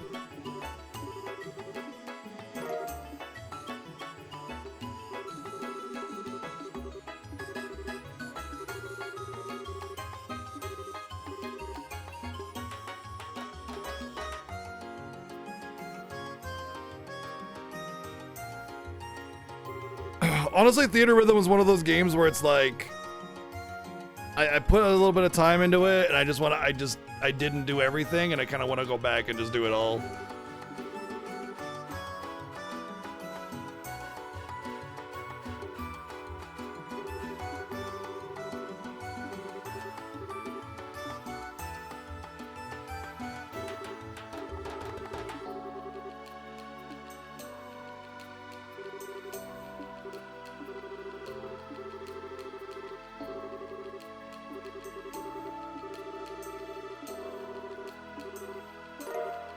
Moon glasses.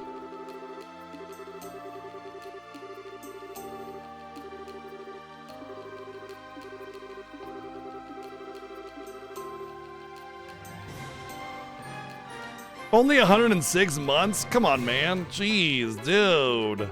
Pick it up. Gosh, dang it, Finn. I guess thank you.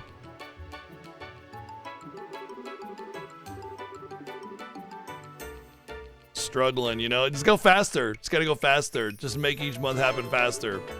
It's pretty easy at that point if you think about it. Prevents poison and blind glasses from the sun. Okay, well, that's actually pretty good. Poison and blind. I'm a big fan of status ailment things. Okay, so there's two schools of thought on status ailment type items and defenses and stuff in RPGs. There's some that it's like, gives you 20% chance to resist one debuff. And it's like, why am I equipping this? 20% chance to resist one kind of debuff? Like, chances are no enemies in the whole game are gonna cast this ever again, so why do I even bother, right? And then there's other games where it's like, here's an item that gives you full-on immunity to this debuff as an accessory, and that seems pretty decent. Like, that's pretty good, all right? But a lot of games will take it a step further and do something like this, and it gives you poison and blind immunity. And now we're talking, all right. Like, this actually has usability as a permanent fixture on this character because poison and blind are always gonna be bad, and this just done. I never have to worry about being blinded, and never have to worry about being poisoned, which are debuffs that always have the same level of effect no matter what. Like, what's a good example where a debuff that doesn't matter? If I didn't use spells, silence wouldn't matter. If I didn't attack, then blind wouldn't matter. But every time I'm blinded on a character, my maximum physical attack power is completely diminished. I can't use it, right? So it's always good to prevent blind. And poison is usually a percentage-based damage dealing.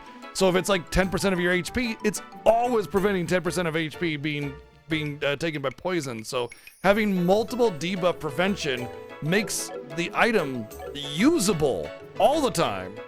So I'm pretty happy with that. I'm really, really pleased with an accessory that feels good, it feels valuable, it feels like you're getting something from it.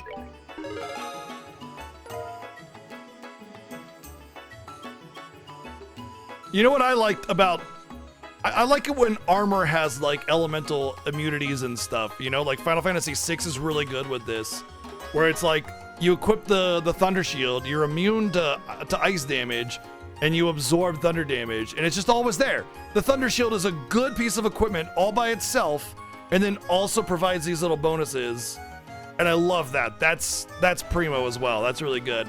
Passive elemental immunities, passive status immunities, that's the way to go.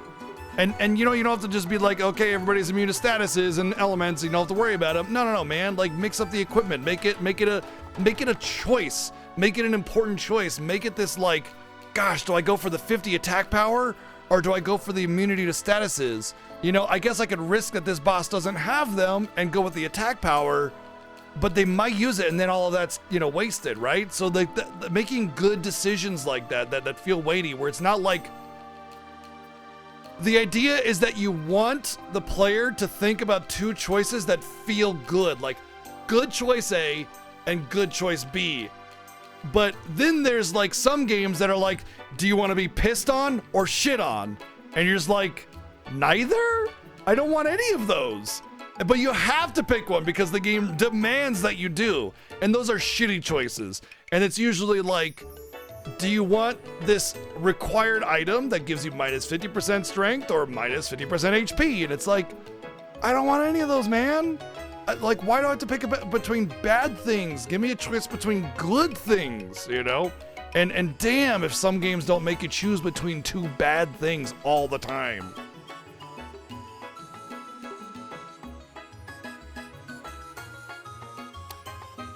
Real talk though, Finn, thank you for the 106 months, man. That's a hell of a long time. Thank you, dude.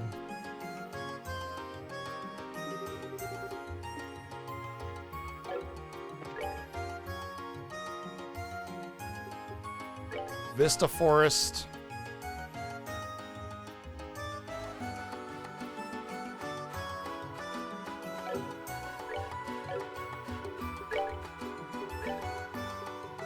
Oh yeah, she can become immune to poison now. Immune to poison down. Vista Forest, huh? Wait, did it tell me where I needed to visit the person?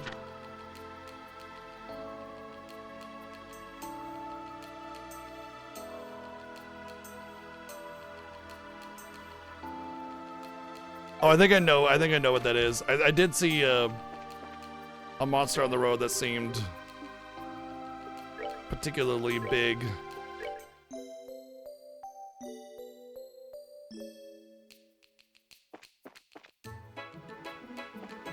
Yeah, weapons with no slots need to have big damage to make up for that.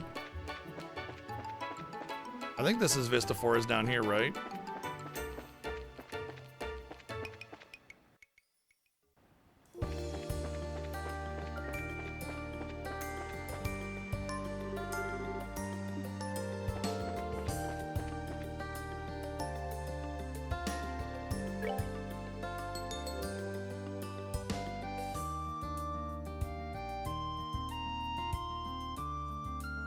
Doesn't actually tell me where Vista Forest is.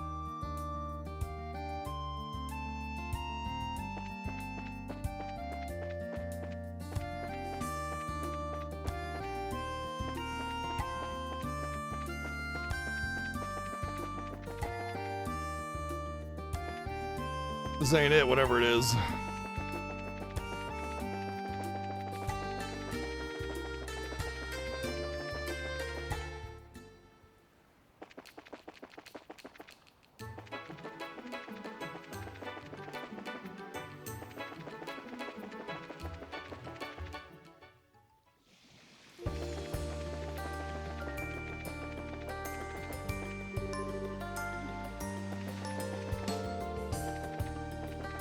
Well, I'm fast forwarding the game to move faster. There we go. Vista Forest Road. You're definitely not a elite snake monster.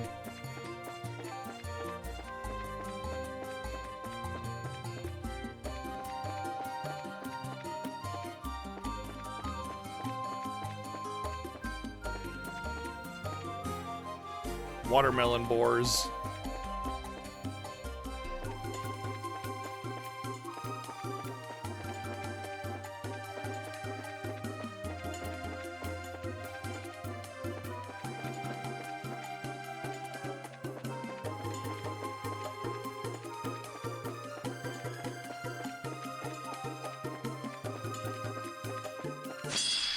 Damn it.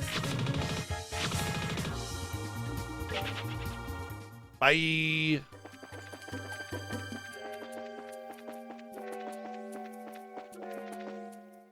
Wasn't on there. Vista Forest.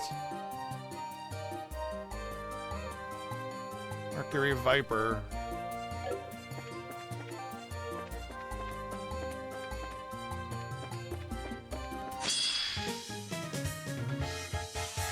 I guess we'll just kill everything, huh? You're making me do this. I don't want to have to kill everything, but you're it's your own fault. I have to kill everything.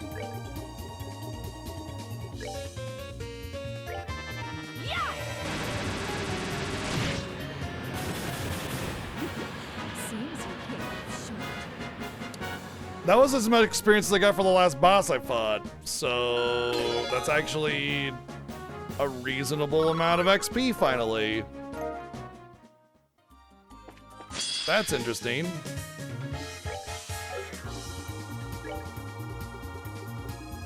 True Hurricane. Upgraded Hurricane. Spins and strikes even more enemies. Now, is that because I leveled up and that's just what I got? Or is it because I upgraded it from just using it? It's definitely a lot better. I hope it's not from use and it's just level ups, because the thing is that if you have to level up your skills like that, then it just encourages grinding. It doesn't really encourage using them. Actually, what it does is encourage using the same skill over and over again to beef it up out of its mind, you know what I mean? So hopefully that's not the case.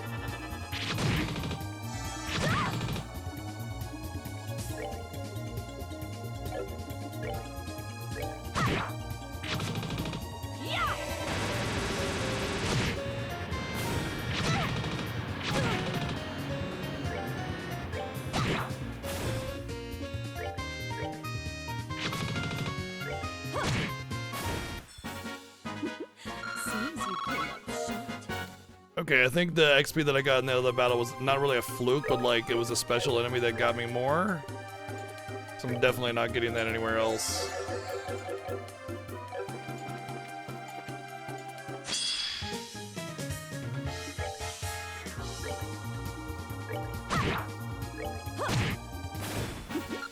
Seems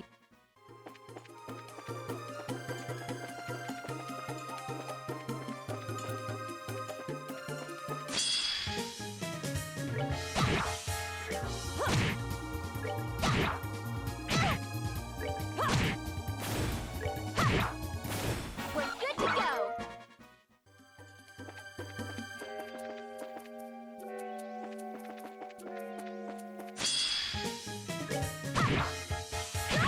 I like the fast forwarded board just spinning around super fast.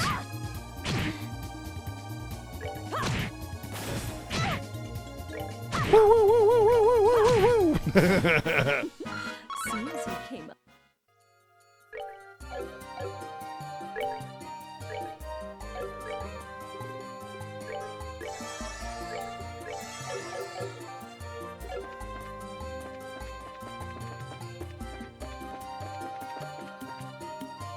We fought that before. We fought that before, yeah. Is there another Vista Forest Road?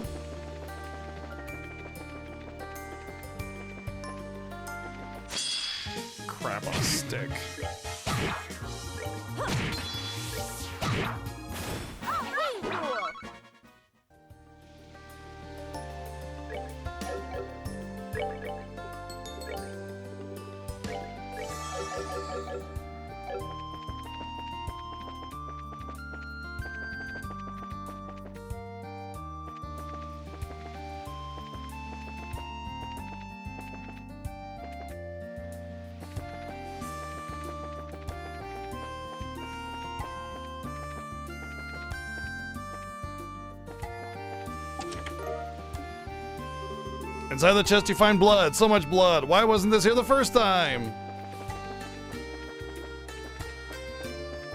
Maybe it was. We were just too enamored with the treasure. We didn't even bother to stop to see all the blood inside of it. That looks different. I know I have another mission.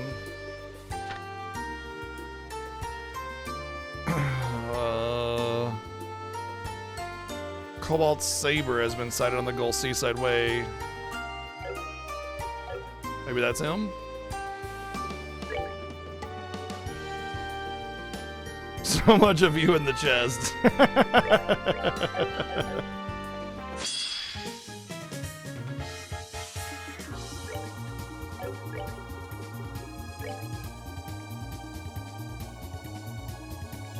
Red Hammerhead.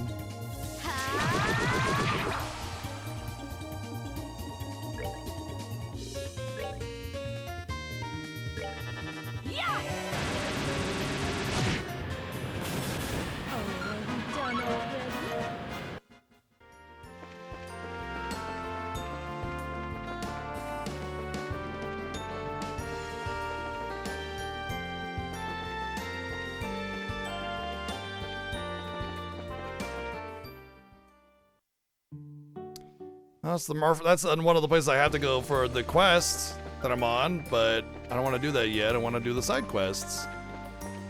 I'd like to do the side quest, I really would, but like, you tell me to go to the forest, ain't no fucking forest guy there, you know?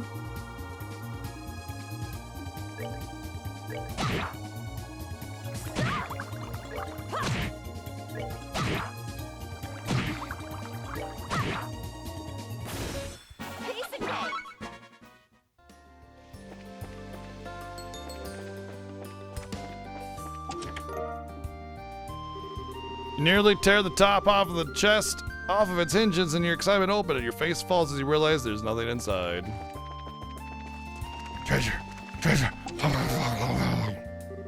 The chest is holding a beauty pageant with all its other treasure chest friends, but beauty on the outside can't save how empty it is on the inside.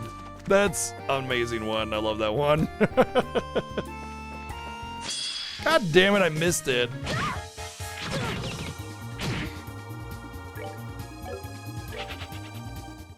I missed the hitting it in the back to get the preamp.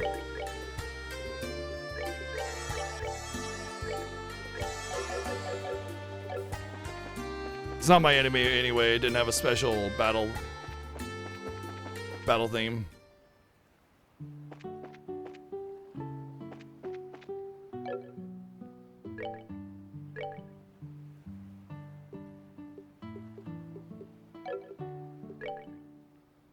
Oh, I can convert. Cool.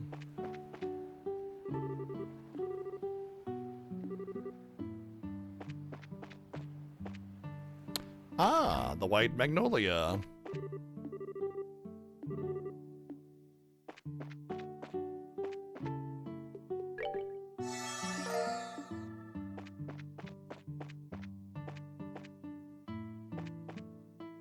Hey, my dude. I think he's the dude that wants me to go find all the things in this place.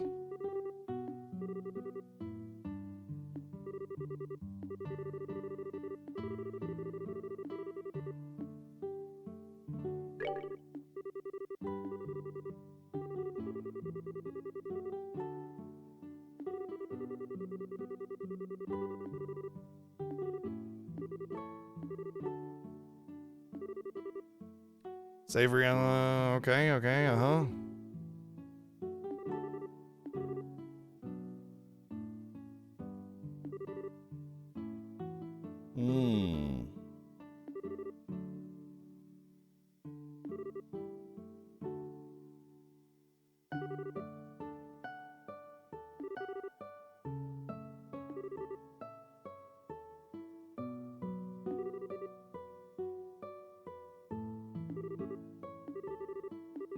Interesting. I think it's one of those quests that if you do it all the way completed, you get an extra reward. But there's an acceptable amount that you can do as well.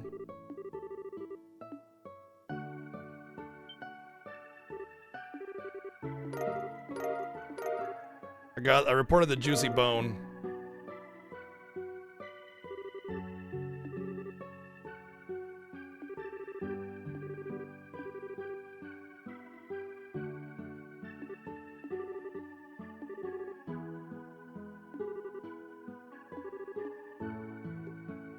I'll continue it because I'm not even remotely done with this area. I just started.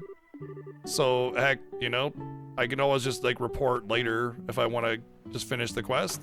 And who knows, like, he might offer a piece of equipment that's kind of one of those always good kind of things, you know, like XP up or money up or a gem thingy that has a lot of different unique colors on it or something, you know what I mean?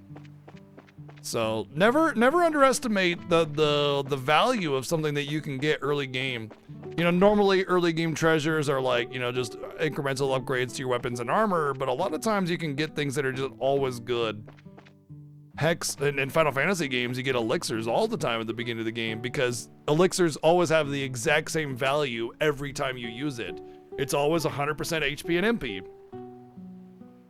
Whereas a high potion that heals for 500, when you have 3000 HP, it doesn't really matter. But if you have 400 HP, a high potion is a max heal. You know what I mean? That has dynamic value, you know? Well, there used to be a lighthouse here. It's only been a couple of months. What the hell? Oh, wait, no. This is where, like, Joshua and I had a sandwich. Yeah, we had a break here.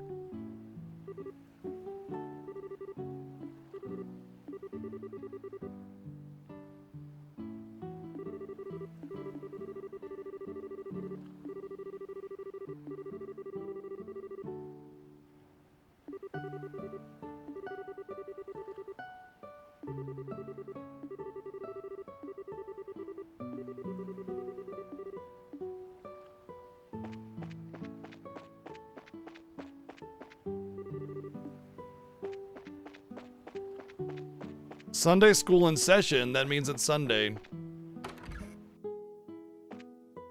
No, we have Sunday school every day.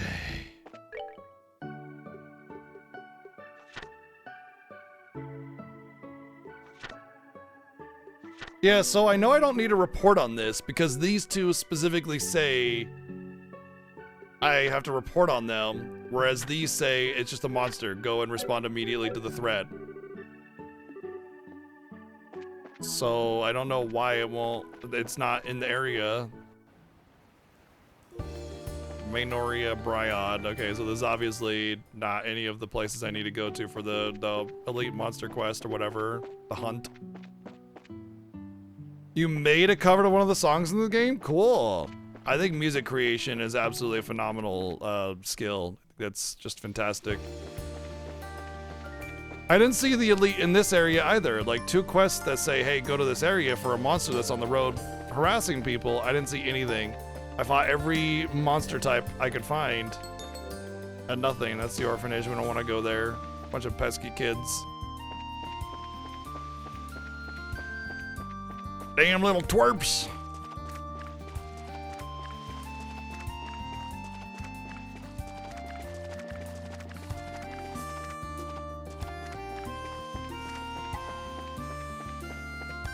We fought in that thing before. We fought in that thing before. We fought that thing before.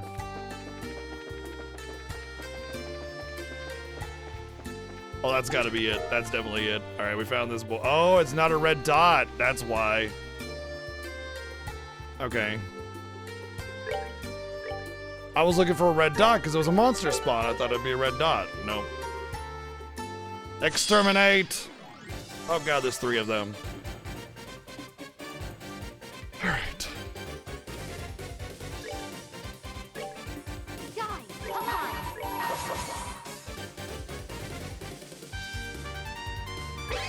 on. Someone's been naughty. Honestly, I almost don't want to waste the damage on that guy. He's gonna die in the next attack, so...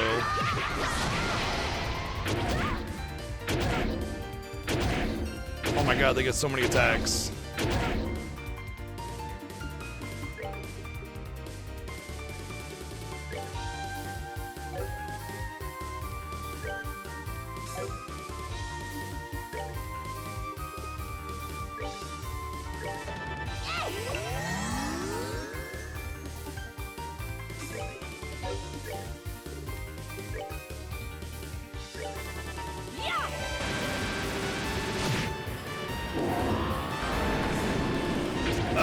shit. They get stronger when you kill one. Uh-oh.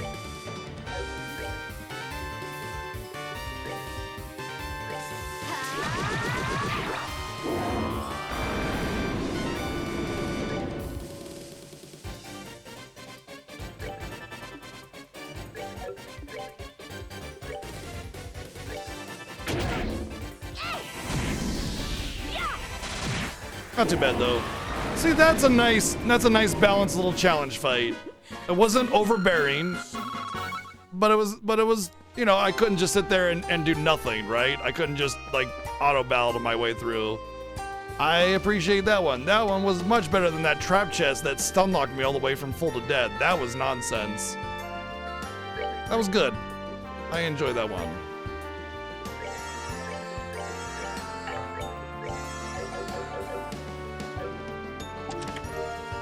Hard loafers. I'll have you know that if you could take multiple items from the same chest, the economy would collapse. Like I did with FF8 by refining items into another item for profit and then repeating the process forever until I crashed the economy. Well, can't crash a video game economy, but still, you know, realistically, I would have crashed the economy. All right, let's see. Yeah. Also really good with the movement, agility, and speed. Just like the armor piece. That's great. Good stuff. All right, so now I know what to look for. I know what not to look for the other one in the forest. Although I think I'm going to head back to town and rest. Also, one thing I'd say I really like about this game, seems like runaway is like 100% chance. That's the way it should be, honestly. I really dislike it when running away is such a trial, especially considering that usually when you're running away, it's because you're in a bit of trouble, you know? So being able to just get away, restore, whatever, such a nice feature.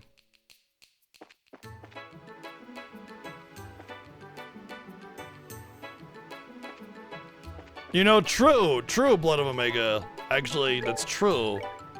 But I was buying finished products and essentially taking the parts, like dismantling it, and then selling them back for more. That would be the more accurate way. Which I suppose is also still sort of industry in a way. Okay, I just gotta look really carefully at all the spots and try to find an enemy that's not a dot.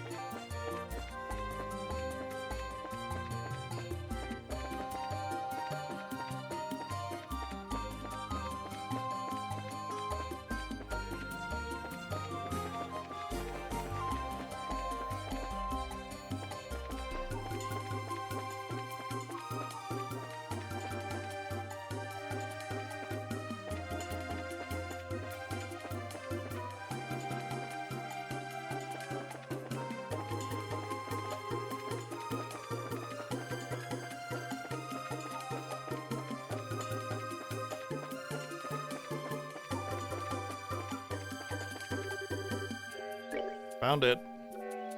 How did I not see this before?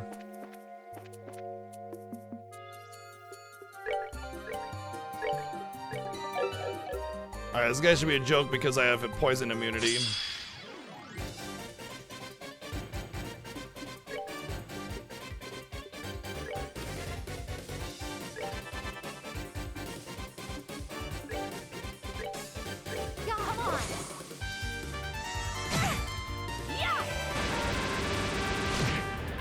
Lots of HP though, so never mind. Maybe not as much of a joke as I expected.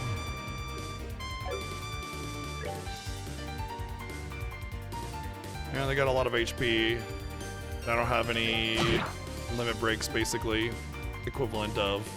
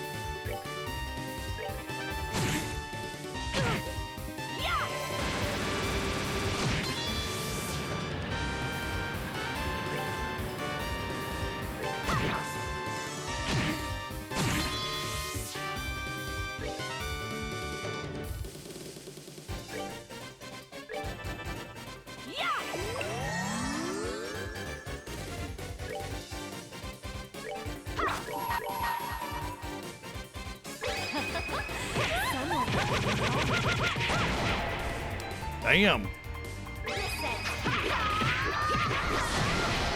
Yeah, they're pretty defensive. It's kind of funny because they said the other enemy was the highly defensive one. Oh, come on! Are you kidding me? Just out of fucking nowhere, they just started doing way more damage. Gotta be kidding me.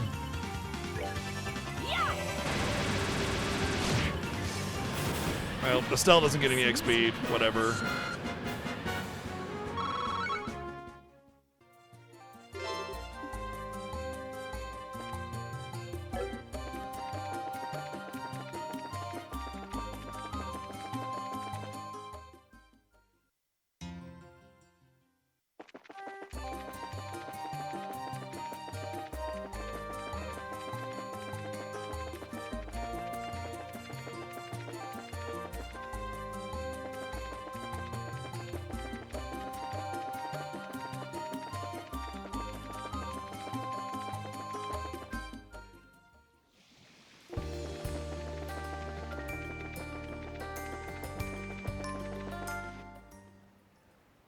At least we made it back to town. Actually, that's, I think all the side quests aside from the like resource reporting one. So that one's just gonna take time as we go through the forest, you know, as the area, we'll fight different enemies, get drops and everything. So yeah, we can report back on these. Pudding. BP, whatever that is. I got no BP or Mira for that. Or I got. Oh, I see. The number in parentheses is a bonus if you do the objective a certain way, so you can get more BP and more Mira if you do it better. But now I got G+. Receive silver chain accessory as perk.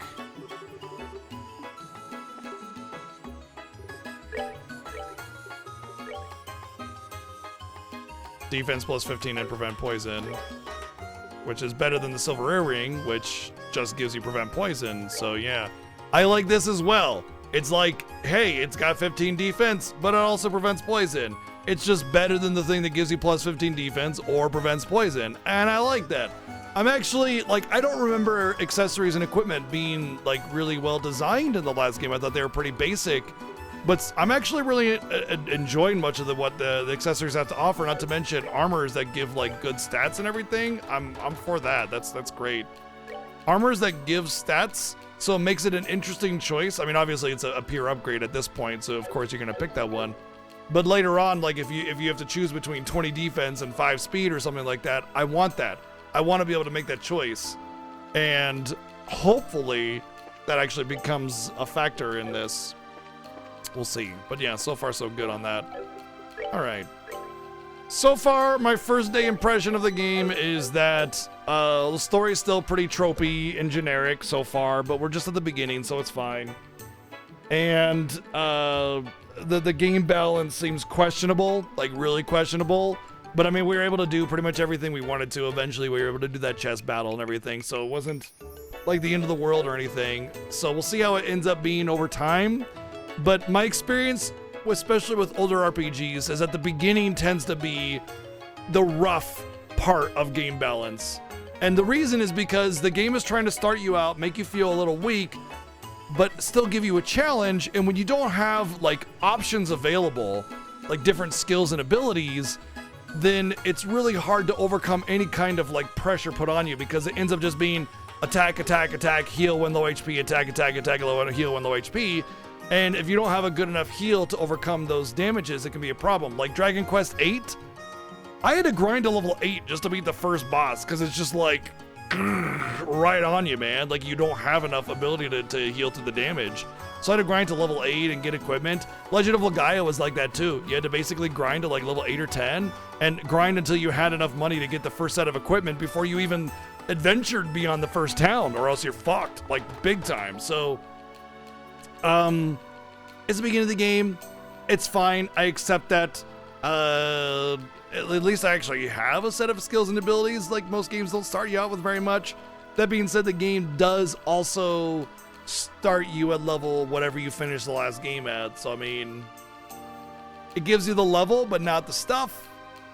And that feels like a bit of a kick in the pants as well. They give you an in-game reason why that happens, but still, you know, it just kind of feels like, well, what's the point of doing all that extra stuff then if I can't carry it over on this like continual story thing? But as long as the balance is fine, then it doesn't really matter. And as long as the game is framed as a new game, as opposed to like, because this game takes place like directly after the events of the first game. I mean, it's like you go to bed in the first game and you wake up in the second game. That makes me feel like I should have my stuff, you know? But if it's like, I don't know, it's hard to say where that line is. I guess there are plenty of games that just say, hey, it's a new game, get your new stuff, you know, play from the beginning kind of thing. But the thing is that it allows you to carry on your save. And that's where the miscommunication happens, where it's like, okay, you're saying everything I did in the last game matters, but then you don't give me my stuff. So it's a little hard.